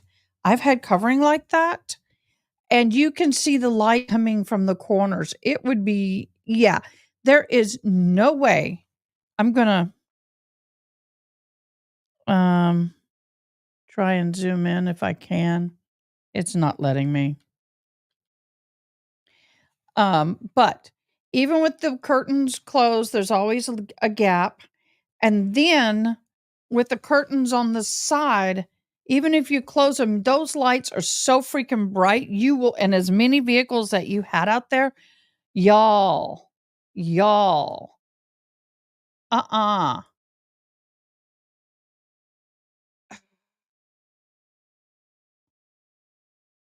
You cannot tell me.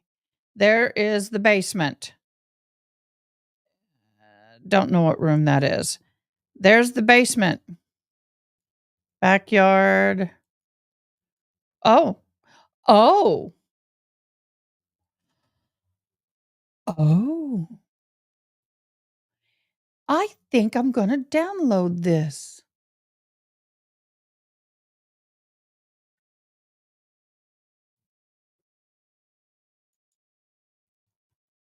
Oh, we got pictures. Yay. Desktop. Can read. Open save. Okay.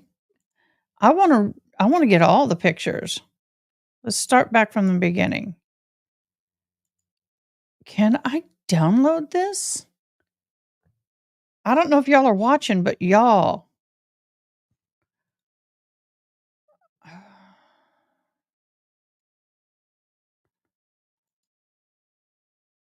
I am saving some of these pictures so we can look at them again later.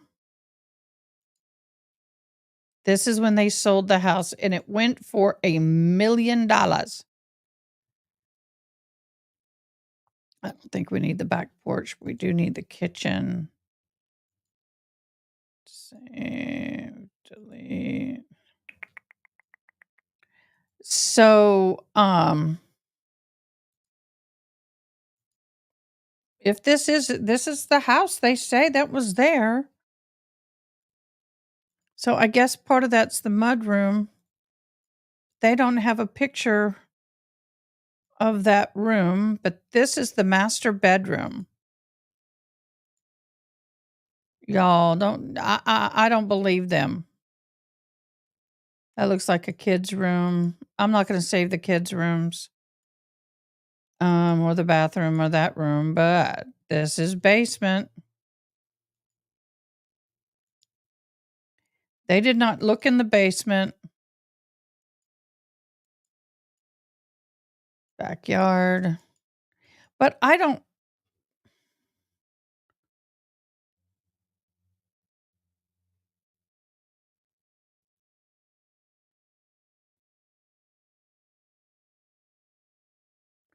Floor 3, floor 1, that's the main, and those are the bedrooms.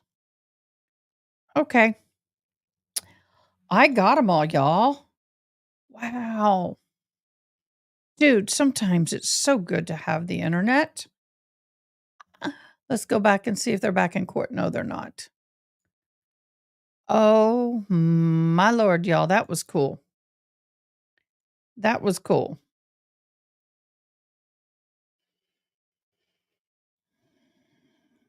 What all do I have up?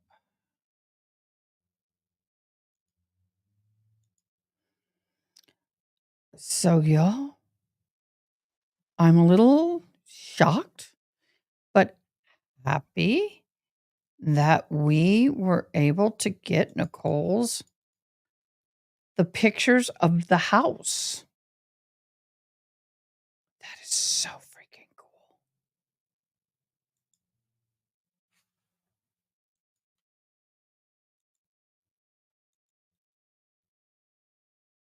Open. I'm going to go ahead and open those. I don't know why I have files in that don't belong. You know.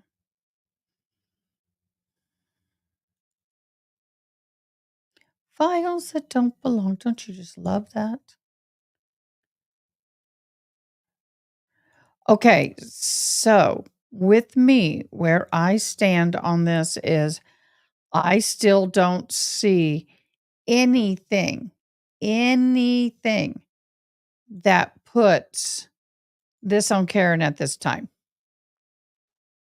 I don't. Now, I'm looking for it. I want to find it. Yes, there was new flooring in the basement. Well, you say new flooring in the basement, and I'm looking at it. I pulled it up against. Let me get the court over here. Keep those over there. Let me share again. Because I lost the screen. So let's go ahead and show window. Let's show the photo. Okay, now this is easier to see. Let's see. There we nope, that didn't work. Okay. This is definitely padding. It's a rubber gym stuff. Oh, court's coming back. But if you look on the floor plan, which I got to bring up. Sorry, give me a split second.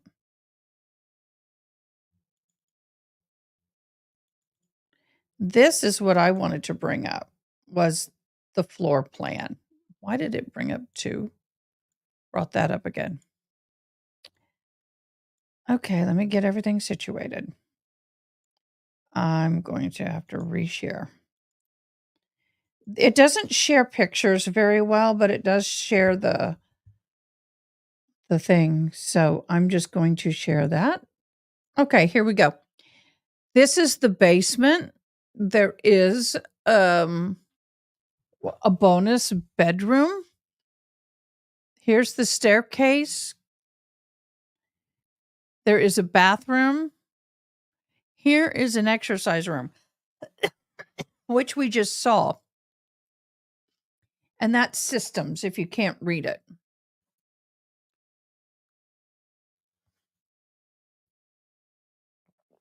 Okay. Right here's the second floor. Right here's the main entrance. Okay. Here is the side entrance. You can see that where my mouse is. You go into the dining room, the formal dining room, and into the kitchen. Or the dining room here and into the kitchen. You have a study or library here.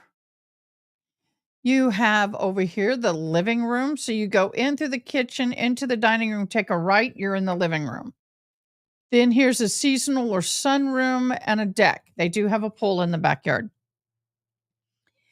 The third floor or the second ground floor, look on the very corner where my mouse, this here is the bedroom.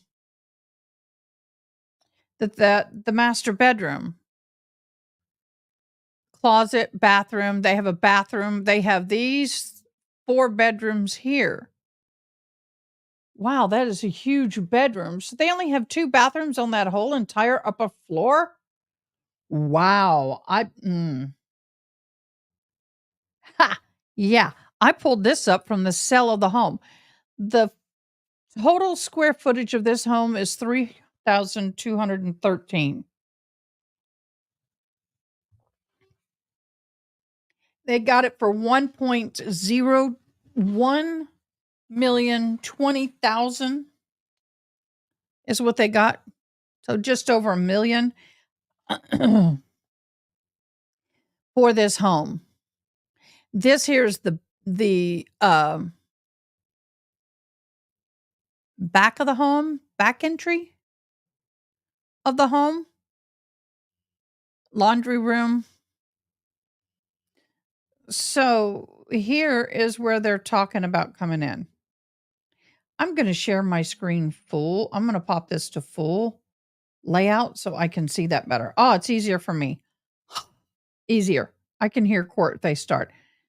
So what she's saying is everybody came into this entrance here. This entrance is the main one where the police came in. It looks like you have linen closets on either side. You go up the stairs here, or here's the door to go down the stairs. You come in here and down, and then now you're in the basement, or you go here and up, and you're into the second floor.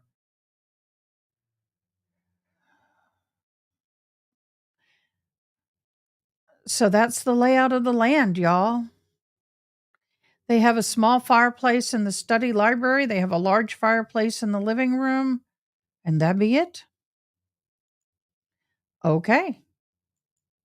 We's good.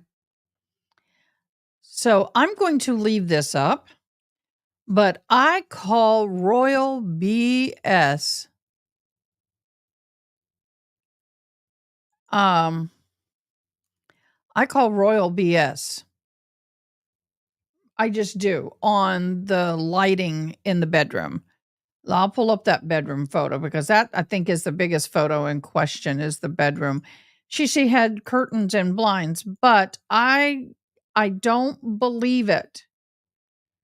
And I'm not sorry for saying it. I do not believe that this person could not, was unable to see this at all. Not gonna happen. Cancel. Make me big. Okay. Not a bad room. They probably should have dusted the furniture before having the pictures taken. That's awfully dusty. Here are the blinds. These are small blinds. My house, I have the thick blinds, and that's by my choice. But those thick blinds are harder to see out of than those little blinds are because they have a bunch of little holes. Now, if she shut the curtains, you are going to see through the middle line, possibly, or from the side of these curtains. I don't believe, honestly, how many of us actually shut the curtains if we close the blinds? That's a poll. That is a good poll. How many of us shut the blinds and the curtains to our bedrooms? That's good. I think I'm going to do that.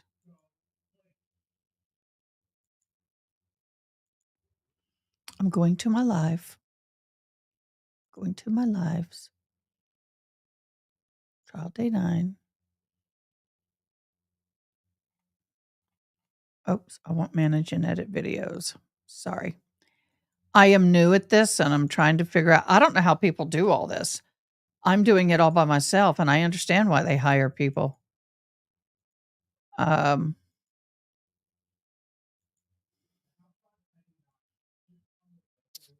Videos. I want to open that up.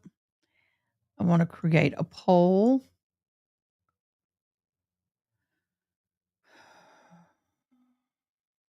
Can I create a poll? I thought I could.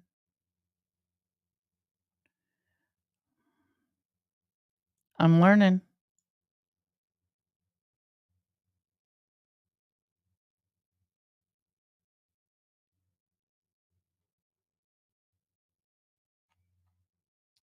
How can I create a live poll? It won't let me, y'all.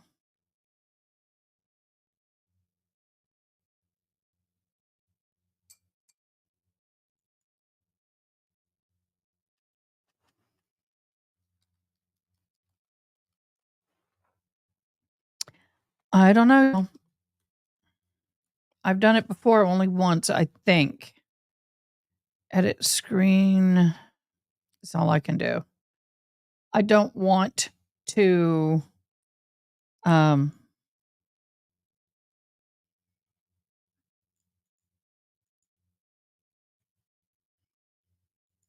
don't want to lose my thing, so I'm not going to do anything to it.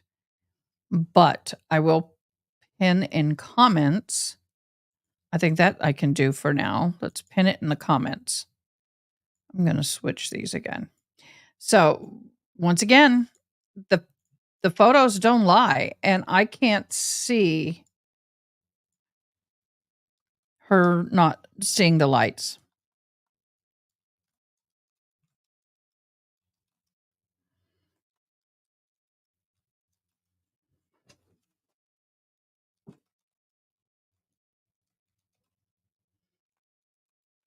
I'm going to pick up Sarah. Okay.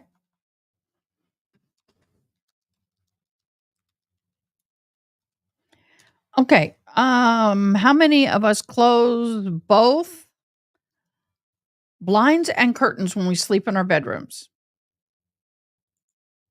Okay. Let's see what people have to say about that, because I guarantee you, I don't think many of us do.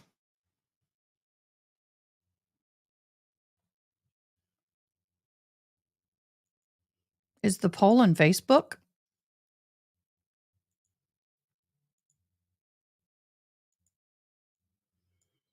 Is the poll in Facebook? Adakay. Close that.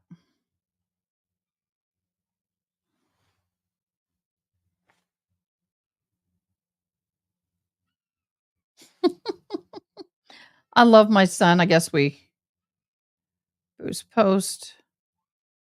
It doesn't. Yeah, I'll figure it out later. But y'all are so awesome. I appreciate y'all. But do you close both of them? When you go to bed, do you literally close both of them?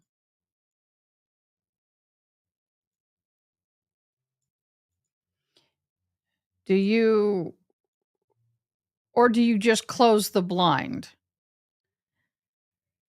I think that was a convenient answer, honestly. I I have lived in a lot of places, and I don't think there has ever been a time that an emergency service vehicle, one, was parked out my door that I didn't wake up.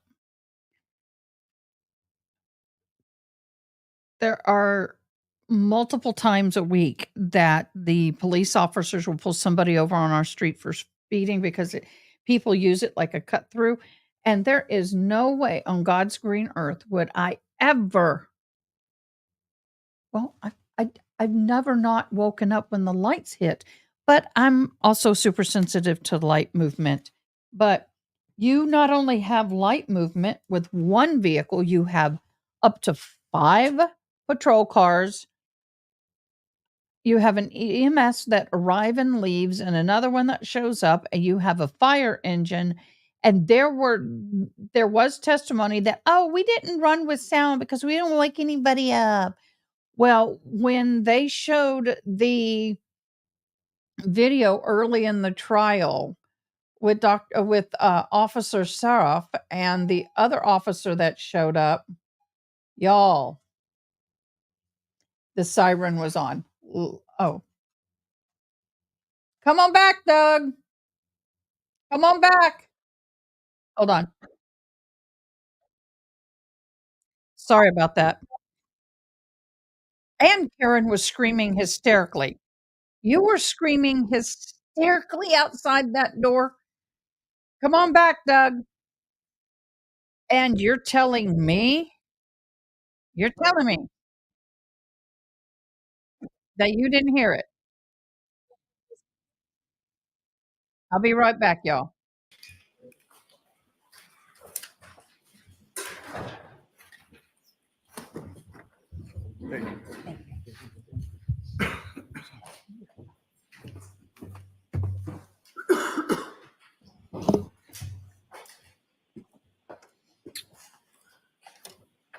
right, Ms. Little, whenever you're ready.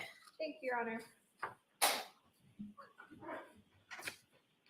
Your Honor, before we start, Exhibit S, which was marked for identification, I believe the proper foundation is laid. I'd ask. So let's not do that from there. Let me see it, please.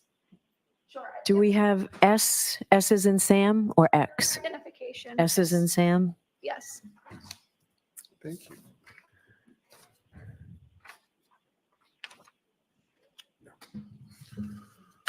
Yes. Oh, it wasn't today? Why don't you come to sidebar, folks?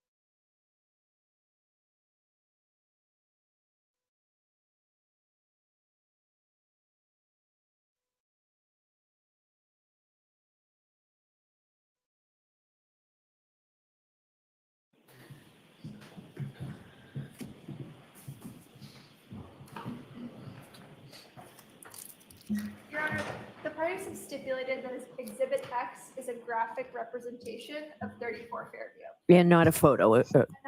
Okay, sure. Now you can approach the witness if you, oh, you just want to put it into evidence now? Your Honor. Okay. So that will be our next exhibit. Madam Court Reporter? Thank you. You actually need it. I wonder. I got my medicine, y'all. I got my medicine. Thank you, Jesus. Ms. Albert, you testified that Jennifer McCabe woke you up around 6:45 a.m., correct? I believe I said between 6 and 6:30, but could have been That 6. was what woke you up, correct? Yes. She obviously had access to the house. Yes. The door wasn't locked. Nope. That's sort of a typical practice for you. Yeah, it was just sometimes with the kids, the last one in supposed to lock it. They didn't, it just wasn't always locked. And inside your house, you had plenty of blankets and other items that could have been comfort to a man laying in the snow, correct? Yes. Your Honor.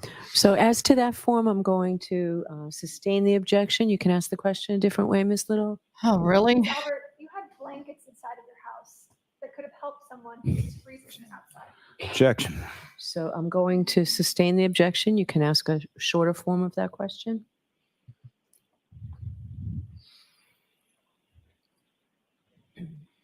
She's really trying to help Albert, us, you young had attorney. blankets in the house, correct? Yes. She's so hard to hear.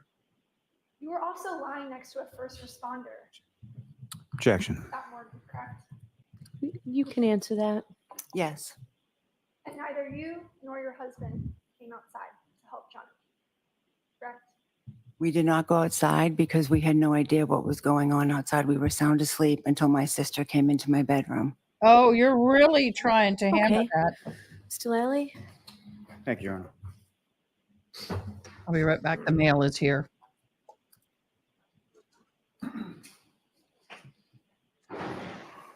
With regard to phone calls from your sister Jennifer McCabe that morning, shortly after 6 a.m., did those phone calls wake you up? No. Did you answer those phone calls? No. Did you speak to Jennifer McCabe on the phone prior to her, or at any point on that morning prior to her coming into your room? I did not. And you were shown something that's a Cellbrite extraction report, correct? Yes. And not just that specific one, but have you ever seen any Cellbrite extraction report before in your life? No. So fair to say you don't know how to interpret the data that's on there? No. fair to say that you don't know whether or not an answered call or something that's listed as answered was something that was actually answered or went to voicemail? Correct. Now, with regard to your dog, Chloe, Mm-hmm. following that incident in May of 2022, what, if anything, did you and your husband do with regard to the person that had been bitten? Well, we had gone over to their house to apologize for what had happened and, offered to pay any bills, that they may have had for any injury to the dog or anything. And then after that, we just decided that we thought the best thing to do would be to try to rehome it because I just didn't want something like that to happen again. And can you explain to the jury sort of what are the steps that you took in the process of rehoming your dog? Well, initially I had called a bunch of shelters and they were pretty much telling me that it would be hard to rehome her. She was dog aggressive and they would probably have to put her down. I didn't want to do that. The family, we love the dog. And so I did not want to do that. So I reached out to the woman in Texas who we got the dog from to see if she could help. And she said, she couldn't take it back, but she would try to help me out. So she ended up finding a woman who lived in Vermont. I think she lived alone. She had big property. It seemed like a good fit. She wanted to take Chloe and we made arrangements. And I went and met this woman halfway and I gave her Chloe. And what, if any, conversations or contact have you had with that? Where woman in Texas is what I want to know. Your dog? For a few months after I Objection, Your Honor. So not the substance of it, but Have you had contact with the woman in Vermont? yes, I did for a few months, back and forth. Now, with reference to Chloe, when your sister Jennifer McCabe comes into your bedroom hysterical that morning of January 29th, was Chloe in the room at the time? Yes. You were asked some questions about the evening or the early morning when people had come from the waterfall back to your home, correct? Mm-hmm. And at some point, you were cleaning and Mr. Higgins and your husband were out of your line of sight, is that correct? Yes. How long a period of time were we talking? I don't, it wasn't very long, a couple minutes. Wasn't watching where everybody was and what everybody was doing. Fair to say, relatively short period of time. Yes. Yeah. I have nothing further. okay. Briefly, Your Honor. Okay. So you need to take this down, sir. Thank you. There was something that was just up there. Go ahead. Ms. Albert, you never received any voicemails from Jennifer McCabe on January 29th, did you? Not that I'm aware of. You also have never produced, pursuant to our request, any documentation about the whereabouts of Chloe. The objection sustained. I'm going to strike that question. Disregard the question. Well, questions aren't evidence, so we can leave it on the record, but the objection sustained. You've never turned over any information about the location of Chloe since the pendency of this case, have you? Objection, Your Honor, may we approach? I'm just going to sustain the objection.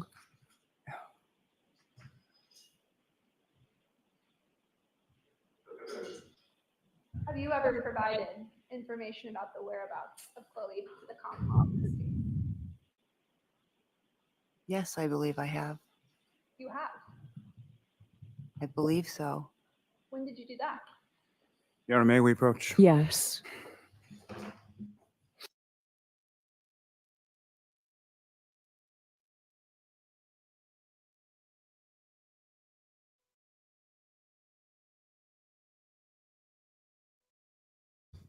Interesting, y'all. Very interesting. I love getting packages, don't you? And it says breakable, right? It says fragile. And look at the box. The box is all, looks like they squished it. God, I hope this is not broken. I can't remember what it is.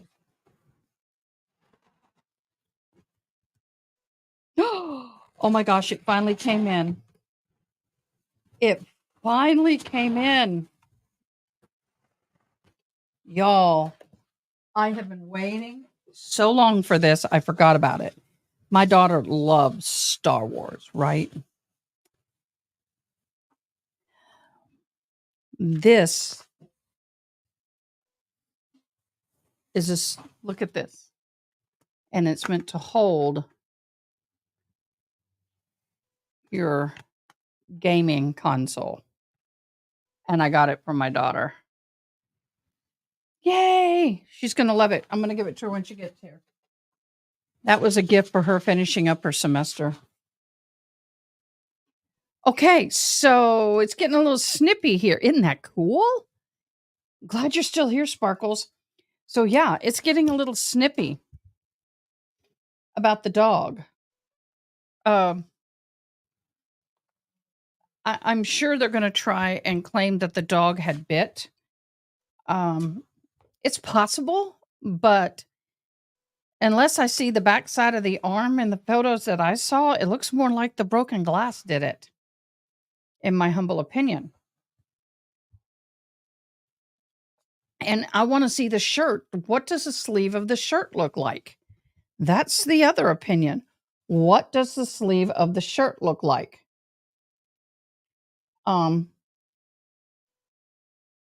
That to me is a question I want to know.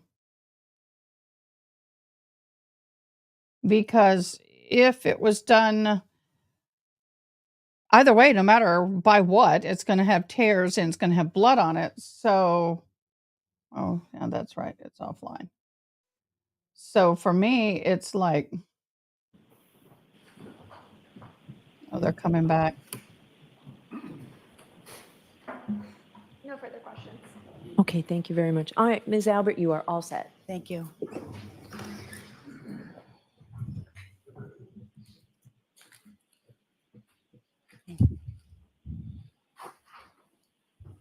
Your next witness, Mr. Lally? Yes, Your Honor. The Commonwealth will call, excuse me, Mr. Brian Albert to the stand. Ooh, this is going to be fun.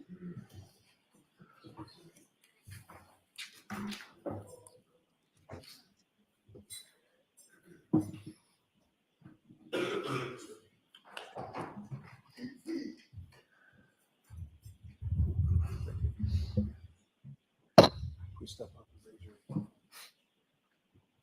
Raise your hand. Do you solemnly swear the evidence you give the court and jury in the case now hearing to be I guess they don't want people sitting too close to the jury. The jury is literally right there. All right, whenever you're ready, Mr. Lally. Thank you, Your Honor. Good afternoon, sir. Good afternoon. Good afternoon, Your Honor, and good afternoon to the jury. Good afternoon. So could you, Oh, please starting off state your name and schmoozing. spell your last name? Ooh, Sure, it's Brian, last name Albert, A-L-B-E-R-T. interesting beard. And where do you live, sir? I live in Norwood, Massachusetts. And how long have you lived in Norwood? Approximately a year. And who, if anyone, you live in Norwood with? My wife, Nichole, and my son, Brian, and my son, Brendan. Actually, just a little bit about your family as far as, let me start with yourself and your wife, Nichole. How long have the two of you been married? Approximately 29 years. And were you together for a period of time prior to getting married? Yes, we've known each other since we were 13, 14 years old. And do you have any siblings, sir? I do. And how many siblings do you have? I have 5 brothers and 1 sister. And if you could, just as far as, are you the oldest? I'm the oldest of 7, yes. And as far as your brothers and sisters are concerned, what are their names? And if you could rank them sort of by. Sure. The next sibling after me is my sister Kathleen.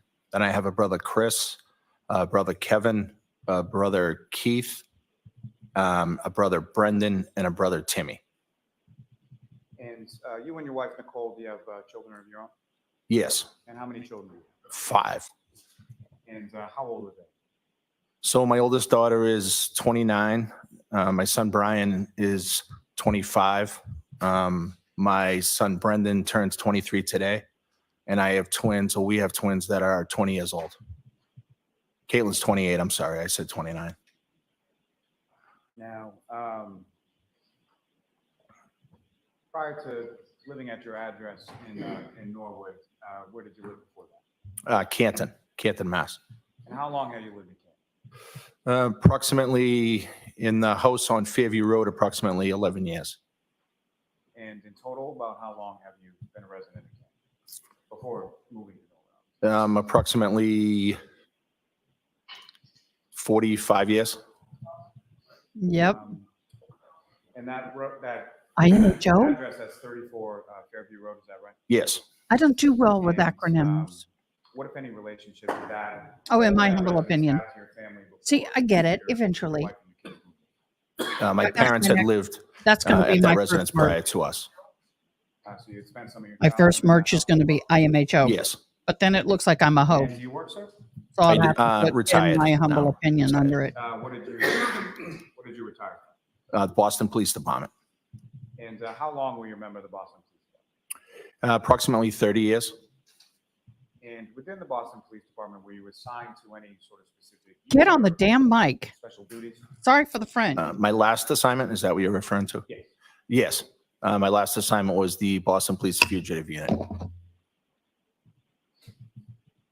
Now, sir, if I could turn your attention to January 28th, Juvenile unit. 2022. Do you recall that date? Yes. And do you recall what day of the week that was? The 28th, I believe, was a Friday. And when you first sort of got up on the 28th, where were you with that? On the 28th, I was in New York City. And why had you gone to New York? So I went to New York for a funeral of a New York City police officer who was killed in the line of duty. And about what time or what day did you go down to New York for that? We went down the day before, so I believe that was Thursday. Do you recall how it was that you got down there? Yes, I flew to New York. And when you say we, who, if anyone, went with you on that trip to New York for the funeral? I flew with a friend and a coworker named Eddie Hernandez. So another Boston police officer? Yes. And down in New York at that funeral, were there other members of law enforcement that you knew or were familiar with from working? Yes, there were thousands of police officers that went to the funeral. And included within those people, you mentioned you have a brother Kevin, is that correct? Yes, Is he a police officer as well? he is. And where is he? He's a detective in Canton, Massachusetts. And was he down at this funeral as well? He was. And do you know a gentleman by the name of Brian Higgins? Yes. And was Brian Higgins at this funeral service as well? Yes, he was. And how is it that you know Brian Higgins? So I know Brian Higgins initially from work, a professional relationship. I've known him known of him for 10 or 15 years. And then the past few years, more recently, we worked together on a closer basis, and I became better friends with him. And fair to say that when you became better friends with him, you also sort of socialized with him outside of work? Yes. Now, as far as your return trip from New York, what, if anything, happened with them? On the return trip from New York, we drove back. Why did you drive versus fly back when you flew? So that weekend there was anticipated snowstorm, and I believe the flight that we were taking with JetBlue may have even been canceled. And Brian Higgins was leaving in a vehicle that morning, so we ended up driving, or after the funeral, we ended up driving with him. And so it's yourself, Mr. Higgins, and then who, if anyone else, went with you on the drive back to Massachusetts? Eddie Hernandez and my brother Kevin. And when you arrived back in Massachusetts, where was it sort of specifically that you went first? I initially went to the Charlestown to pick up my vehicle.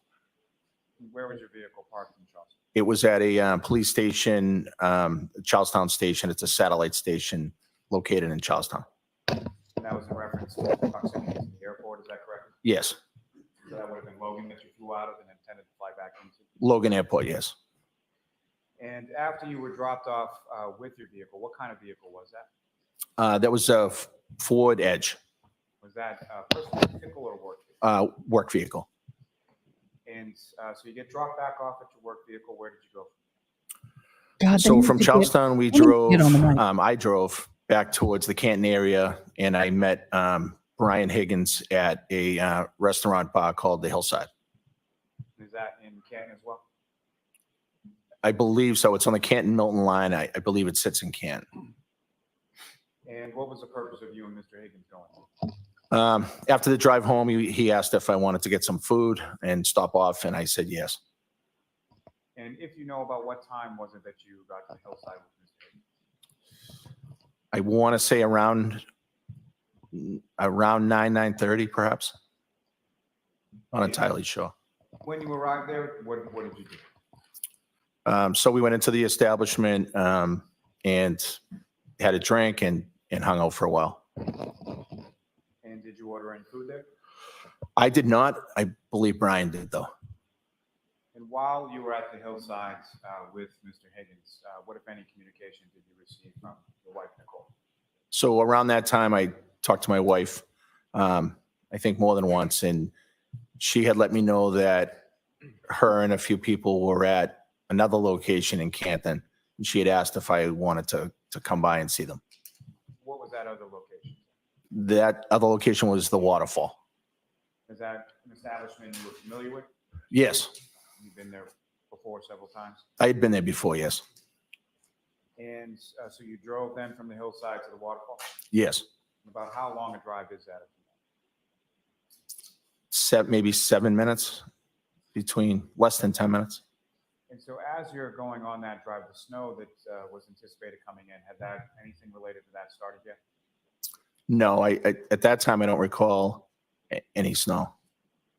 And in relation to the waterfall, where did you park? In the parking lot for the Waterfall, which is adjacent to the door to go inside. So it's to the left if you're looking at the building from Washington Street. And when you come into, now, when you left the Hillside, Mr. Higgins stayed there? Yes, he stayed. And when you came into the waterfall, who, if anyone, was there? So when I walked in and I saw my wife, my oldest daughter, Caitlin, I saw my brother, Chris, his wife, Julie, my brother-in-law, Matt, and my sister-in-law, Jen. And your brother-in-law, Matt, and your sister-in-law, Jen, their last name is McCabe, is that right? Yes. And if you Please, could, someone tell him to get on the freaking microphone. Can y'all hear? related as far as It's driving me crazy. where it is that you are. So my brother Chris's wife is Julie, and then Nicole's sister is Jen, and then Jen's husband is Matt McCabe. And is it fair to say that you've probably known Jennifer McCabe about as long as you've known your wife, Nichole? Yes, since she was a Okay. little kid, maybe 6, 7 years old. Witness mic is perfect, although And, the you see these people, and where are they sort of situated in the law? attorney's mic sucks. So there was a high top table kind of in the front area as you walk in, kind of in the middle of the room. And everybody was just kind of around the high top table. And what, if anything, was there as far as live entertainment at the waterfall that night? There was a band playing there. And with reference to the people that you've just spoken, as far as your wife and your daughter specifically, were they at the high top table closer to the band or further away?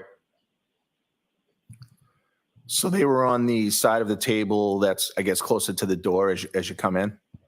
And then there were other people on the opposite side of the table that was closer to the bar area. And after you came into the waterfall, went up to the group of your family, what did you order anything? What did you do? Yeah, I kind of just said hi to everybody. I don't recall exactly, but I'm sure I ordered a drink. And then just kind of hung out with family and friends. And following your arrival, who, if anyone else, showed up and eventually sort of joined your group? There was another couple at the table. I don't know if they were there initially when I walked in, but there was another couple at the table whom I believed were there before I got there, but I just don't know what their names were. Do you know how they were related to your group? I don't. I think they're friends with Jen and Matt, but I'm not 100% sure. And where were they situated in reference to where your wife and your daughter were? So they were, I believe, to the right of this pretty large high top table. So towards the other end of the table. Yes. And if you recall, what were you drinking that night? I don't recall. I usually drink beer, Mick Ultra, but I can't remember that night what I was drinking. Now, following your arrival there and you meet up with your family, were there other friends or family that eventually showed up at this establishment and joined your group? Yes. And who were they, sir? So after I was there, maybe about a half hour, Brian Higgins arrived at the location.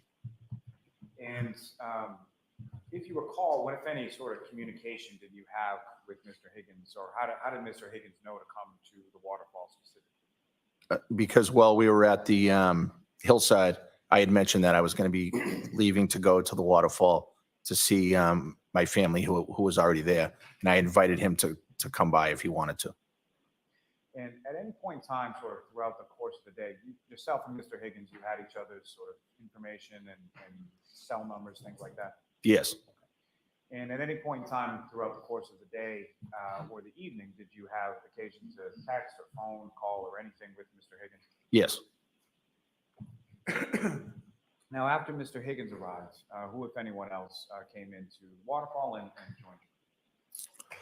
Probably after about a half hour later from Brian Higgins arriving, John O'Keefe came into the waterfall with the defendant. And that would have been probably about 11 o'clock, is that correct? Yes. And John O'Keefe, if you could tell the jury, well, first, did you know John O'Keefe? So I knew John O'Keefe, but not well. I had only met him 2 times prior to that night. But I knew him to be a Boston cop, and I knew of him, and I knew some things about him. And as far as the Boston Police Department, it's a fairly large department. Would you agree with that? Yes.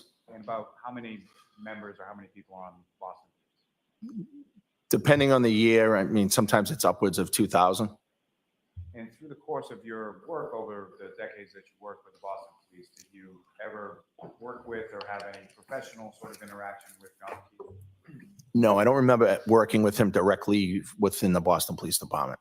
Were you aware of sort of what his role was or what he did within the Boston Police? Yes, I knew where he worked. And where did you work? I believe he worked at the SORI unit, which is the Sex Offender Registry unit. And you mentioned just briefly before that you had heard of Mr. O'Keefe, correct? Yes. And what is it that you had heard about? Well, I knew him to be a friend of my sister-in-law, Jen, and her husband, Matt. I knew him to be a friend of my brother, Chris, and my sister-in-law, Julie.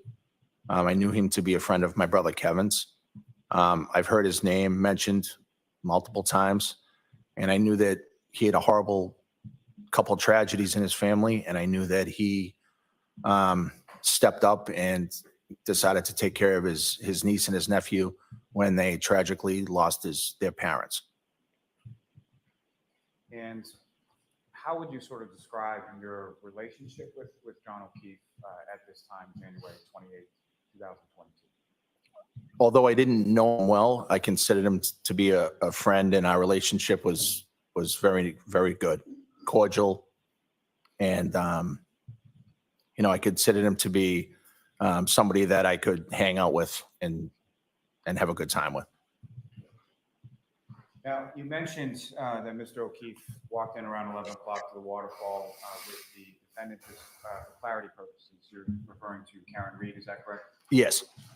And do you see Ms. Reed in the courtroom today? Yes, I do. Could you just identify as to where she's seated or an article of clothing she's wearing? Sure. She's a female at the table in front of me with a black top on, long sleeve.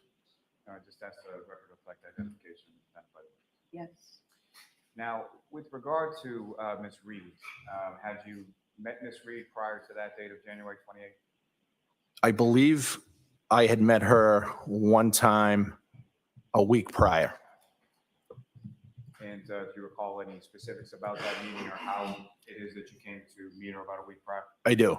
And if you could explain to the jury what those circumstances were. Sure. I met her at the hillside. I believe she was there with John a week prior. And as far as your interaction with her on that particular evening, anything significant stand out to you? No.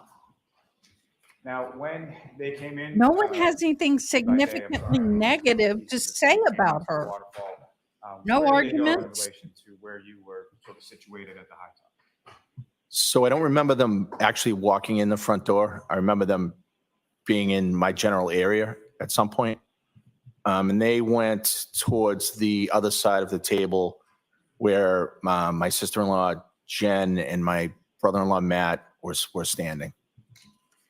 And at some point, did either or both of them make their way down towards your side of the table, your side of the table, excuse me, and what, if any, interaction did you have?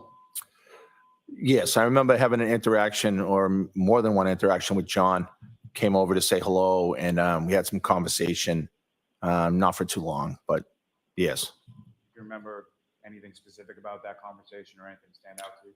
No, I think we were talking mostly about work. I think he let me know that the sergeant, I guess, that worked in his unit was leaving or left or transferred. And, you know, he was jokingly saying that I should try to get a job over it where he works. And as far as the defendant, Ms. Reed, what, if any, conversation or interaction did you have? I don't remember having any interaction with her whatsoever. Now, as far as when Mr. O'Keefe came over, what, if anything, did you observe as far as what he was wearing, clothing, anything like that? I don't really remember what he was wearing for clothing. I believe he had a baseball hat on. Other than that, I can't remember his clothing. And specifically, do you recall anything as far as like a winter jacket or a big coat or anything like that? I can't say. I wasn't really paying attention to what he was wearing. I don't know. And as far I as have a just problem with general this. features, as far as what you Everybody observed, else if can anything, remember. Why can't observed or he? anything that you observed I'm on the confused. I observed no injuries at that time. And That would help me here. I didn't realize it fell out. You should tell me. That explains why I wasn't hearing. over the course of the evening, you had a couple of interactions with Mr. O'Keefe. Is that correct? Yeah, I believe we talked a few times, kind of hung out, stood next to each other for a while, like you normally would do at a bar restaurant. And is the band playing while this is going on? Is that correct? Yes, the band was there. You know, I believe they took a break here and there, but they were there for the night. Now, Mr. Albert, how would you describe sort of the general mood or demeanor of the group while you were at the waterfall that evening? In one word, it would be fun. Everybody was in a great mood. People were getting along. It was friends and family, and it was just seemed like a great night. And do you recall about what time things started to wind down or things started to sort of end for the evening?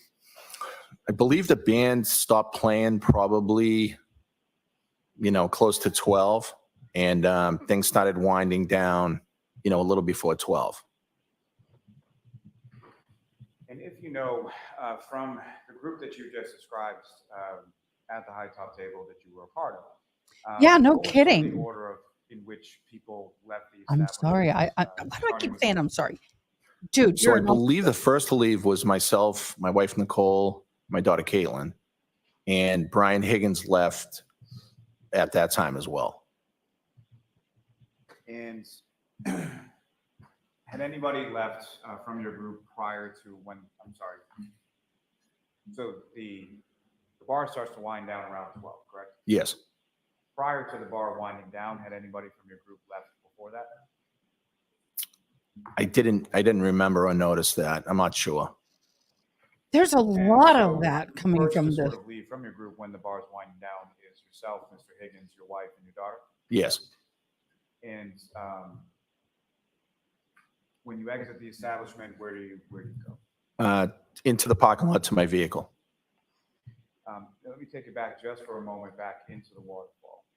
During the course of the evening, what, if any, conversation was had by you or amongst the group that you observed as far as where to go next, or what were you doing following the waterfall? Okay, so there was some daughter's here, conversation I'm listening. relative to people going to my brother's sub shop, which is across the street. And he was maybe going to make some pizzas for people if they were hungry. So that was discussed. And did that end up happening? No, some people didn't want to go over there, and for whatever reason, it just didn't happen. And beyond that, was there anything else that was discussed as far as where to go after the waterfall? Yes. And what was that? So it ended up being my son Brian's 23rd birthday. So at 12 o'clock, he would be 23. So there was some discussion about if anybody wanted to go by the house to kind of say happy birthday to him. And I know my wife Nichole mentioned This is to good. Jen and Matt, and it was said, I believe, in the group where we were standing. And so Can you was put that that sort of in an fridge? open invitation that was extended to pretty much anybody that was around the high top table? Yeah, sure. Anybody that was there was welcome to come by if they wanted to. And as far as you knew, as far as awareness of who was coming over to your house at 34th Fairview, who from the group were you aware of coming over? I don't really remember the responses. I don't think I knew for sure if anybody was going to come, except Brian Higgins said he would come by. And he had left around the same time as you? Yes. And had Brian Higgins been to your house before? I believe he was at my house for a high school graduation party. And high school graduation probably in the spring, is that correct? It would have been the summer prior to that time. So my twins were graduating high school, and we had something at the house, and it was spring, summer of the year prior. And around that time, so that would have been 2021, is that correct? Yes. So around that time, there was still sort of vestiges or whatever of the COVID pandemic, is that correct? Yes, actually, that was just getting over, I think. And so where was this graduation party at your house? Was that inside your house or outside your house or something? It was actually out back. It was more of a cookout type thing. And so as far as you can recall, prior to January 28, 2022, had Mr. Higgins been physically sort of inside your house for anything beyond using that?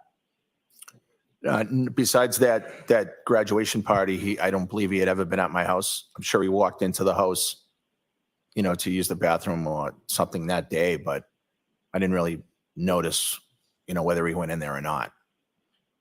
Probably had a lot of people at your house. Some people will call a pizza shop a sub, I guess. I don't know. Very short clips that I'd like to publish with this witness in reference to what's been Uh-oh. Exhibit 53. They've got a graduation clip, I think. I don't know. Who can be on between 3 and 4 as a mod?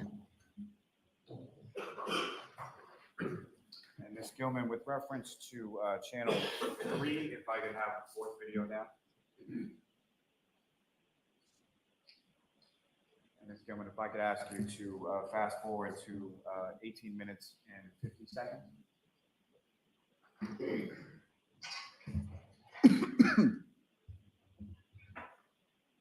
Sparkles, thank you so much. I'm supposed to have one more appointment, but Mr. my Albert, luck, direct your there'll be a attention up no-show. to your right here. Do you recognize what's But up you on know the what? screen? Today, I'm Yes. just not feeling good. So that would be fine. The waterfall. And this is, at least according to the timestamp, about 11:57 p.m. on the 28th. Is that correct? Yes. And what's up there is that, to the best of your recollection, a fair and accurate portrayal of what the inside of the waterfall looked like, absent sort of the quality of the video. Yes. And sorry, I believe there should be I'm a Central radio timer Time. on the desk before you It's press 1:51 that here. button and Basically, screen. What I'm going to ask you to do yeah. is if you could draw the jury's attention to who, if anyone, within this sort of still frame of the video that you recognize, if any. With the time band across the top there, I can't really. I can see some people around the table that we were standing, which would be this table area here. Tough for me to say from here who everybody is. I believe I believe that's Brian Higgins there, but I'm not 100%. Ms. Gilman, if you could play this, and what I'm going to ask you to ultimately play is up to the 19-minute and 58-second.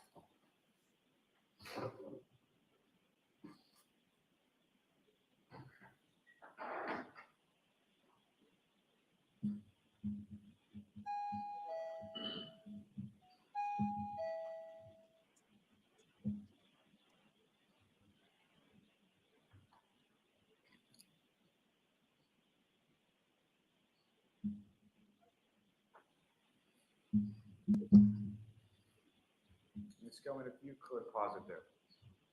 Now, Mr. Albert, from what you observed up there, as far as the door that you came in and came out of on that evening, do you see generally where that door is?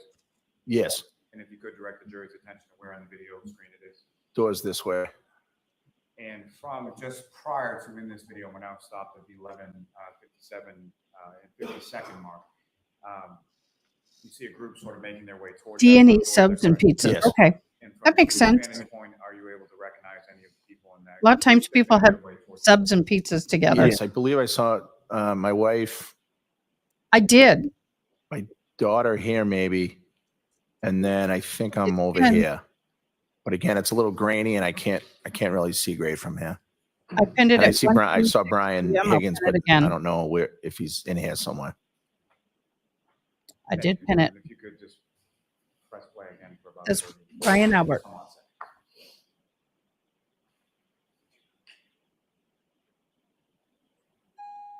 seconds. You're maybe way behind. Are you on Nichole Albert? You may want to refresh.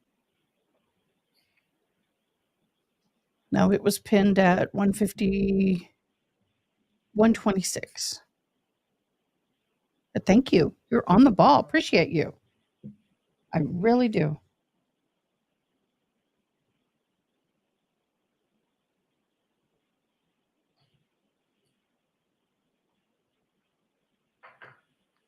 Thank you, Ms. Gilman.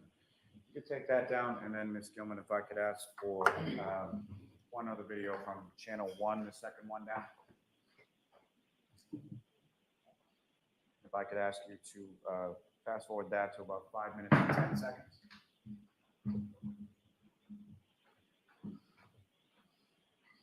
And ultimately, I'm going to ask you to play it from 5 minutes and 10 seconds to 5 minutes and 50 seconds. If you could press play now.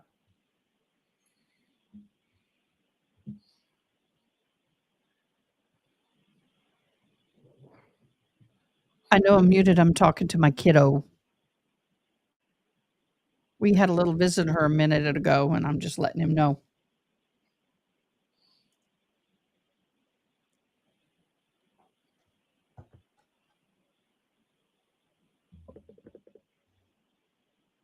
Who's in the full beard? Is that Brian? That looks like a much older man. That may be him. No, that's Generally Brian speaking, what was just Higgins. played up on the screen, Mr. Albert, do you recognize what that is? Flag. Yeah, it looks like the exit of the waterfall, and we're kind of walking out. The same group that was just walking They need through to take front the door, flag now down and walking move out that the front camera. parking lot. Yes, and I believe there was somebody else there. I don't know if it was somebody from the band or looks like a different person out front there. Yeah, I said it didn't look like any of them. Take that.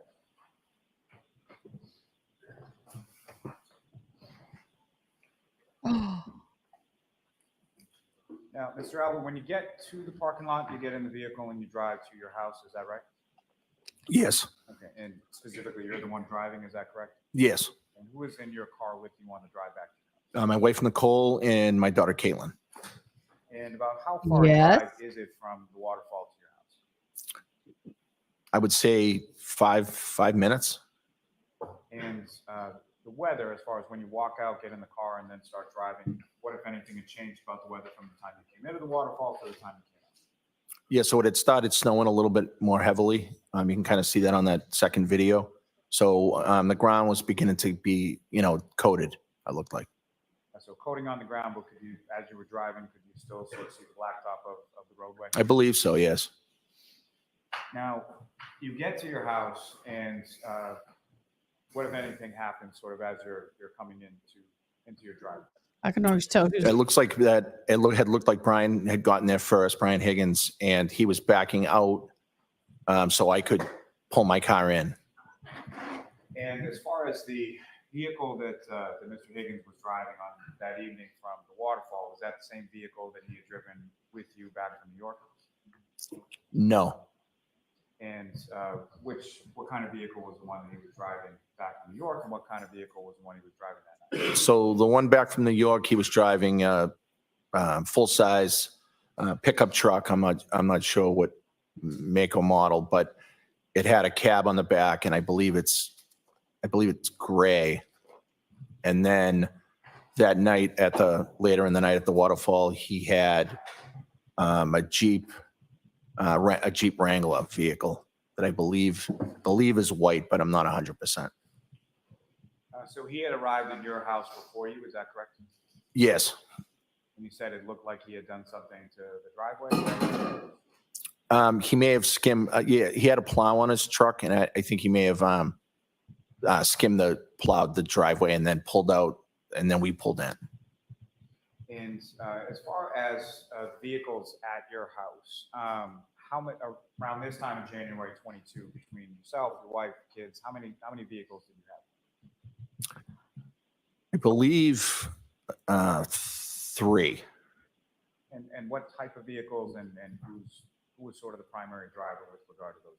So I had we had a Ford Explorer, a Cadillac SUV. It's a smaller SUV that my wife Nichole drives, and the Ford Edge that I already spoke of, and I believe we had one more vehicle that one of my kids drove at that time.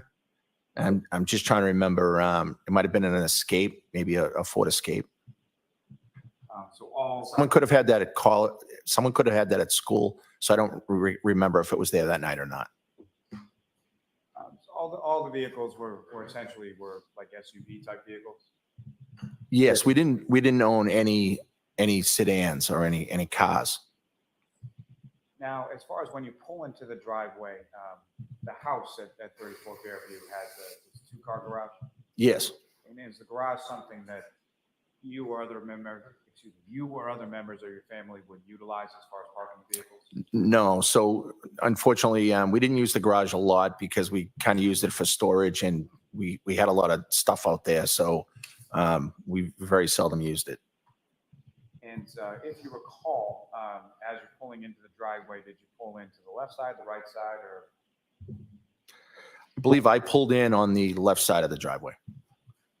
And you mentioned that Mr. Higgins had sort of scooped with the plow like in the driveway and then parked on the street. Do you recall where in relation to your house or your driveway he parked? So no, I don't remember where Brian Higgins parked. I remember him pulling out so I could pull in, and then I didn't really see where he parked. And you then go into your house, is that correct? Yes. And are all of you, and by all of you, I mean yourself, your wife, your daughter, and Mr. Higgins all sort of coming in?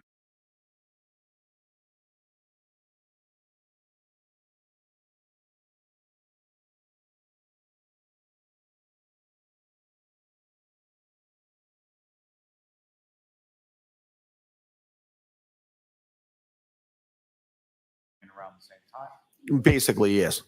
When you come into your house, do you recall how many doors in the front of the house are there? So we have 2 front doors.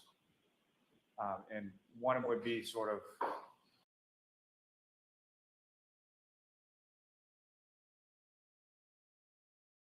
by some steps, is that correct?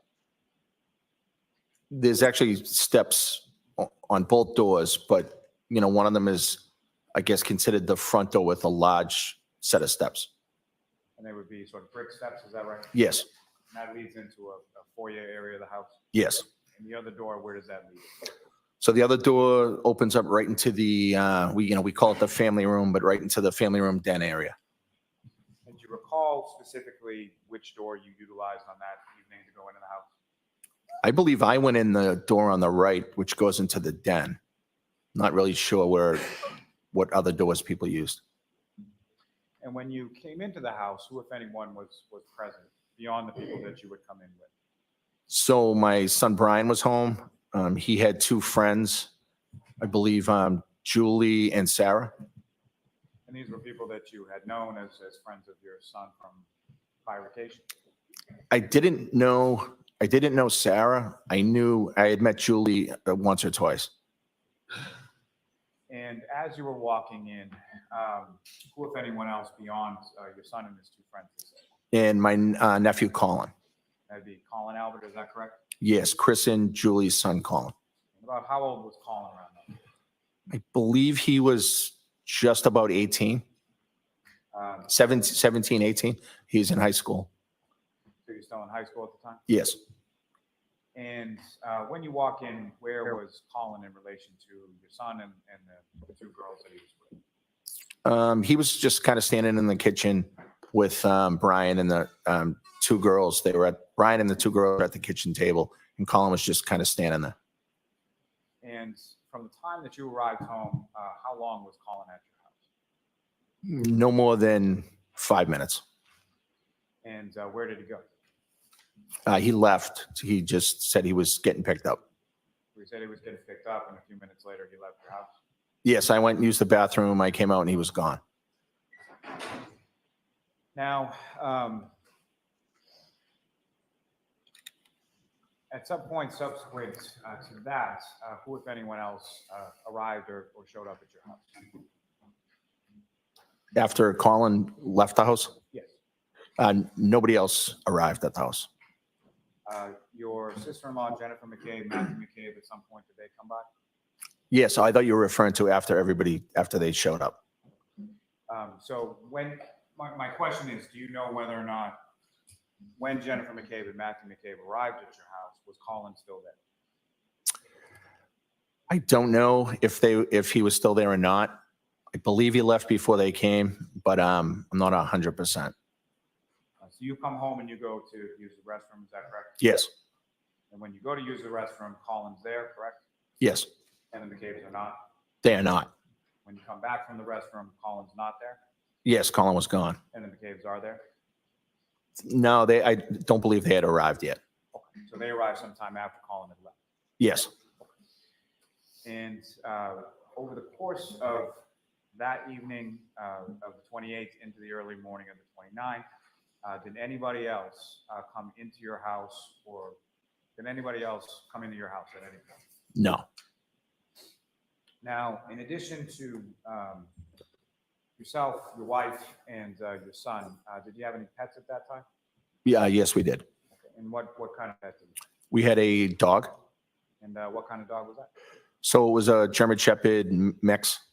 And what was the name of the dog? Chloe. And how long had you and your family had the dog? We had Chloe for approximately, at that time, maybe 6 or 7 years. Do you recall how you got the dog or where you got the dog from? The dog was from a shelter in Dallas, Texas, actually. So essentially a rescue dog, is that correct? Yes, rescue dog. And when you got home after you went to the bathroom, what, if anything, did you do with reference to the dog? At some point, I went upstairs to grab the dog and let her out back to use the bathroom. And so when you would take the dog out, or when anybody would take the dog out to use the bathroom, how would that be accomplished? So what I'm asking is, would the dog be on a leash, or would it be let out in the yard? Or? No, so the backyard's fenced in, so I would open up the back door and she can go out, use the bathroom, and come back inside.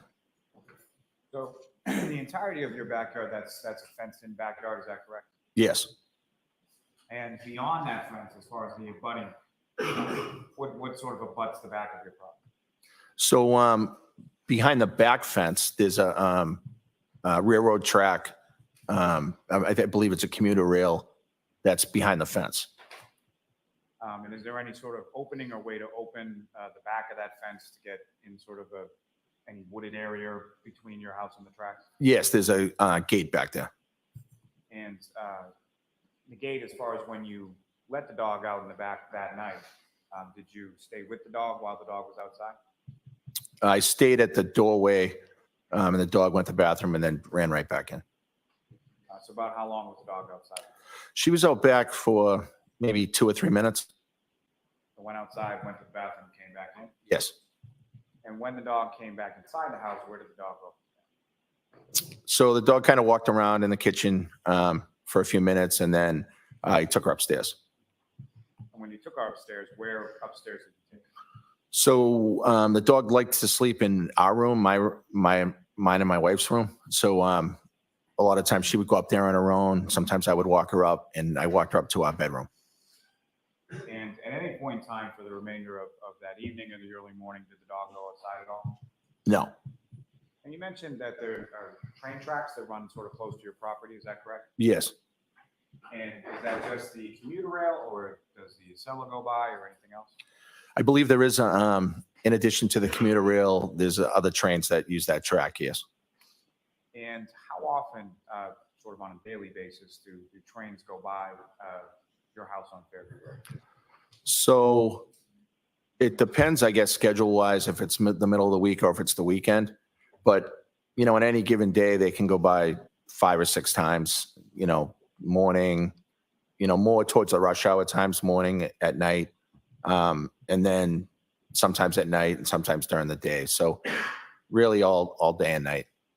And when the trains go by, about how loud is that as far as from your house? So it's loud, although having lived there for a period of time, I feel like at least I'm kind of immune to the sound. I don't really hear it as much anymore. So something essentially based on how long you've lived there, you really don't even hear it anymore? Not really, no. Now, you let the dog out, you bring the dog back upstairs, and then where did you go? So after I brought the dog up, I just came back down and hung out with everybody else. And where within your house was everybody else sort of sitting?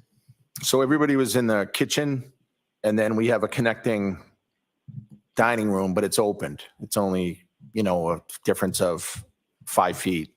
And then we have the family room den that's adjacent to the kitchen. But they're all close proximity. So the kitchen and the dining room are sort of the same room, is that correct? Yes. And as far as what if anything is between the kitchen and dining room and the living room that you were talking about? So there's a wall, but there's a doorway. So there's really no barrier to go from the kitchen dining room into the family room. So if somebody's standing in the family room and somebody's standing in the kitchen dining area, they can sort of see each other? Yes. Now, in the kitchen area where everybody was, or in the kitchen dining room area, do you recall sort of where people were and what they were doing around that time? Yeah, I think people were just sitting around, having drinks. Someone had a speaker and they were listening to music and just talking and hanging out. And as far as the sort of group and sort of the overall mood or demeanor of the group back at the house, how would you describe that? Pleasant, fun. Everybody was having a good time. We were wishing Brian a happy birthday, and everything was going great. And at any My point son in is time, cooking. I know while I'm this talking was to my all kid. going on, did you, My son is other than cooking shrimp your situation with the and dog, pasta. was there any point in time where you were not with the group in the And kitchen? I was like, I can't do, don't want No, you, I was there basically for the whole night, except I think at one point I may have shown Brian Higgins some photos that were in my son's room that were upstairs. And what At the next break, I'm going to show y'all. So my son Jack, who's one of the twins, was in the Marines or is in the Marines, and we had put some plaques and some stuff in his room upstairs. And Brian Higgins was prior military, as am I, and I thought he would want to see the photos, so I had him look at them. And that period of time that you were outside of sort of the kitchen dining room area looking at the photos with Mr. Higgins, about how long a period of time are we talking? Very, very quickly, 2 minutes, maybe 3 minutes. Now, at some point over the course of that morning, things started to sort of wind down at your home. Is that fair to say? Yes. And about what time was that things started to wind down and people started to leave? I think Brian left at around 1:30. I believe he was the first to leave. And then others left after that. When you say others left after that, after Mr. Higgins left your house, where did you go? So after Brian left, I had gone upstairs and hung out and watched TV up in my bedroom. You had a long day that day, is that fair to say? Yes, I had the funeral in New York that morning. We had the long drive back, and we had been out, and now we're hanging out at my house, and it had been a long day, yes. And so at any point in time, after you went upstairs, after Mr. Higgins left, did you come back downstairs at all? Yes, I think I popped back down at one point just to see kind of how long people were going to be there, and then went back up. When you popped back down, how many people were still there? I think Jen and Matt was still there, and the two, Brian's two friends were still there, and my daughter, Caitlin. Now, as far as I thought Higgins left beyond first Mr. on her. Higgins, when I'll you left, look at her was there any other notes. occasion that you can recall where somebody from your house went outside and then came back? Yes. And who was that? So while we were hanging out, I believe the girl Julie Nagel's brother came to the house. I never saw him, but I could hear them saying that he was out front. And I think Julie Nagel had walked outside to talk to him. And at some point after she walked outside, she came back inside, is that correct? Yes. And about how long a period of time did you know was she outside? I didn't really pay attention to how long it was. I don't think it was that long. And as far as the outside of your house, after you had let Chloe out and back in, what, if any, observations did you make outside of your house? Did you look out? Did you see anything outside of the house? Just that we have windows in the back of the kitchen area. You could just see that it was snowing.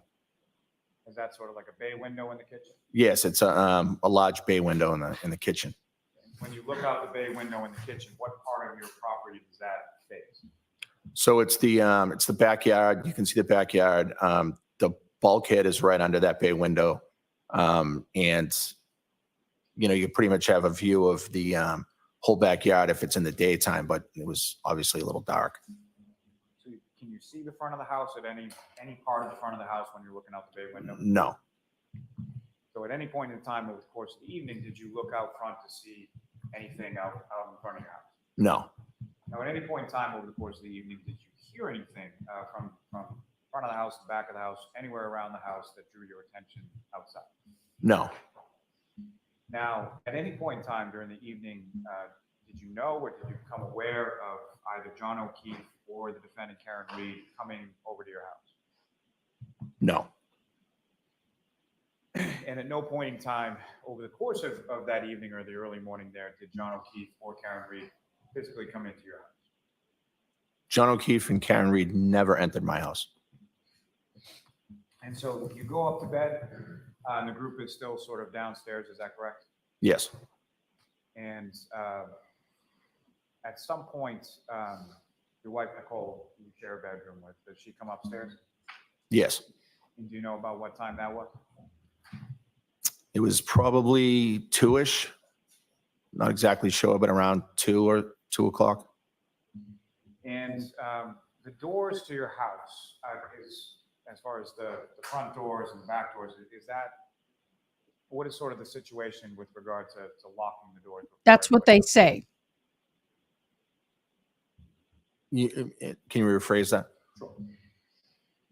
No, but I'll say it the same way again. When you lived at 34 Fairview Road, there were a number of doors to the house, including 2 doors in the front, correct? Yes. Okay. And how was that? Let me ask you this. Would it be unusual for the front doors of your house to remain unlocked overnight? No. Is that something that happened on occasion where people were supposed to lock the doors but didn't lock the doors? Yes, from time to time, the doors, people would just forget to lock them, or we just didn't lock them.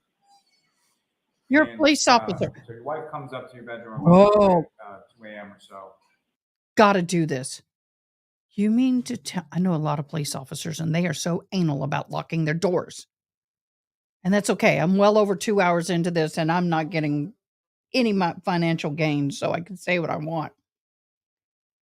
You mean to sit there and tell me as a police officer that you don't lock your cars? Well, that's the son question, but you don't lock the doors of your house? That to me, I thought about that after his wife testified. I went, I am, I really don't believe that. After everything you see and gone through as a police As officer, far as I you don't knew, see was that. everybody else had left the house at that point? Yes. And if they And- didn't, I would give them You were hell. up for a period of time with your wife, is that correct? Yes. And over the course of that time, so sort of following 2 o'clock in the morning, do you recall any sort of phone call or phone conversation with Mr. Higgins or anybody else? No. And at some point you fall asleep, do you recall about when that was? I don't. But it was obviously after 2 because that's when she came upstairs, watched TV, and kind of hung out together for a while, and then went to sleep. And the dog, Chloe, was she up in the room where you had brought her up before? Yes. She was there overnight, is that correct? Yes. Now, turning your attention to later on that morning or beginning of that morning, the daytime morning of January 29th. Obviously, at some point you wake up, correct?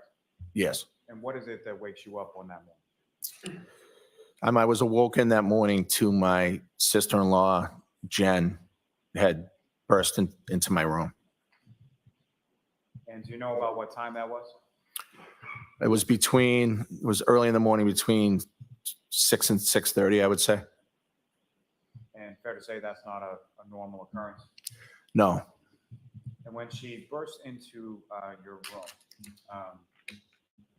can you describe her demeanor or sort of how she appeared when she first came?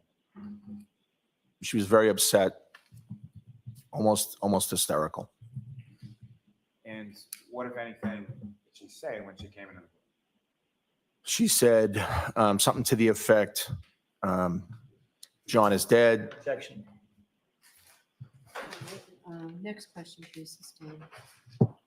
Unless you lay a foundation. Did you know who she was referring to when she initially comes into your room? I initially did not. And at some point during the course of that conversation, does Ms. McCabe make reference to going downstairs? Yes. And prior to that, not the content of the conversation, but as far as the length of the conversation, about how long was that length of the conversation that occurred in your bedroom between yourself, Ms. McCabe, and your wife? Probably a minute. And the demeanor that you described as far as Ms. McCabe was concerned is almost hysterical. Was that continuous throughout that initial conversation? Yes. She was very upset. And who, if anyone, did she indicate was downstairs, or why did you go downstairs? She said that the police. This I'm going to allow in with that foundation. Go ahead. She said that the police were Who did the back downstairs. calling? Did I miss it? And so you went downstairs to talk to them. Yes. And when you go downstairs, what do you see when you get to sort of the bottom of the stairs? I saw a Canton police officer downstairs. So inside your house at that point? Yes. And the door to your house, was it still open or shut or something? I don't remember. And the Canton police officer that's inside your home, did you recognize him? Yes. And who did you recognize? Exactly. Last name Lank. So Officer Lank. Was he someone that you were familiar with? I knew who he was. Yes. Did you socialize or friends or anything like that? I didn't socialize with him. I knew him to be a Canton police officer. I had met him, multiple times, and I knew him to know my brother Chris. And so knew him is essentially what I'm asking, knew him in a professional capacity, personal capacity, or a little bit of both? I would say more of a professional capacity, and I knew of him, but did not hang out with him socially. And initially, when you first see Officer Lang, is he by himself, or who, if any, other officers are with him? I believe initially he was by himself. Did another officer join yourself and Officer Lank at some point? Yes, I believe another officer came into the house. Do you know who that officer is? I don't. Oh, And, I call before BS. that, You when know entered your everything. house, they were welcome in your house? You didn't say get out or close the door or anything like that? No, of course they were welcome in my house. And where did you go? Don't give me that with the crap. You're a officer cop. to You're going to know your who's house? entering your home. You spoke with the officer, I'm presuming. I don't believe. Yes, we spoke in the kitchen area. And when you're speaking with the officer in the kitchen area, who is there? So my wife, Nichole, her sister, Jen, and I believe Jen's husband, Matt, arrived almost the same time that I came downstairs, maybe a minute after. Wait. How long a period of time was this conversation? Wait. Listen to what he said, y'all. Who busted in the door? Who is there? So my wife, Nichole, her sister, Jen, and I believe Jen's husband, Matt, arrived almost the same time that I came downstairs, maybe a minute after. So you're telling me the woman who busted in your room to tell you the crap was hitting the fan outside that you guys say you didn't know happened. I got to do it. So you're saying that a woman by the name of Jennifer McCabe, the sister to your wife, bust into your room hysterical. I didn't hear that, but that's what the wife said. Telling you about John and that a police officer, love you, thank you, a police officer wanted to talk to you downstairs. Now, you're saying as you came down the stairs and Officer Lank was entering, at the same time, Jen and Matt showed up. She was already there. And Jen said she left and went and picked up her husband after she talked to you guys and woke you up. Which is it?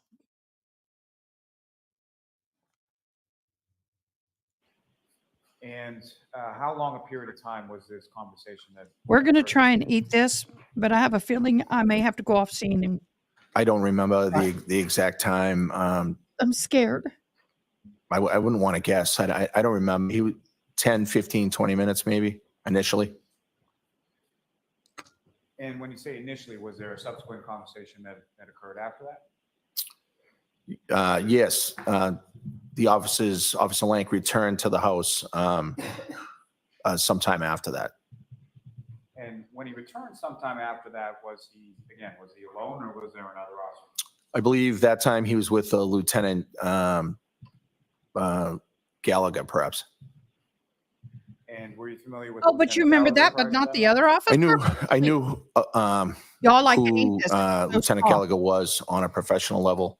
I had not hung out with him on a social level. And again, they were welcomed into your home and you spoke with them, is that correct? Yes, the second time they were there, they were invited back to the house via a phone call. And that second conversation within your house, where did that? Same area, family room, kitchen area. And if you know about how long a period of conversation was that second come back to the house? That may have been longer, maybe a half hour. Now, going back to sort of that initial conversation. Y'all, as I far can as actually eat this and it doesn't hurt. It's yourself, it's Oh my God, I'm gonna have to get more of this. your wife, and then the police, is that correct? It hurts a little bit. Myself, my wife, Nichole, my sister-in-law, Jen, her husband, Matt, had arrived, and the police, yes. And So it's a group between that interview. first speaking with the police and the second time that the police came back to your house, who, if anyone, did you call or notify in regard to the situation that was going on in front of you? I called Brian Higgins Why did you call Brown? because I think it was important for him to know what was going on and that what had happened.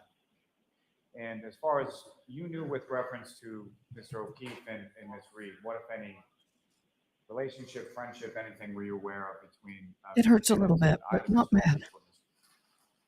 I was not aware too much about a relationship with Brian and either person. Brian had mentioned maybe even that night that he was friendly and knew John.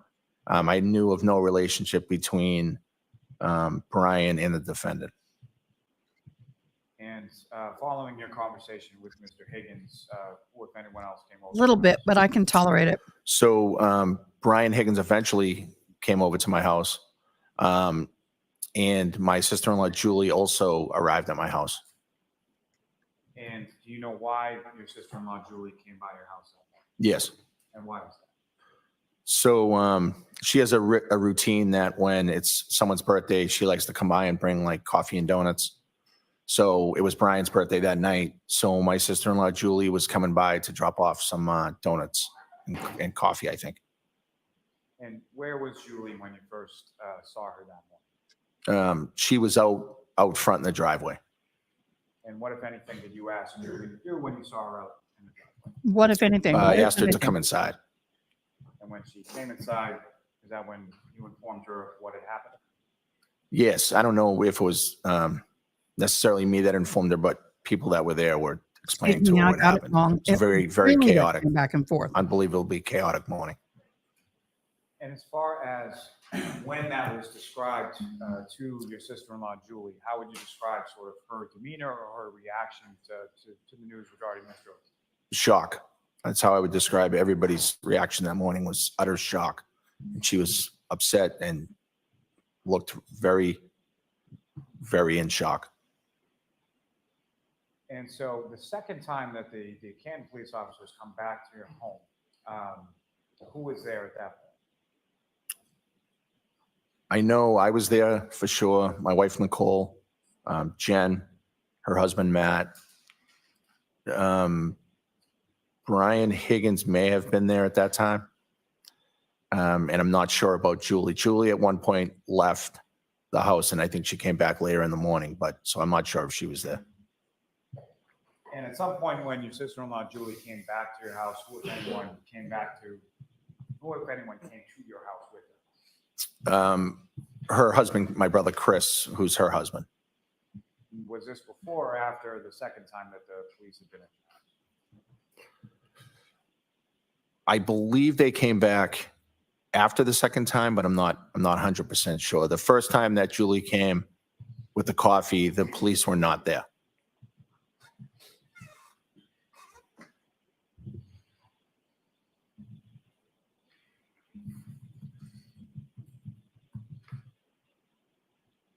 Now,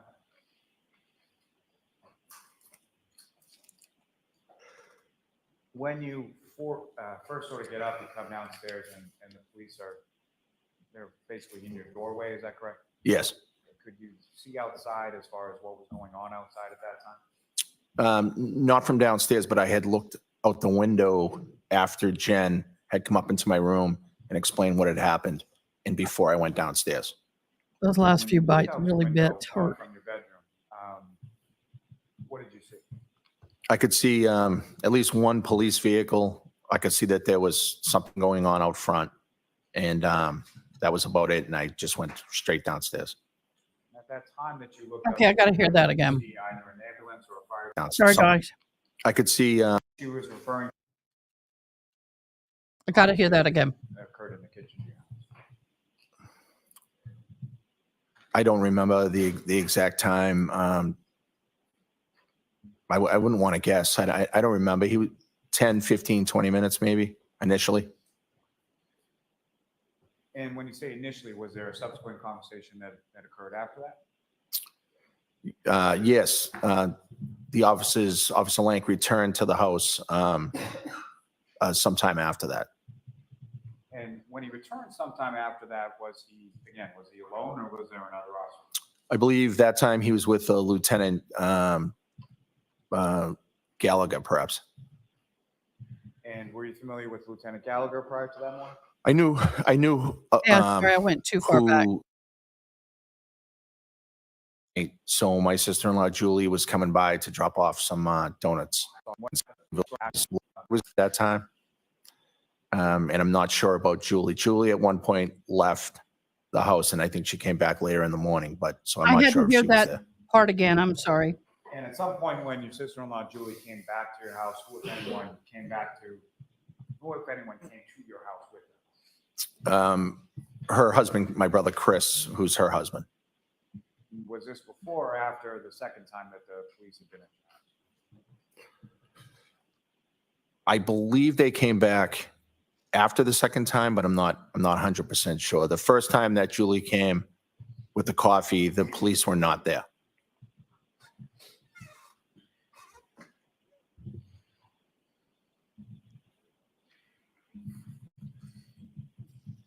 Not any objections through this. Listen how quiet it is.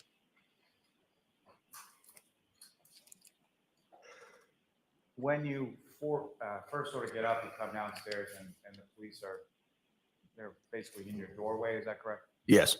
Could you see outside as far as what was going on outside at that time? Not from downstairs, but I had looked out the window after Jen had come up into my room and Okay, explained that's what what had we happened, here. and before I went downstairs. When you looked out your window from your bedroom, what did you see? I could see at least one police vehicle. I could see that there was something going on out front, and that was about it. And I just went straight downstairs. At that time that you looked out your window, did you see either an ambulance or a fire truck out there? I don't remember if I saw a ambulance. There were emergency vehicles out there, but I can't remember exactly which types. And I would not want him to investigate or be a cop on any part of a case with me because he can't remember crap. Did you go out to that area of your yard where you saw the cruisers and the sort of lights? No. And why not? I didn't see that there was a reason to go out to that area. The police had already been in my house. They had already talked to us about what was going on. It was a snowstorm at that point. They were trying to conduct an investigation, and I didn't want to interfere with it or have anything to do with it. Now, as far as what you're learning, sort of when Jennifer McCabe first comes sort of urging That is- into your bedroom at 6 to 6:30 in the morning. At any point around there, were you made aware of where John O'Keefe was at that point? Yes. And what were you made aware? I was made aware that he was taken to the hospital. So by the time that you're awoken by Mrs. McCabe, John O'Keefe is, to your knowledge, not outside. To my knowledge, I believed he was on the way to the hospital. Now, later on. Do you know what, y'all? I have to stop this. I would respect him and his wife a whole lot more and believe them a whole lot more if the answer is to why didn't you go outside even after the police had spoke to you? If they would have said, we were told by the investigators that they would like for us to remain in the home because this is an active crime scene. That would is far more believable. You're telling me a police officer, thank you. You have napkins in here? Yes.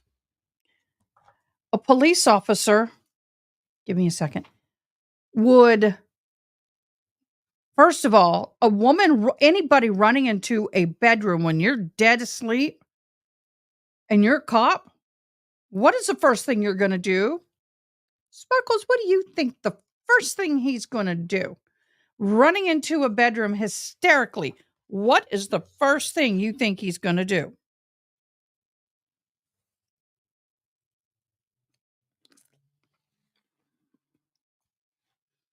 Just saying.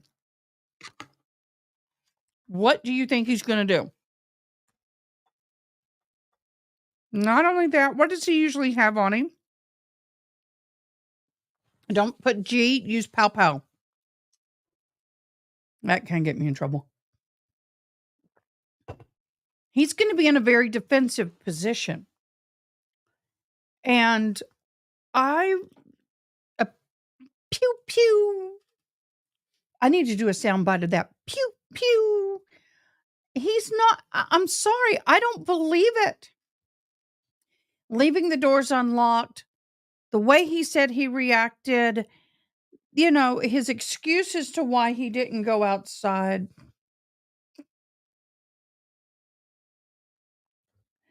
I don't care if it's a hailstorm. If there's been a dead body or somebody dying on my yard and there's police out there, I'm going to weather up and go. Sorry. Not sorry. In the course of that day, at some point, did you have occasion to speak with some troopers from the state police? Yes. And if you recall, who is it that you spoke with?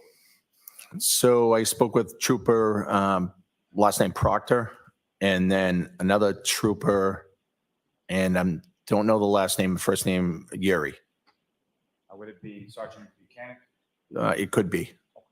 And had you met either of those troopers prior to that date? I had never met Trooper Proctor. I had met Trooper, I forget, what is the last name? You met Trooper Yuri. I had met him once or twice before.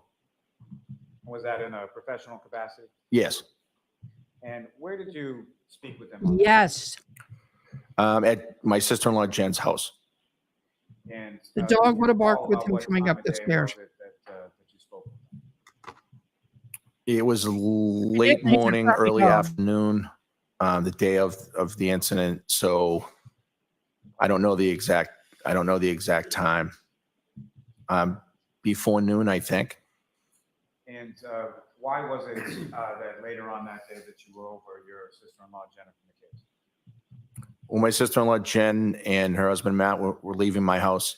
My sister-in-law was distraught. I wanted to be comforting to them and be there for them if they needed anything, and I drove to their house. Very good. This is, and speaking of your Thank you. sister-in-law Jennifer, this is someone you've known since she was how old? 7 years old. She's like a little sister to me. And Anybody at comes running into my point that you're bedroom like going over that, to the house, did you know that there were going to be troopers from the state police over? I would not be calm. Yes. And fair to say they asked to talk to you, is that correct? Yes.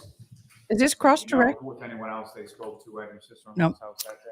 I believe they spoke with Jen, my sister-in-law Jen, and then her husband Matt, and then myself. And so was that done sort of in a group setting, or was it separate or something? Separate. And so they spoke to you in one area of the house while Jennifer and Matthew McCabe were in another area of the house, and vice versa for you. Yes, I spoke with them at the dining room table. This is the third and time. Jen and Matt were not present. I believe they may have been upstairs or somewhere else in the house. But not the first Do two you know times. where were you when the troopers were talking to either Jennifer McCabe or Matthew? So I was upstairs when they were being spoken to.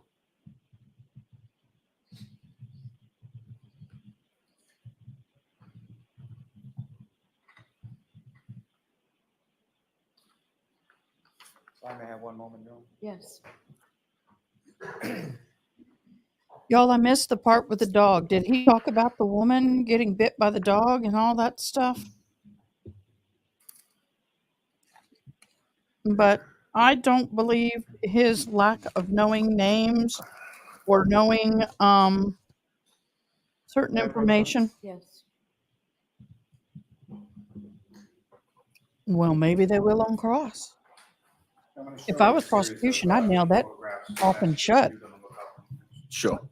Oh, they're going to show him pictures again, like the wife.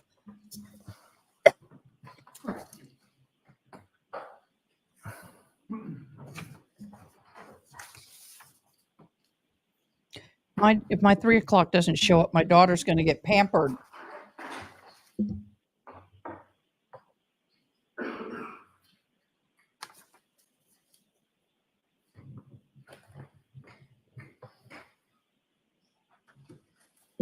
I'm going to pamper her either way today. She doesn't know it yet.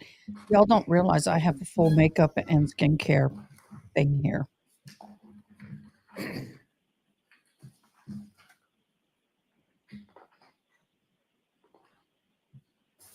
I just want to sit with my mouth open and my tongue not touching anything. The food was very good. I could eat most So of what it I've just presented you with been previously marked before as it started Exhibits really 58 and hurting. 65, and generally speaking, do you recognize what's depicted in those photographs? Yes.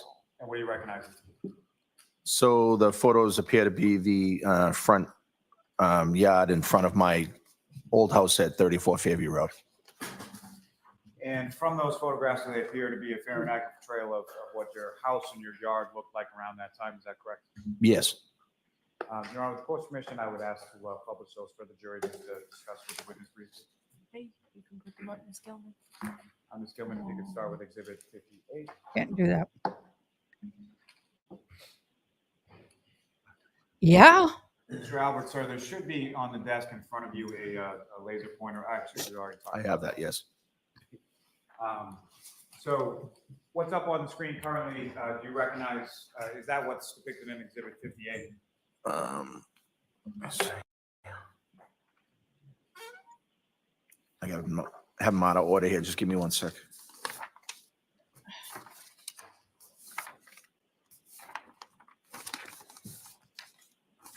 Do you guys see any taillights there? This photo was taken on the 29th. So yes, this looks like the Any photo tail exhibit light? 58 that you handed me. When was this photo And, taken? This is a photograph of your house, sort of. if I'm This is saying where the right, body on the was. left side of the property, correct? Yes. Right here. And on this sort of left side of your property, let me ask you this first. As far as between the roadway of Fairview Road and your front lawn, is there anything there as far as a sidewalk or anything like that? No, there's no sidewalk. So the grass area goes right to the curb, and then there's the street.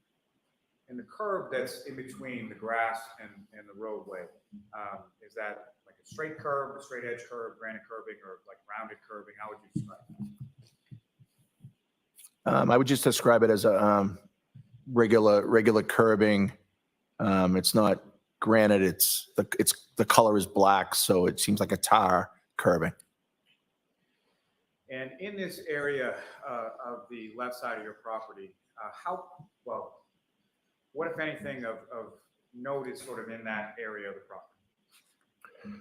So in that area of the property, first of all, that's basically the property line from the neighbor's house. If you're staring at my house from the Testimony of front, his wife. the neighbor to the left, that's the property line area. But there's a fire hydrant there. There is a flagpole with the American flag and the Marine Corps flag. And there is we call it like an electrical box, but I'm not sure what the purpose of it is. It is.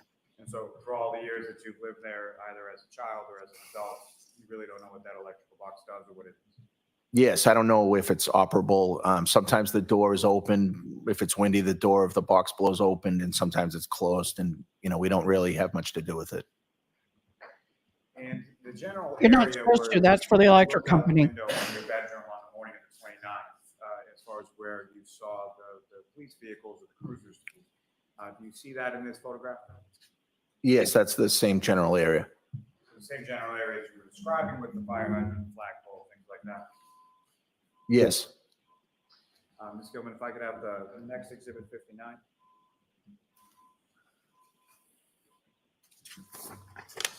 And again, sir, what's up on the screen? Is that what you have for you?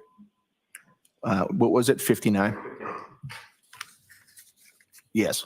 Ow, that hurts, y'all. From this photograph, sir, this is again a picture of your residence around the time of January 29th, correct? Yes. Fair to say this is taken after some of the snow has sort of melted from the storm before? If you can tell. Yes, it appears that there's less snow in the front there. So less snow than what you saw when you looked out your window or at some later point on the 29th. Yes. So they said this was the 29th? There's- You have for you?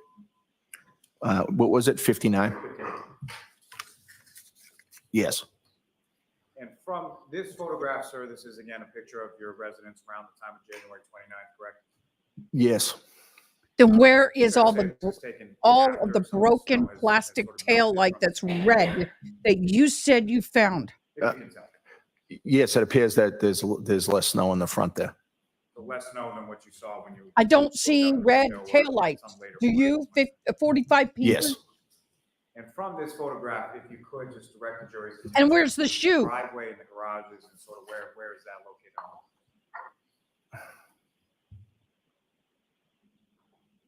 So my driveway is, or was, this area right here, and that's the garage doors. And from within this photograph as well, you mentioned that there was. sort Well, of they storage collected the within glass. your house. That wouldn't be there because this is Area, after they another removed everything. a living room of some kind. But If you could where direct the jury's is the attention tail to light where in the each of shoe? those doors would be on the house. Sure. 45 pieces is a lot So of tail the- light. The door right here, And that is tail light, we doesn't consider it shatter the that front small door, like glass. and that goes into a foyer area. Not the kind of hit they say. And it. then, not from this photo, you can't really see it, but there's a door in this, I guess, breezeway area, and that opens up into the family room. And one last thing from this photograph, sir, if the window that you were looking out, see that window in this photograph as well, and can you draw the jury's attention? Yes, I believe it would be this one right here. The Out in the last corner. two are in the bedroom. I have the photos. Ms. Gilman, if I could have the next exhibit number 60. You say 6-0? 60.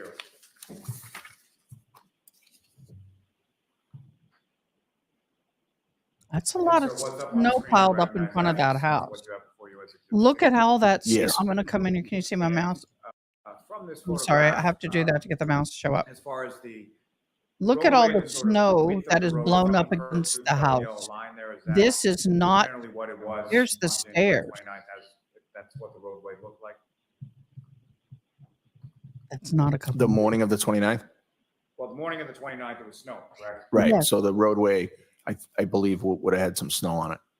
Yes, I agree. But what I'm saying What is I'm that they asking said it is, was only a few when you came inches. home that evening, Even or over early morning here of the is 29th, more than is that essentially what few, the roadway looked I like? assume. Absent whatever the snow was covered. Yes. I can barely see the tires on the Next car. photograph, Ms. Gilman. That curb is 6 inches, they said. And again, now looking at what is exhibit 61, is that correct, sir? 1 second. The curb right here, or the berm, they say is 6 inches, and the snow is covering the berm. Yes. This is essentially a closer I'm up just saying. image of the area, the fire hydrant and electrical box. And the Is this where they blow the snow away with the Yes. and, leaf Ms. Gilman, blower? if I could have the next photograph.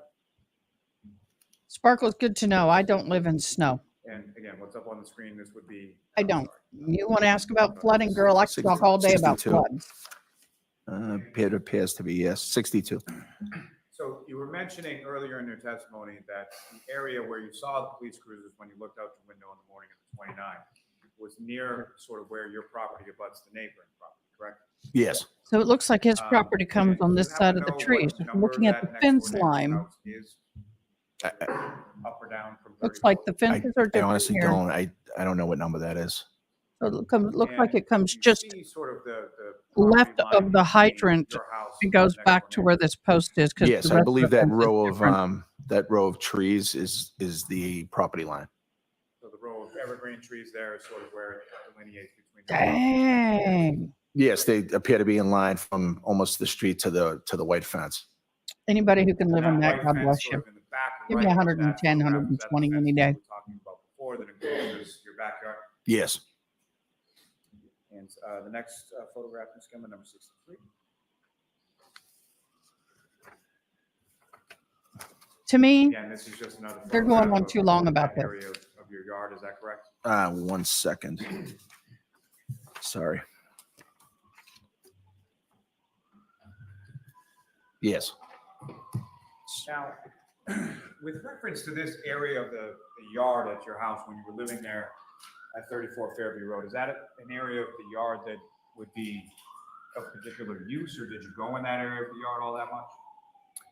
No, we didn't really use that area too often.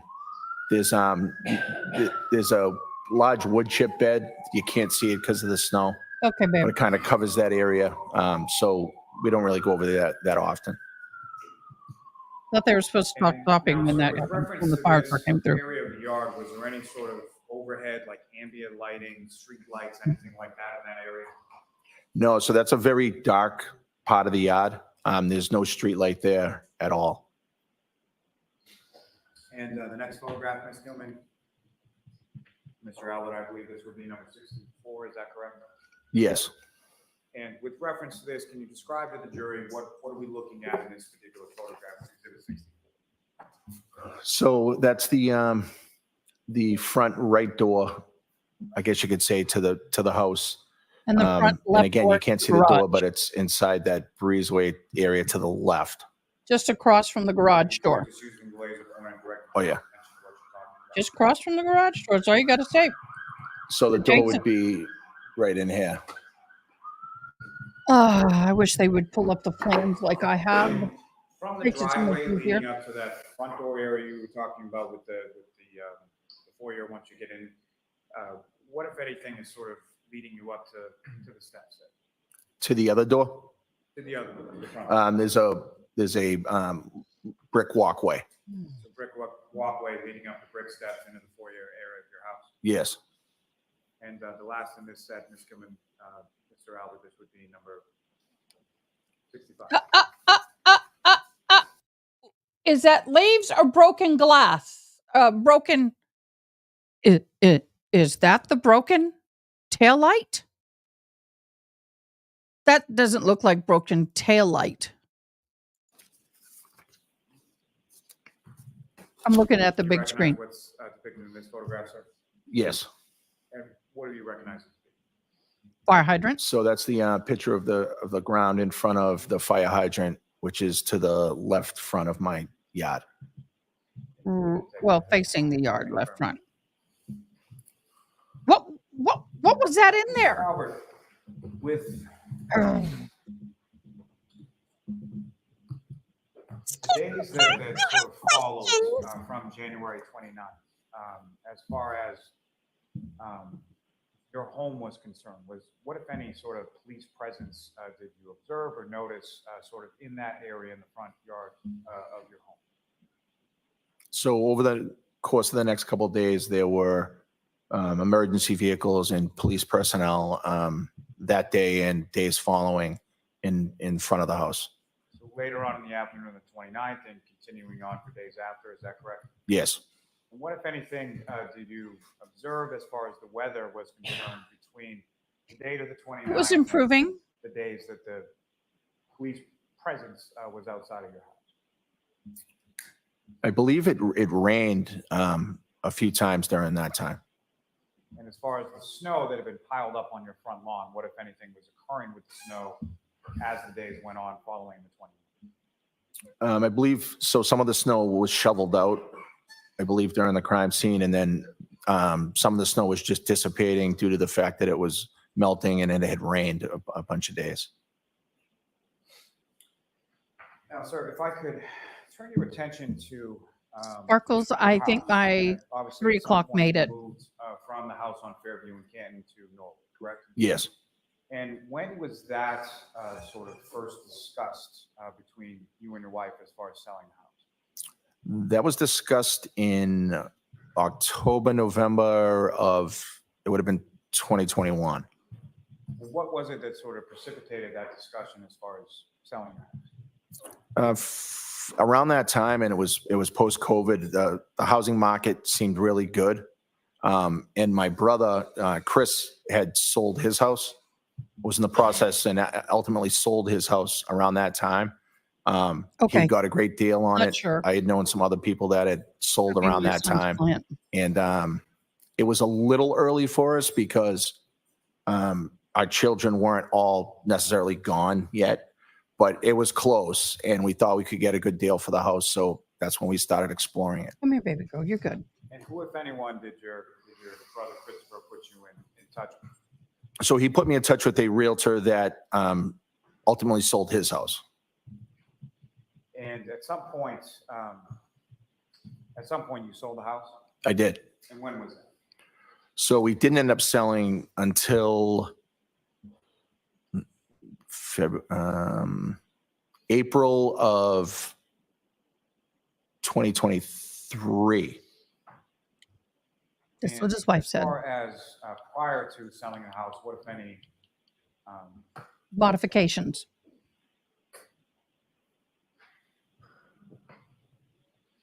did the sale of your house have anything to do with what occurred there on January 29, 2022? Absolutely not.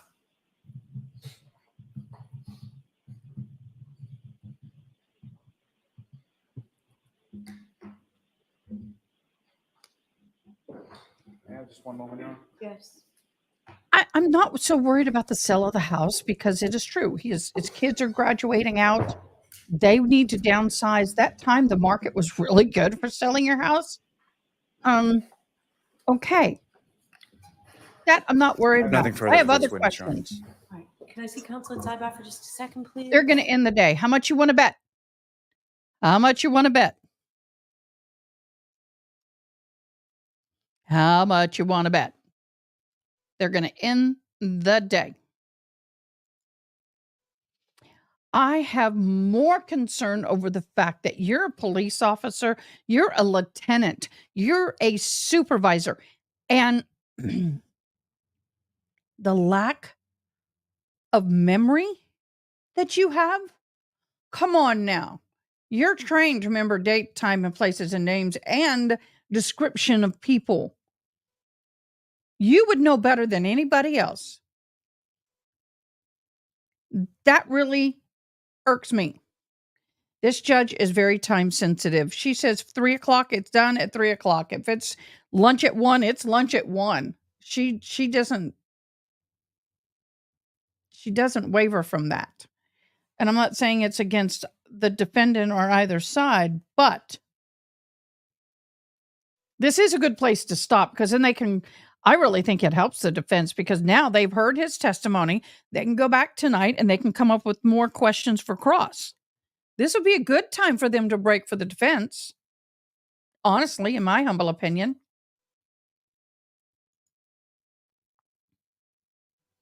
In my humble opinion. But I have pictures of the house and I will show that again tomorrow. I think everybody who's on right now has seen the pictures of the house. But I have pictures of the house. I have a map of the house, diagram of the house, and it really helps to see that in order to understand what they're talking about. I really wish that a diagram that I have that they had when they put the house up for sale, if they're, what are they called? Oh my gosh. If the attorneys and their assistants would have pulled that map up and put it up, it really would have helped. If I was a defense, I'd have that map and I would have pictures that were online of the house that was for sale. So it's easy. It's public access. You don't have to go in the house. And I'd put up those pictures and talk about the room and the windows and everything else because y'all, I have a light on my car that blinks because I'm a volunteer firefighter. Yep, Monday. I keep saying tomorrow, like I keep thinking today's Thursday. So I'm a volunteer firefighter. And let me tell you something. When I turn those lights on in my car, if I'm at home, I can't turn them on in my driveway and haul down the street because my neighbors next to me, my neighbors across from me can see those lights in their windows and it will wake them up. I know. I accidentally did that once and I heard about it. And they have curtains and they have blinds. I don't believe that you can't have I said possibly 5 police cars, Thank you, Your Honor. 7, 8 vehicles. Please. All right, so Joyce, rather than start cross-examination of Mr. Albert, we're going to let you break for the day. And I did want to give you some scheduling updates because there have been questions from you folks and requests. So next week will be a full week with him, every day next week. Again, Monday, Wednesday, Friday will be full days. I'd like us to pick up the pace a little bit here. No repetitive testimony so that we can move things along, but we are moving things along. So Monday, Wednesday, and Friday will be full days. Tuesdays and Thursday next week will be half days. The week I wanted to address with you, where we were already going to be off the 29th and 31st of that week. There's been a request and it makes sense. We will now take the 29th, 30th, and 31st off rather than have you folks come in. So you'll get 3 full days, sort of maybe in the middle of this trial, to be able to just kind of regroup and Well, isn't that a holiday weekend? days, but I am going to ask you to give us a full day on the 28th. So think about that this weekend. So the Tuesday will be a full day, and then Wednesday, Thursday, Friday, you'll be down. Okay. June 7th, we're off. We will end June 6th at noon instead of 1 o'clock. Okay. All right. So I do have to give you those 3 cautions. Please do not discuss this case with anyone. Okay, I'm going to Don't do cut any this off independent because I don't want to hear all that again. All right, guys. Wow. What a day. A little more life to it. It wasn't as, maybe I was just too sick yesterday. So I'm glad to hear a little bit of scheduling so I can figure that out. So what we're going to do is I'm going to hop off because my mouth is really hurting. And we are going to see y'all Monday morning at 8 o'clock. I hope you have a fabulous weekend. And I just want to say that everybody's going through a hard time right now. Everybody's struggling right now. And I just want you to know, guys, enjoy yourselves. Take time for you. Happy Mother's Day to all your mothers out there, even spiritual mothers or aunties who are like mothers. You are included in that. If you love on a child, a mentor a child, even if it's not yours, happy Mother's Day. I'm going to have one. My daughter's home from college. It's going to be a great Mother's Day, even if we just watch TV. But I hope everybody enjoys their little ones. And thank you once again. Thank you, thank you, thank you for joining me, for helping me create something really cool and awesome. I've enjoyed this time with you, and I look forward to spending all next week with you again, hopefully with a healed mouth. But in the meantime, be blessed. And remember, love each other. It's hard out there. Okay? Thanks, guys. Bye bye.